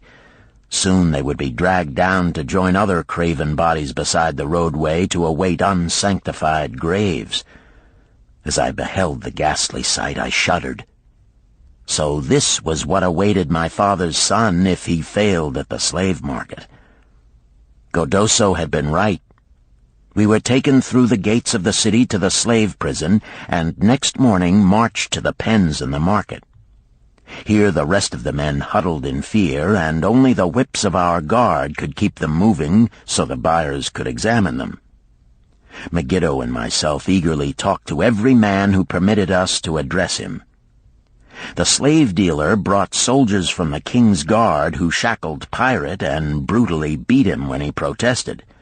As they led him away, I felt sorry for him. Megiddo felt that we would soon part.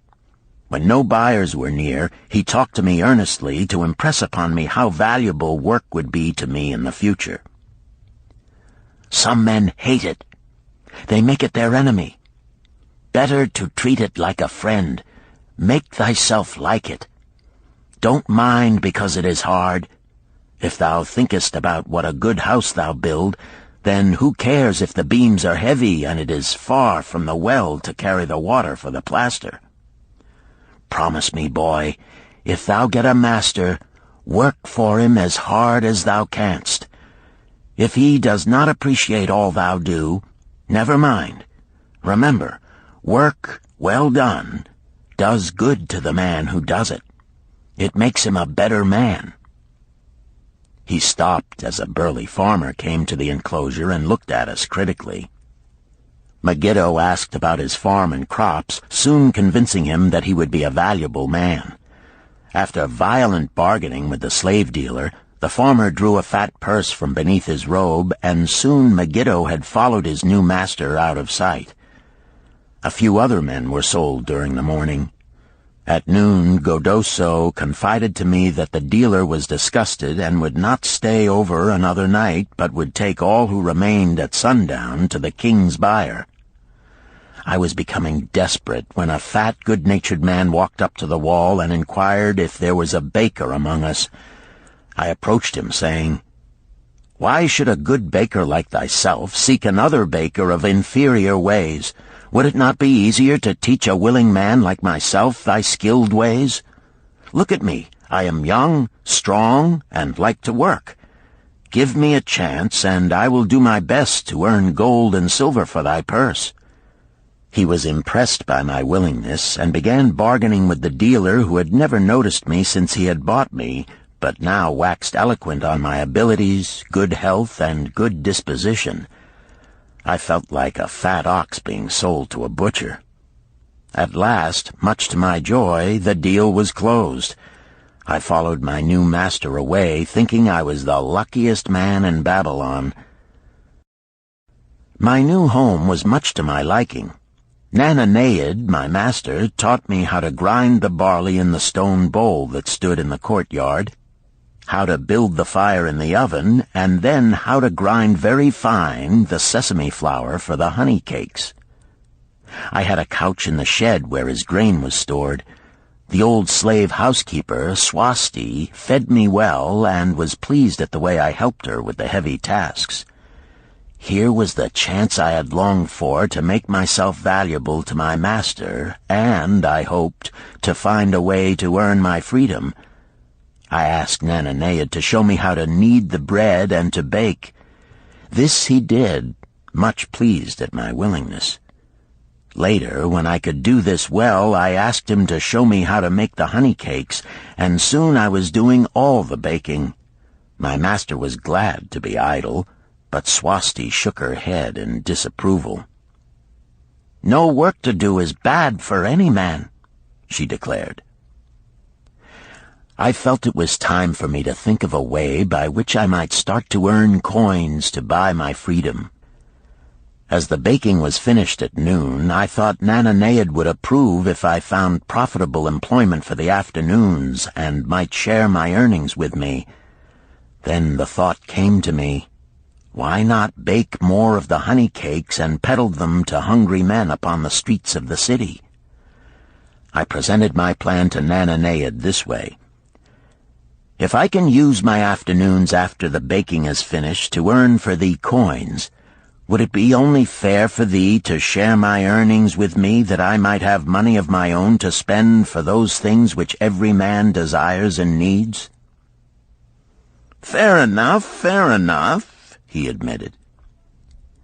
When I told him of my plan to peddle our honey cakes, he was well pleased. "Here is what we will do," he suggested. "Thou sellest them at 2 for a penny, then half of the pennies will be mine to pay for the flour and the honey and the wood to bake them. Of the rest I shall take half, and thou shalt keep half." I was much pleased by this generous offer that I might keep for myself 1/4 of my sales. That night I worked late to make a tray upon which to display them. Nananeid gave me one of his worn robes that I might look well, and Swasti helped me patch it and wash it clean.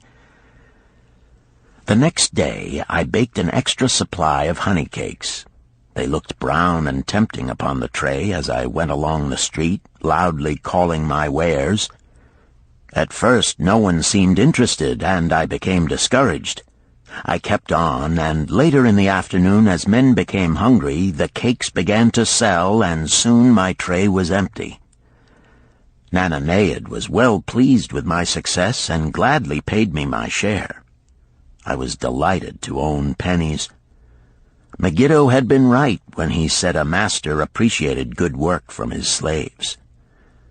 That night I was so excited over my success I could hardly sleep, and tried to figure how much I could earn in a year and how many years would be required to buy my freedom. As I went forth with my tray of cakes every day, I soon found regular customers. One of these was none other than thy grandfather, Arid Gula. He was a rug merchant and sold to the housewives, going from one end of the city to the other, accompanied by a donkey loaded high with rugs and a black slave to tend it. He would buy 2 cakes for himself and 2 for his slave, always tarrying to talk with me while they ate them. Thy grandfather said something to me one day that I shall always remember. "I like thy cakes, boy. But better still, I like the fine enterprise with which thou offerest them. Such spirit can carry thee far on the road to success." But how canst thou understand, Hayden Gula, what such words of encouragement could mean to a slave boy, lonesome in a great city, struggling with all he had in him to find a way out of his humiliation? As the months went by, I continued to add pennies to my purse. It began to have a comforting weight upon my belt. Work was proving to be my best friend, just as Megiddo had said. I was happy, but Swasti was worried.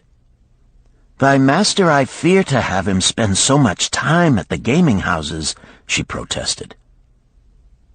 I was overjoyed one day to meet my friend Megiddo upon the street. He was leading 3 donkeys loaded with vegetables to the market. "I am doing mighty well," he said. "My master does appreciate my good work, for now I am a foreman. See, he does trust the marketing to me. And also he is sending for my family. Work is helping me to recover from my great trouble. Someday it will help me to buy my freedom and once more own a farm of my own." Time went on, and Nananeid became more and more anxious for me to return from selling. He would be waiting when I returned, and would eagerly count and divide our money. He would also urge me to seek further markets and increase my sales. Often I went outside the city gates to solicit the overseers of the slaves building the walls. I hated to return to the disagreeable sights, but found the overseers liberal buyers. One day I was surprised to see Zabado waiting in line to fill his basket with bricks. He was gaunt and bent, and his back was covered with welts and sores from the whips of the overseers. I was sorry for him, and handed him a cake which he crushed into his mouth like a hungry animal. Seeing the greedy look in his eyes, I ran before he could grab my tray. "Why dost thou work so hard?" Arid Gula said to me one day. "Almost the same question thou asked of me today, dost thou remember?" I told him what Megiddo had said about work and how it was proving to be my best friend. I showed him with pride my wallet of pennies and explained how I was saving them to buy my freedom.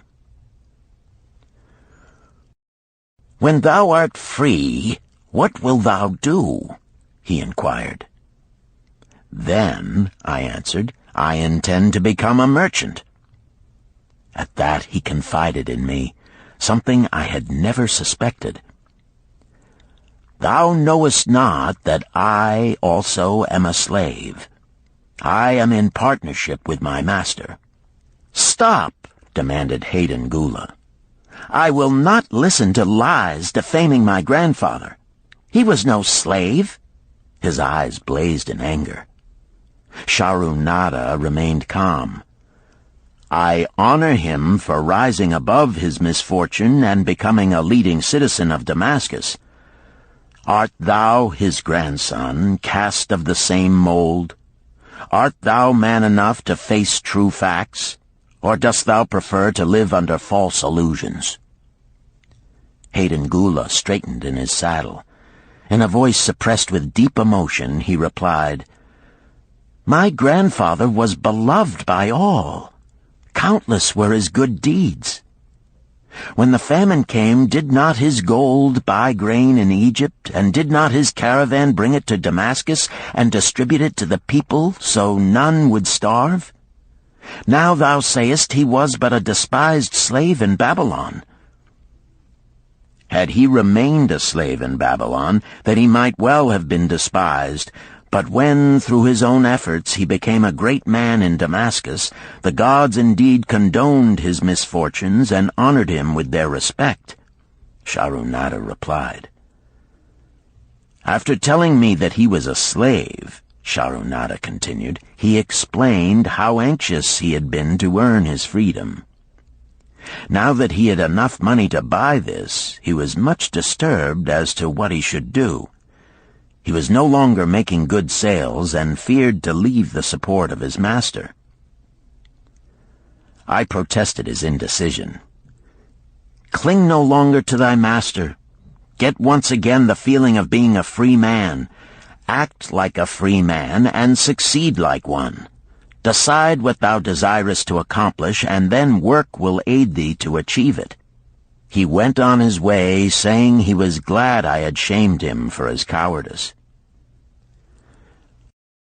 One day I went outside the gates again, and was surprised to find a great crowd gathering there. When I asked a man for an explanation, he replied, "Hast thou not heard? An escaped slave who murdered one of the king's guards has been brought to justice and will this day be flogged to death for his crime. Even the king himself is to be here." So dense was the crowd about the flogging post, I feared to go near lest my tray of honey cakes be upset. Therefore I climbed up the unfinished wall to see over the heads of the people. I was fortunate in having a view of Nebuchadnezzar himself as he rode by in his golden chariot. Never had I beheld such grandeur, such robes and hangings of gold cloth and velvet. I could not see the flogging, though I could hear the shrieks of the poor slave. I wondered how one so noble as our handsome king could endure to see such suffering, yet when I saw he was laughing and joking with his nobles, I knew he was cruel and understood why such inhuman tasks were demanded of the slaves building the walls. After the slave was dead, his body was hung upon a pole by a rope attached to his leg so all might see. As the crowd began to thin, I went close. On the hairy chest, I saw tattooed 2 entwined serpents. It was Pirate. The next time I met Arid Gula, he was a changed man. Full of enthusiasm, he greeted me. "Behold, the slave thou knewest is now a free man.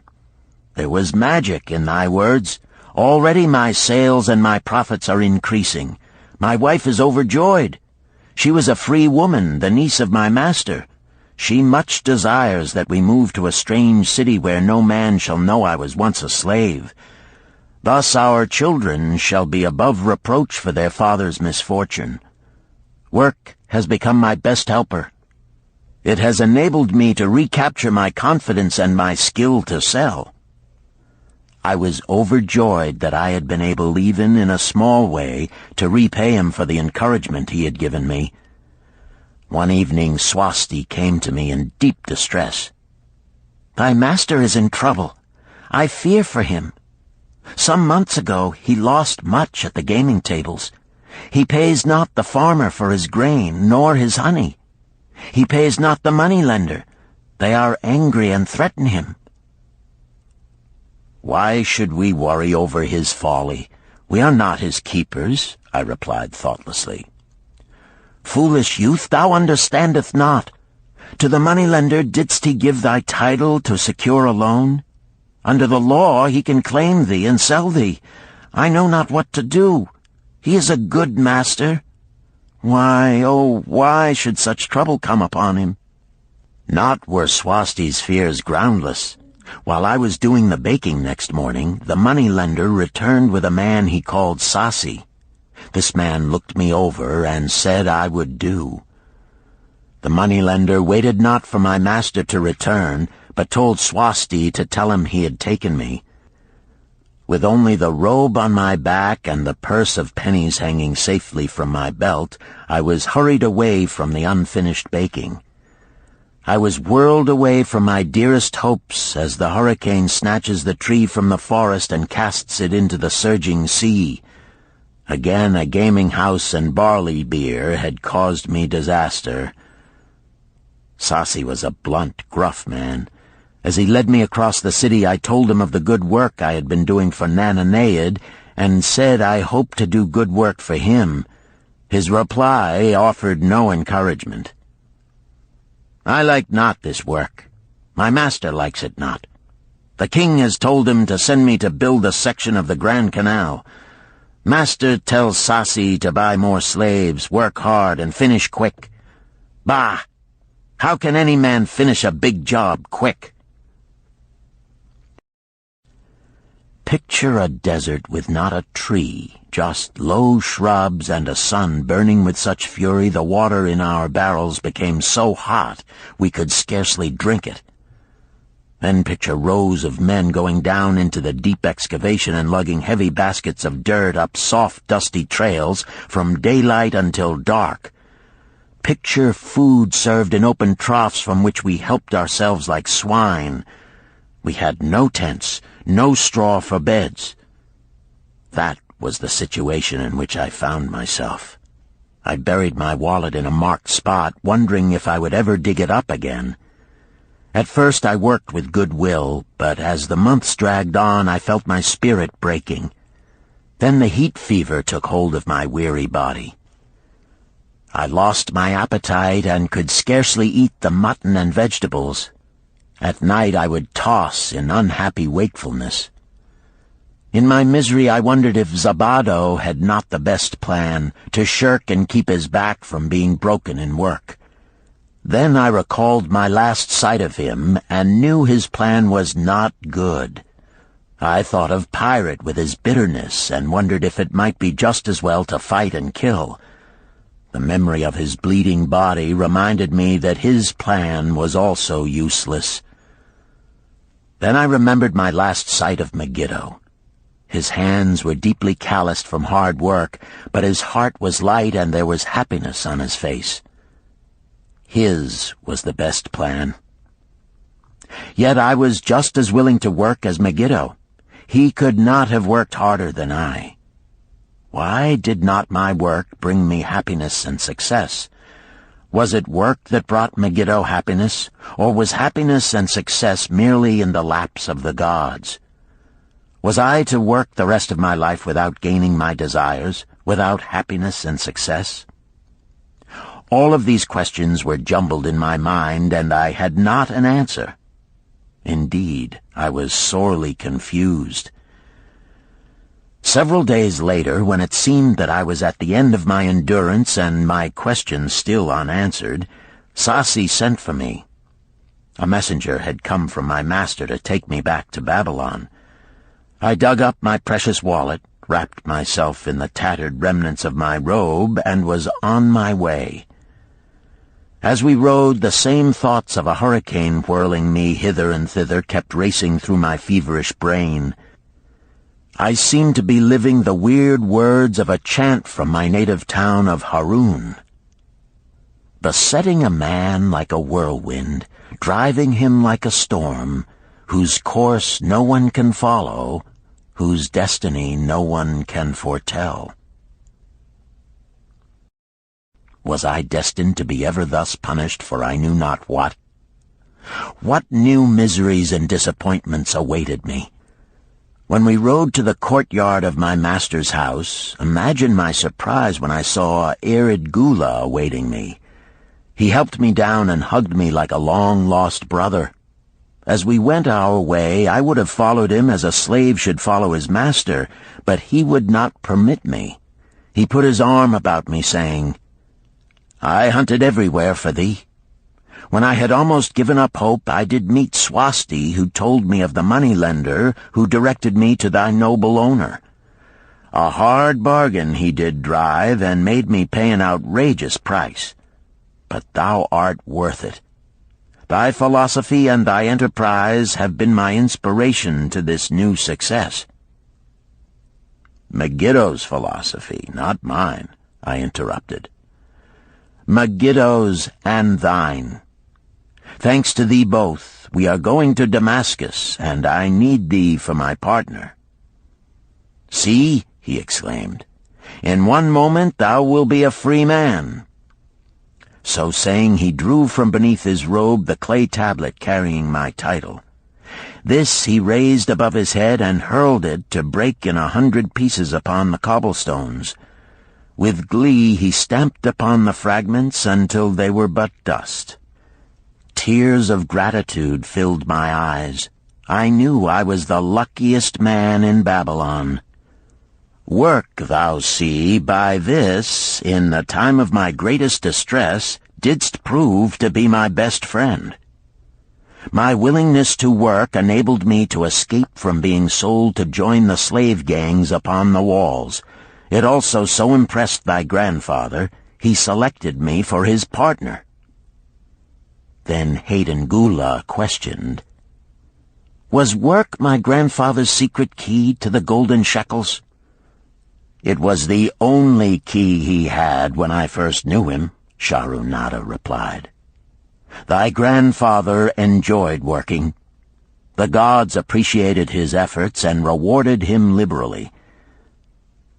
"I begin to see," Hayden Gula was speaking thoughtfully. "Work attracted his many friends who admired his industry and the success it brought. Work brought him the honors he enjoyed so much in Damascus. Work brought him all those things I have approved. And I thought work was fit only for slaves." "Life is rich with many pleasures for men to enjoy," Sharunada commented. "Each has its place. I am glad that work is not reserved for slaves. Were that the case, I would be deprived of my greatest pleasure. Many things do I enjoy, but nothing takes the place of work." Sharunada and Hayden Gula rode in the shadows of the towering walls up to the massive bronze gates of Babylon. At their approach, the gate guards jumped to attention and respectfully saluted an honored citizen. With head held high, Sharunada led the long caravan through the gates and up the streets of the city. "I have always hoped to be a man like my grandfather," Hayden Gula confided to him. "Never before did I realize just what kind of man he was. This thou hast shown me. Now that I understand, I do admire him all the more and feel more determined to be like him. I fear I can never repay thee for giving me the true key to his success. From this day forth I shall use his key. I shall start humbly as he started, which befits my true station far better than jewels and fine robes." So saying, Hayden Gula pulled the jeweled baubles from his ears and the rings from his fingers. Then, reining his horse, he dropped back and rode with deep respect behind the leader of the caravan.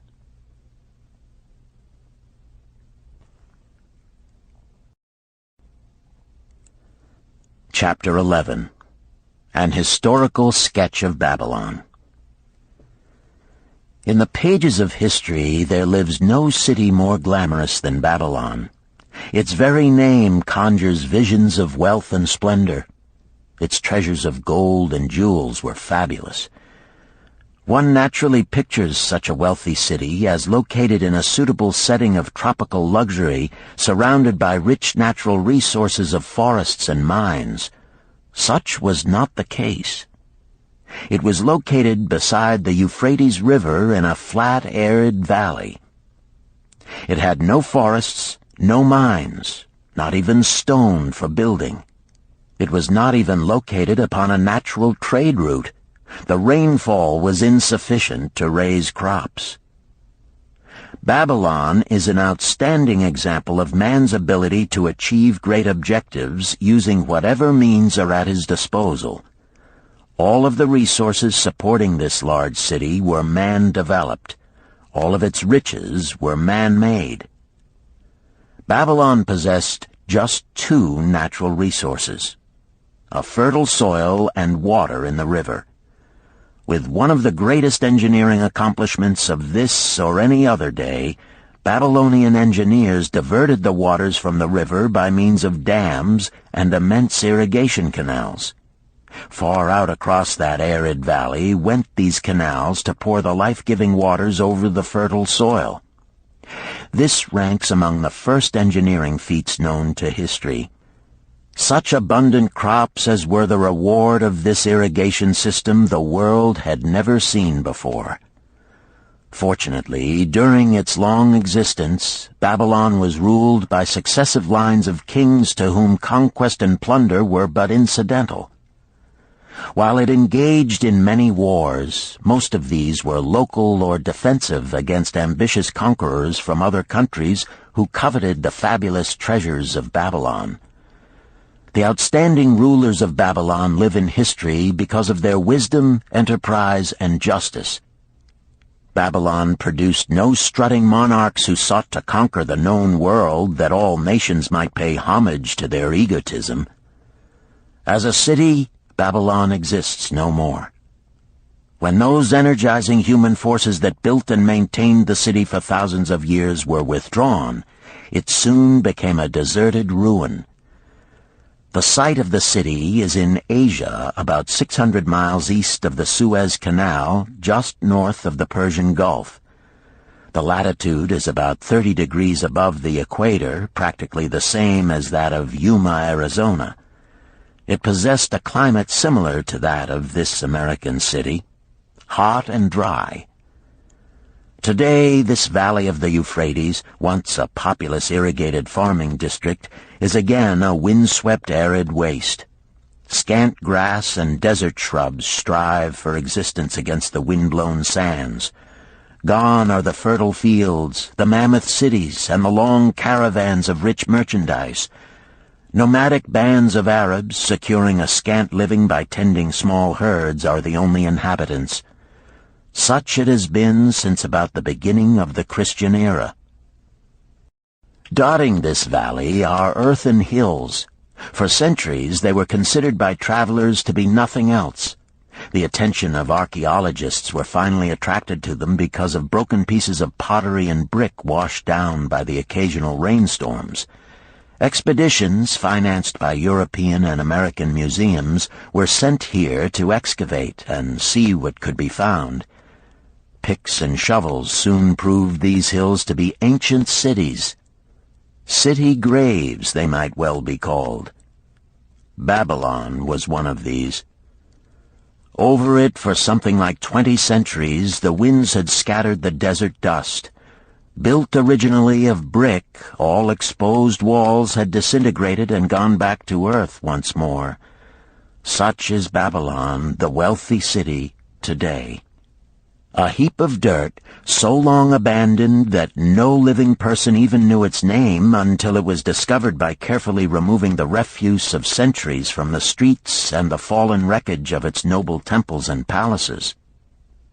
Many scientists considered the civilization of Babylon and other cities in this valley to be the oldest of which there is a definite record. Positive dates have been proved reaching back 8,000 years. An interesting fact in this connection is the means used to determine these dates. Uncovered in the ruins of Babylon were descriptions of an eclipse of the sun. Modern astronomers readily computed the time when such an eclipse, visible in Babylon, occurred, and thus established a known relationship between their calendar and our own. In this way, we have proved that 8,000 years ago, the Sumerites, who inhabited Babylonia, were living in walled cities. one can only conjecture for how many centuries previous such cities had existed. Their inhabitants were not mere barbarians living within protecting walls. They were an educated and enlightened people. So far as written history goes, they were the first engineers, the first astronomers, the first mathematicians, the first financiers, and the first people to have a written language. Mention has already been made of the irrigation systems which transformed the arid valley into an agricultural paradise. The remains of these canals can still be traced, although they are mostly filled with accumulated sand. Some of them were of such size that, when empty of water, a dozen horses could be ridden abreast along their bottoms. In size they compare favorably with the largest canals in Colorado and Utah. In addition to irrigating the valley lands, Babylonian engineers completed another project of similar magnitude. By means of an elaborate drainage system, they reclaimed an immense area of swampland at the mouths of the Euphrates and Tigris rivers and put this also under cultivation. Herodotus, the Greek traveler and historian, visited Babylon while it was in its prime and has given us the only known description by an outsider. His writings give a graphic description of the city and some of the unusual customs of its people. He mentions the remarkable fertility of the soil and the bountiful harvest of wheat and barley which they produced. The glory of Babylon has faded, but its wisdom has been preserved for us. For this we are indebted to their form of records. In that distant day, the use of paper had not been invented. Instead, they laboriously engraved their writing upon tablets of moist clay. When completed, these were baked and became hard tile. In size, they were about 6 by 8 inches and an inch in thickness. These clay tablets, as they are commonly called, were used much as we use modern forms of writing. Upon them were engraved legends, poetry, history, transcriptions of royal decrees, the laws of the land, titles to property, promissory notes, and even letters which were dispatched by messengers to distant cities. From these clay tablets we are permitted an insight into the intimate personal affairs of the people. For example, one tablet, evidently from the records of a country storekeeper, relates that upon the given date, a certain named customer brought in a cow and exchanged it for 7 sacks of wheat, 3 being delivered at the time, and the other 4 to await the customer's pleasure. Safely buried in the wrecked cities, archaeologists have recovered entire libraries of these tablets, hundreds of thousands of them. One of the outstanding wonders of Babylon was the immense walls surrounding the city. The ancients ranked them with the Great Pyramid of Egypt as belonging to the 7 wonders of the world. Queen Semiramis is credited with having erected the first walls during the early history of the city. Modern excavators have been unable to find any trace of the original walls, nor is their exact height known. From mention made by early writers, it is estimated they were about 50 to 60 feet high, faced on the outer side with burnt brick, and further protected by a deep moat of water. The later and more famous walls were started about 600 years before the time of Christ by King Nabopolassar.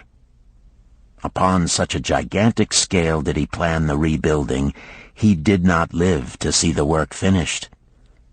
This was left to his son Nebuchadnezzar, whose name is familiar in biblical history.